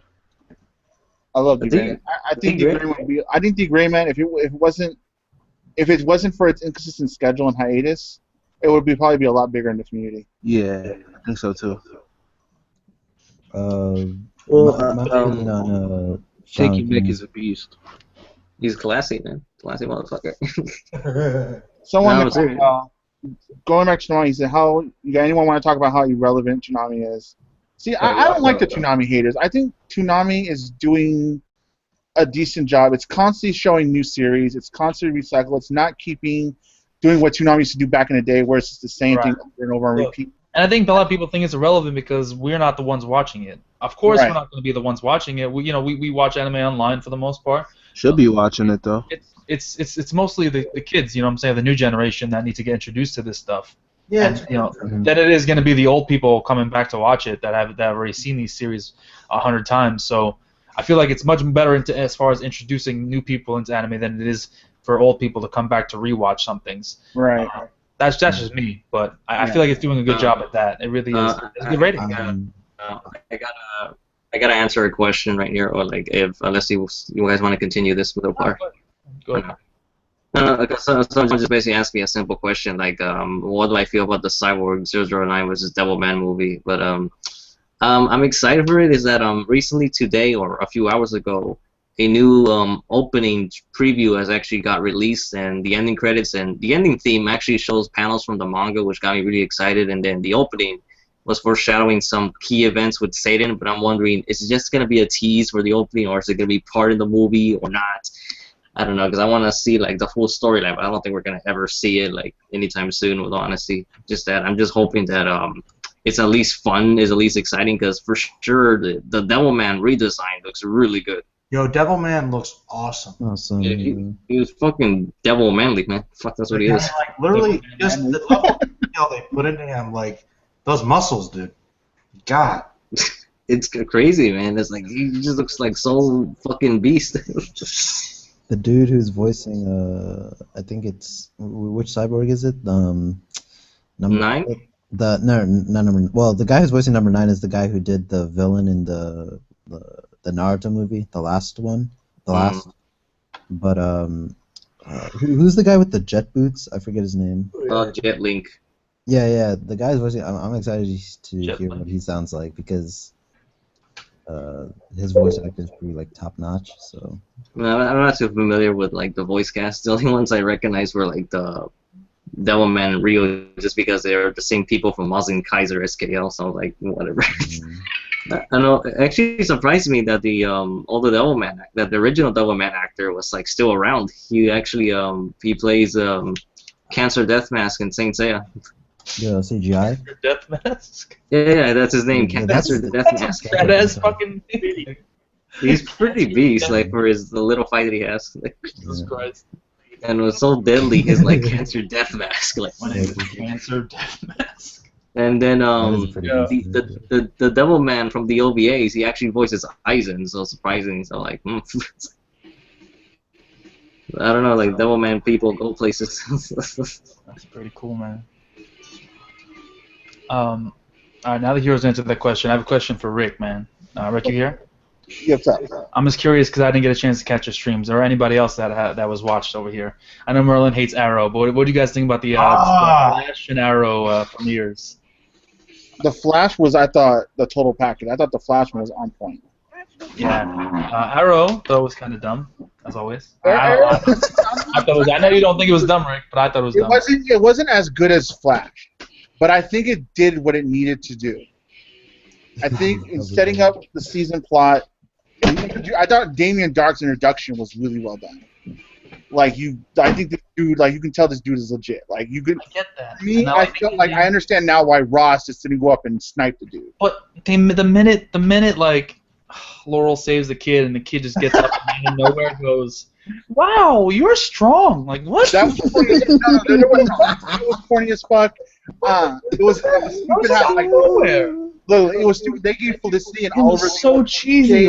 Like the kid's supposed to be telling us like, "Oh yeah, she is strong." Like everyone's like, "No, stop, kid. Don't try to convince us." No. Yeah. We're not buying it. We're not buying Laurel. Like they gave Oliver and Felicity like the most cliche suburban neighbors. Wow, you're strong. Like, come on, man. Yeah. That's No, like I said, I think. Come on. I have a little bit more hope in this movie because I think the positives outweigh and I'm scratching my brain like if they do that, I don't know, man. Look, I think they made it too obvious. I like the Green Lantern little nod there though. Yeah. For the Hal Jordan little teaser, little Easter egg you want to call it. So maybe Hal Jordan does show up in the Arrow universe. Finally know why he went back to the Island Girl train. Merlin, he became the Green Arrow, man. He became the Green Arrow this episode. Excuse me? He became the Green Arrow. He's not Arrow anymore. No, but see, that's the going fucking change. Wait. That's the thing about these CW shows. People don't, I think, miss off of. When they introduce characters, they're not in their final form, if you would. They're like the prototype. You know, they work up to that final form kind of thing. Like when Barry became the Flash, he wasn't the Flash right off the bat. First, he was the Streak, and then he worked up to that. Quiet. Rick. What's up? Ask a question. I've never read any Green Arrow, no. So you mother. I strictly am a fan of the show. I have yet to be any. No. Wait, Rick. How about this? Never read a Green Arrow comic then. Okay? Because you'll be fine. You'll be like, this is how the character is. It's fine. But I have a friend who deals with me a lot of differences and whatnot that he keeps me informed. Rick, I am in pain. Okay. Like you don't realize, like. I am reading the Flash though. I am. I don't know what's worse. I don't know what's worse: the unnecessary flip or the "Wow, you're strong." I don't know what's worse. I don't know what's worse. No, you know what though? In all honesty, let me ask you: is the show that bad? Because if there's shit like that, I might watch it. There's a pretty massive cheese factor involved. I'm not gonna lie. Like literally, that was good. There's some cheese. There's some cheese. The most awesome Power Ranger style in action flip ever and gets trained. I don't want to be mean and all, but are there real choreographers on these fights? Because it looks so fucking obviously. Yeah, the fights in this, I will say it too. The fights weren't the greatest. It looks so like just like promise swipe your leg really lightly and you have oh my god, he swiped my leg, I'm falling. Like, come on, man. It's just so it's like obviously choreographed and it's like they're dancing, they're not even fighting. It's so lame. It's super lame. Alright, but Zoro, here's my theory. Alright, on the great scene though, Zoro. Alright, I think they're making it too obvious that it's Felicity, and so what I hope is that it's actually I could see it being. I could see it being only because of what they set up. I could see it being Diggle. If Diggle tries to, I'll tell you why I think it's Laurel, and we'll end it on that because I don't want to talk anymore about this fucking series.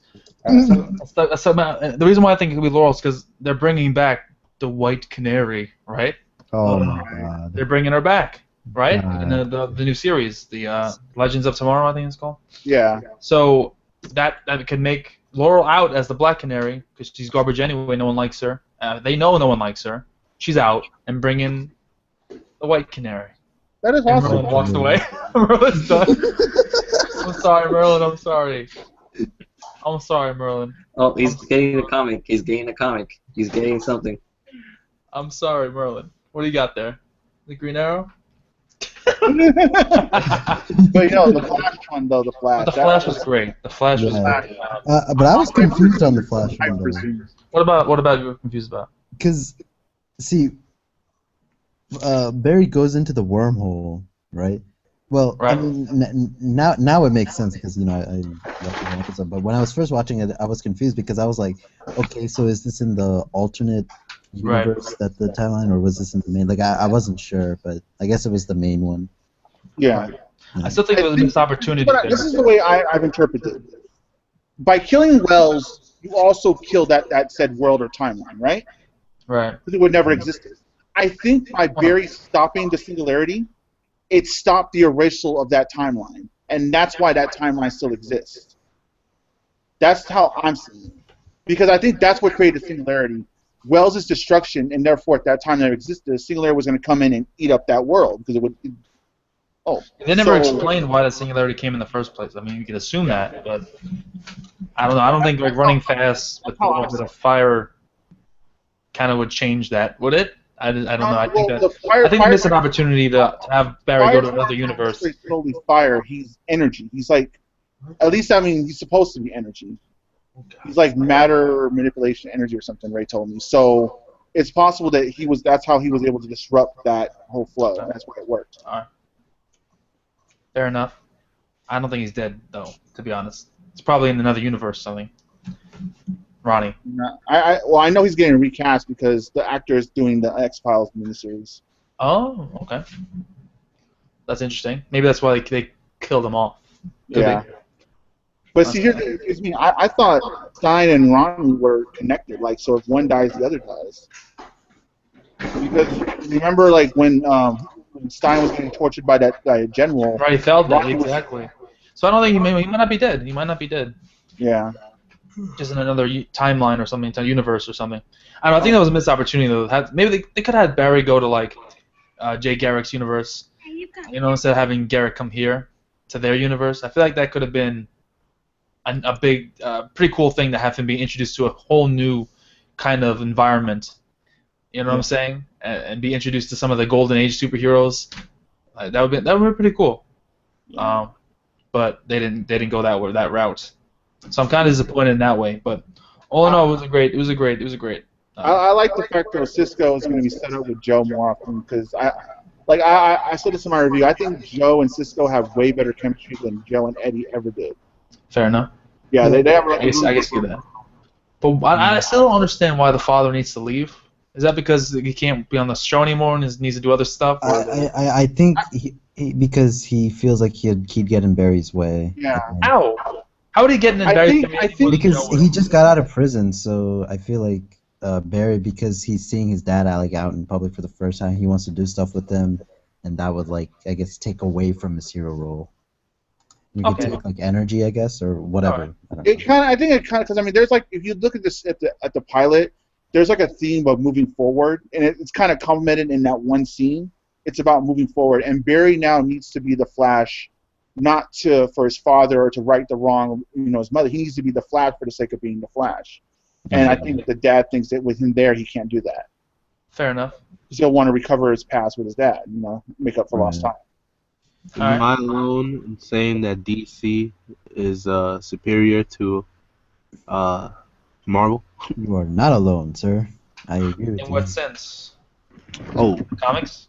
Comics? Movies? Television? Or just in general, do you mean? General. Yeah, that's what I'm assuming you mean. I can't disagree with that. I prefer DC. I like them both, but yeah. I think Man of Steel kind of completely doo-dooed on all the Marvel Hollywood movies. Alright, now you're getting crazy. I can't say that. I was with you, man. Now I don't know. Man of Steel was not better than Winter Soldier. Wait, Merlin left? Winter Soldier. Merlin's not in here anymore. Merlin, all I see is see a hero, and he just bounced. Unless he was saying bye to hero. Yeah, if Merlin's not here, it's going to stop going live very soon, so. Yeah. Okay. Alright, let's back. But, I'm sure one would want to contribute to this. But, I don't know. I mean, Daredevil, as far as I'm concerned, is probably the best superhero thing that I've seen. Would you say that? I think it's better written than The Flash and Arrow, but I think The Flash is the best comic book show for the sake of being comic. I disagree with that. I think Daredevil's better than The Flash. It is. I think Daredevil's better than Flash, too. Yeah. I mean, I know it's only one season, but what it was able to do in that one season, take a character I really don't care about and just make him really interesting and really awesome and have a great villain like they did and just make it in a somewhat dark way, not also copy The Dark Knight at the same time. Fucking A. Dude, like, the Dark Knight and Daredevil are probably the best superhero things I think that I've seen, or live action things. I think so. Merlin's not a big fan of Nolan. He might disagree with you. I know. But... I'd like to hear that argument if Merlin was actually here in your own stream, Merlin. Your stream, man. What should we do? I don't know, man. Jesus. I don't know. If he doesn't come back, I guess. I mean, it's already 4 o'clock in the morning here. So. It's pretty late. Yeah. I'm gonna go play some Battlefront after this. Oh, is it good? I heard it. It was I played a little bit of it. Still, jury's still up on it. Okay. It seems like a normal shooter so far. I don't know. I don't see where the Star Wars comes in, other than the fact that they're using blasters instead of actual guns. We'll see. And there's because it's jetpacks and grenades and shooting and guns. No, there's Merlin. I think. Well, in the beta, there's very limited what you can do. So we'll see. I just hope they. I don't know. It's supposed to be like shit, like space battles and stuff. Maybe, hopefully. I don't know. Dude, we'll see. Space battle is so awesome. Getting it for free, so. Merlin said, "Oh, he's here. This connection." Merlin's here. Yeah. He's back. He's back. Very nice. Well, thought we lost you there for a minute, man. Yep. The wizard is among us. Can't hear you though. You're talking. Yeah, he's not quite with us yet. Yeah, his camera. But Chilled H wants to know who's upset that Saitama is not voiced by the same voice actor as Gintoki. I don't know. Sugita is Saitama? I don't see it, man. I can see it because of the troll nature of him, but I don't know. I think that'd be tough to do. I like the voice actor. I think he's doing a good job. Yeah. I think the voice actor is perfect. I think. To be honest with you, I think that's. Yeah, as cool as it might have been to have Gintoki's voice actor, play him. I just feel like they did a good job, so I'm not really complaining. Did a really good job. I think Sugita's voice would be too deep for Saitama, I guess. That's just me. Maybe. Yeah, I don't know if it'll fit. So I'll say no to that. I want to hear Genos'. Apparently Genos is a really hot-blooded, and that's kind of true now that I think about it. Like, he's really impulsive. Intense. Yeah. Yeah, I can't wait. It's gonna be great. Next episode should be right. Because they showed Genos in the or Genos. I don't know how I say Genos. All right. That's okay. I don't care. Do me. But he's in the preview, so he should be showing up next episode. Yep. I don't know. We'll see. I was gonna review it, but everyone else and their mother reviewed it, so I'm like, whatever. You guys can go ahead and review it. That first episode was really Awesome. It was a great episode. Yeah. It was a great episode. But honestly, I can't really even review that. Like, what are you gonna say? Like, yeah, there was a lot of action. It was really great, and there was some funny moments. And Saitama that's had it, guys. We're out. Kind of, he's really strong. Punches people in one punch. Yeah. All right, we're done. It was funny because the guy who voiced that first alien, Right. the purple pickle Pickle guy, alien. yeah, that was Frieza's voice actor, Riza Nakao. But here's the thing, see, that villain was actually based off of another villain in, I think it was One's manga called Anpan Man, not One's manga. It was in that alien was based off of another alien in an older anime. And and the name of that alien was Anpan Man, and Nakao voiced Anpan Man there. So he's voicing, he's voicing the Homaju. Nice. Yeah. Like they made an active effort to get him. That's pretty cool. Is anyone watching Yoshino Tora? I'm not caught up, but I like what I've seen so far. I've heard great things, but I just haven't, It's started pretty cool, it. man. I'm not caught up though. I need to catch up. To get caught up to it.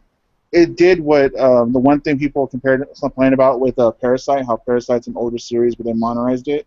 They didn't do that. Like it has a very old school like throwback feel to it. It does. Yeah, it's really good. I like that. Definitely, I agree. Pac-Man's P33 says, "What is your favorite DC animated movie?" Under the Red Hood. Under the Red Hood. Under the Red Hood. Under the Red Hood. Yep.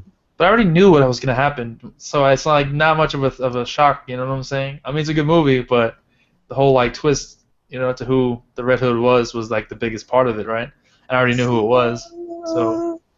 Yeah, I guess. I mean, but I already knew that because I had read the comic though. So. Right. Well, I got spoiled a bunch of times about that, so I mean, it's pretty much common knowledge at that point for me, anyway. So I already knew it, so it wasn't as like impactful. Like it was really well done for what it was, but I don't know. I didn't know shit. I didn't know shit, so like I was like, yo. I didn't know a damn thing. So I went to that shit blind, and it was like that awesome. ending scene. I like Flashpoint a lot. I think Flashpoint is better than the comic because I actually have the comic for one of the few comics I do own. I own Flashpoint. I think that the movie actually did a better job. I like the one where Superman versus was it Doom? No, not Doom. Was the guy who killed him? I forgot his name. Doomsday? Doomsday. Yeah, Doomsday. Oh, you like that movie, dude? Yeah. No, you don't like it? That's the worst one, dog. Why do you like that shit? Why is it so bad? I guess I got shit taste. Why is it so bad, man? It's oh my god. Otaku Assemble or Larry did he did a review on it. Like he can explain it way better than I ever could. I mean, granted, Otaku Assemble like impression, right? Let's go up. Come on, explain. I'm curious. I mean, it's admittedly it's been a while since I've seen it, but I remember when I was first watching it that I didn't think that the message or Superman's character was correct, so to speak. I didn't think the animation was good. I thought Lois was just. I remember thinking like Lois was just not. She was more annoying. She was Fu. Like what Fu is to you, she was to me. And Lex was being dumb. That's quite the damnation. Yeah, Luthor was being dumb, and villain Superman I thought was kind of cool, but like when he kills Puppet Master, but I think that was like literally my favorite moment in the entire movie when he kills Puppet Master. Because it's funny because the title's called Superman Doomsday, yet Doomsday is only the first half of that thing, you know? Yeah, I didn't care for that one either. It was just I just didn't find it. Like I don't like Doomsday that much personally.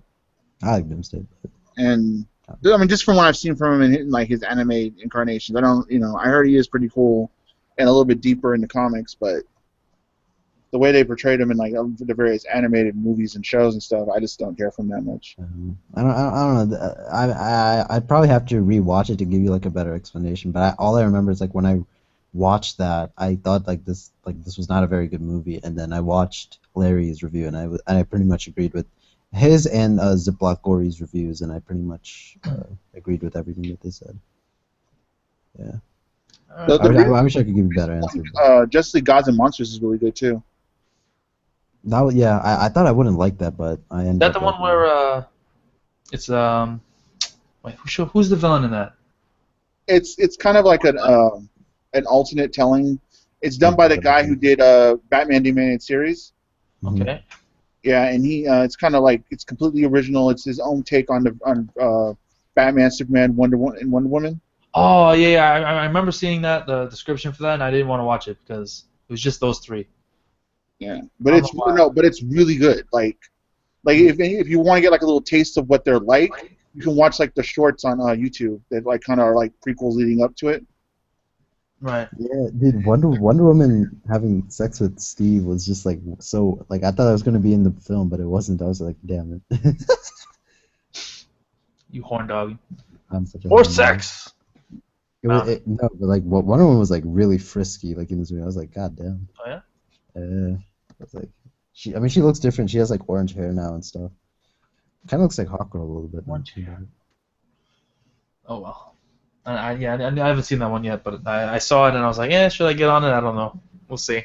It's good. It's good. I would recommend it. All right, fair enough. If I have a Justice League movie, I want the full Justice League there. I don't want just the three. You know what I'm saying? Yeah. Like the others aren't important. Fuck you guys, man. They are important. All right. I want to see Martian Man. I want to see Green Lantern. I want to see the Flash. Let's go. True. Even I'll tell you this. It's way better than the Justice League War movie and the Atlantis movie. That's for sure. It's definitely better than those. War was alright. The one that I need to watch though, that I know it's like one of the best. I have yet to watch Flashpoint. Oh, you should watch. You gotta see Flashpoint, man. Yeah. Flashpoint's great. I love it. And being a Flash fan, go for it. Barry, man, it's Barry. Hey Merlin, have you seen any new movies recently? Or anybody else too, if you want. Like, I was just talking about The Martian earlier. That's the latest one I've seen. oh yeah. I saw that just now before I came here. It was alright. I think Interstellar and Gravity were better though. Ooh, Merlin. Oh, Merlin, I hope you heard that. He said Interstellar is better than The Martian, man. Please. I haven't seen The Martian yet. Merlin, explain to him. Tell the man Interstellar. Am I about to get exposed? Gravity was pretty good. You're probably listening and you heard us ranting about how bad Interstellar was before. I was talking with Smoke about Gravity. He hated that shit. He was like, God, I hate this fucking movie. So I can't judge Gravity, but I could see Smoke hating Gravity. I could see Smoke hating Gravity. I don't care about this bitch just floating around and shit.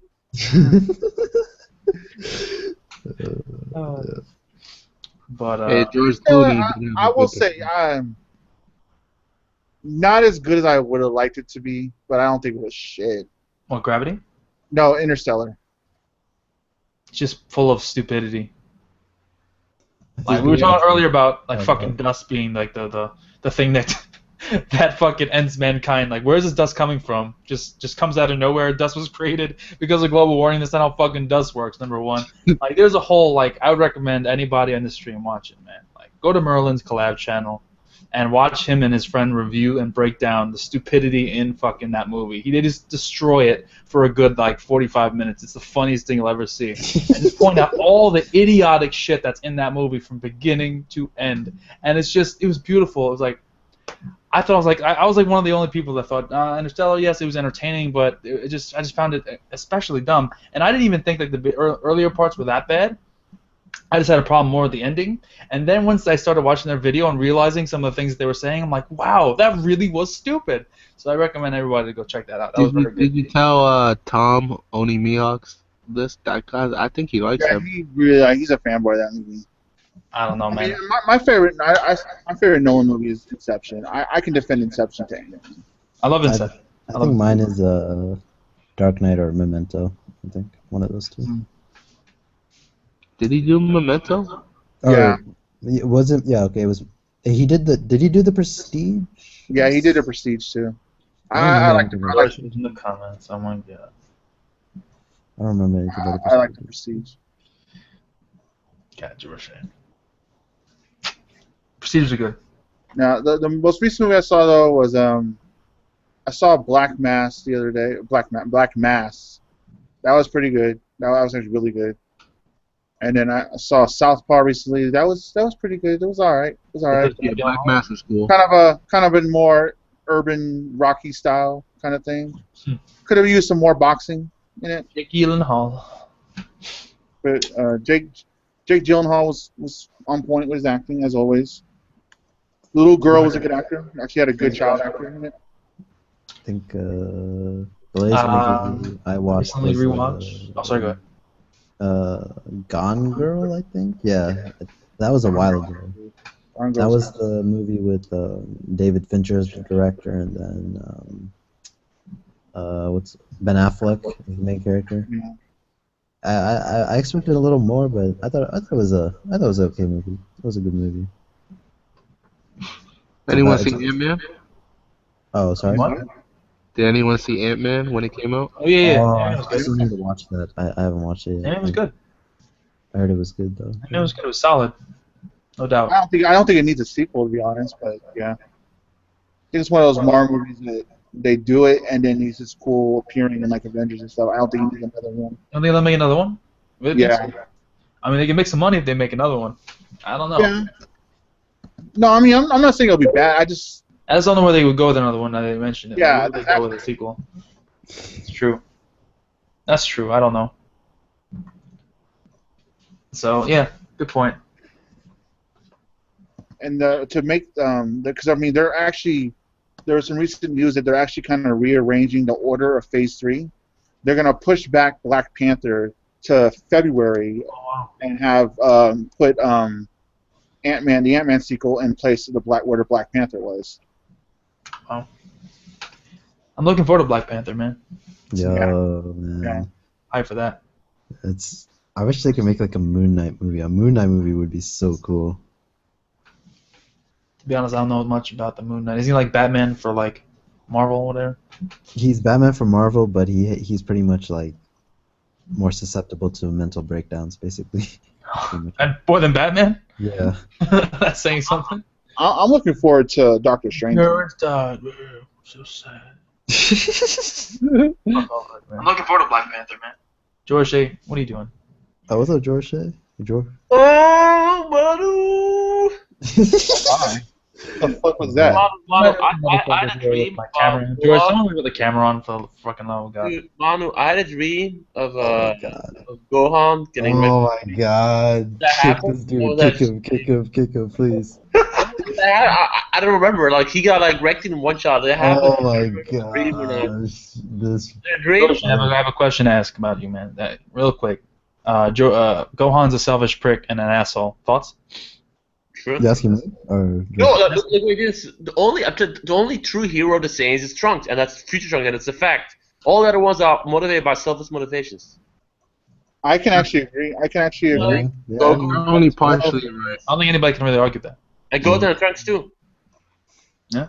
I mean, Trunks went back in time to change the past, even though it wasn't going to affect his time. Yep. And he directly there's so many that indicates that when the androids are set free, he directly blasts everything. He's like, fuck this shit. Same so he just doesn't give a fuck. He just wants to get the things right. While Vegeta is motivated by his fucking pride, his fucking stupid ass honor. Gohan is motivated by studying. I want study, guy. More important than favoring the world. Like, shut the fuck up, you nerd. Goku gave a sense beat to Cell. Like, the fuck are you doing, wait, bro? Wait, hold on. In his defense, his character. Uh-oh. I sense the power of a Gohan fanboy about to speak. Now I'm talking about Goku, giving that sense of me. Goku's not even the top 5 best characters in Dragon Ball Z. Oh, now you're bugging. You're bugging. I know Gohan was top 5 best characters. Who's better? Who's better? If he's not top 5, who's the top 5 then? Rick? Vegeta, Piccolo. No order. Vegeta, Piccolo. Wait, Piccolo, the guy who got shit on in Boost Saga? What the fuck? He was like a nanny in Boost Saga. Nanny Piccolo. Just because you're not strong doesn't mean you're not a good character, right? Definitely downgraded his character. The fact he's a good character still. But it's downgraded his character heavily. I don't know about that. I don't know. How is it not? And then let's go to Battle of Gods, get Rick's back out, fucking Zarbon level. The fuck is that Wait. I bullshit? disagree. It was a good Wait, so great y'all character. honestly think Frieza didn't train his men during that time? Like, No, he said it's You think Zarbon Frieza's level. kind of? You think They Frieza's said kind of it's guy that would be Zarbon like, level. let's go, dude. guys, let's train. So Let's you train, guys. honestly No. accept, That's just an assumption, wait, dude. Mikey, you can honestly accept Frieza being able to train his men beyond Super Saiyan level? yeah. No, that's fucking bullshit. That's a big assumption That's based on nothing. They didn't even say anything about that. Frieza was scared of Super That's an Saiyan. How can he assumption, train man. these guys to Super Saiyan level? You can accept Frieza training his men beyond Super Saiyan level when they carry hand blasters? Not all of them carry can blasters. Like 90% of them do. I don't know if that's I factual. mean, that's an argument, but there's nothing to assume that they did get trained by Frieza. Frieza doesn't seem like that's not in Frieza's They said he's personality. Zarbon level. Like, what Do the you think fuck that is it's the enough question? in They said Frieza's personality to train with his soldiers? I He's mean, gonna train himself. And first of all, Frieza Exactly, was yeah. scared of Super Saiyan. How the fuck is he gonna fucking suddenly train and become as strong as Super Saiyan? Exactly. How is he, there's no way they can get that level. That's some bullshit. Yeah, I don't think he would have time to train in that short amount of time. Was it like 4 months to train himself and train Scrubs at the same time? I just don't. And in 4 months, there's those scrubs on the Super Saiyan. That's some fucking don't even bullshit know right above there. Super Saiyan. You Well, don't actually, even no, he's know- not above Super Saiyan. hey, hold on. A hyperbolic time chamber. Right. The cell, God. that could have been bullshit, right? That was bullshit. Because if Cell didn't know, he didn't know about the hyperbolic time chamber, so that was probably bullshit to him. It We wasn't don't know what kind of training these cats did. He knew about the By the hyperbolic way. time chamber because he had Piccolo cells, though. That might be How long did they train in that chamber for? a day. But A in their year. time, how long was it? Nah, but Yeah. Cell doesn't know that. Oh my I admit it's God. bullshit. Like we're not arguing that, but I'm just saying What that. the fuck are you talking about? So from some point of view, is first of all that. Oh my God. From Dude. your point of view, it Oh my God, dude. Just both come on, man. You know that's some bullshit right there. That Belgian raid. Okay. From that point of view, okay, then, but that still needs to be explained to the reader. So you're saying, oh, maybe that we're like in a hyperbolic time chamber where 4 months was like 500 years.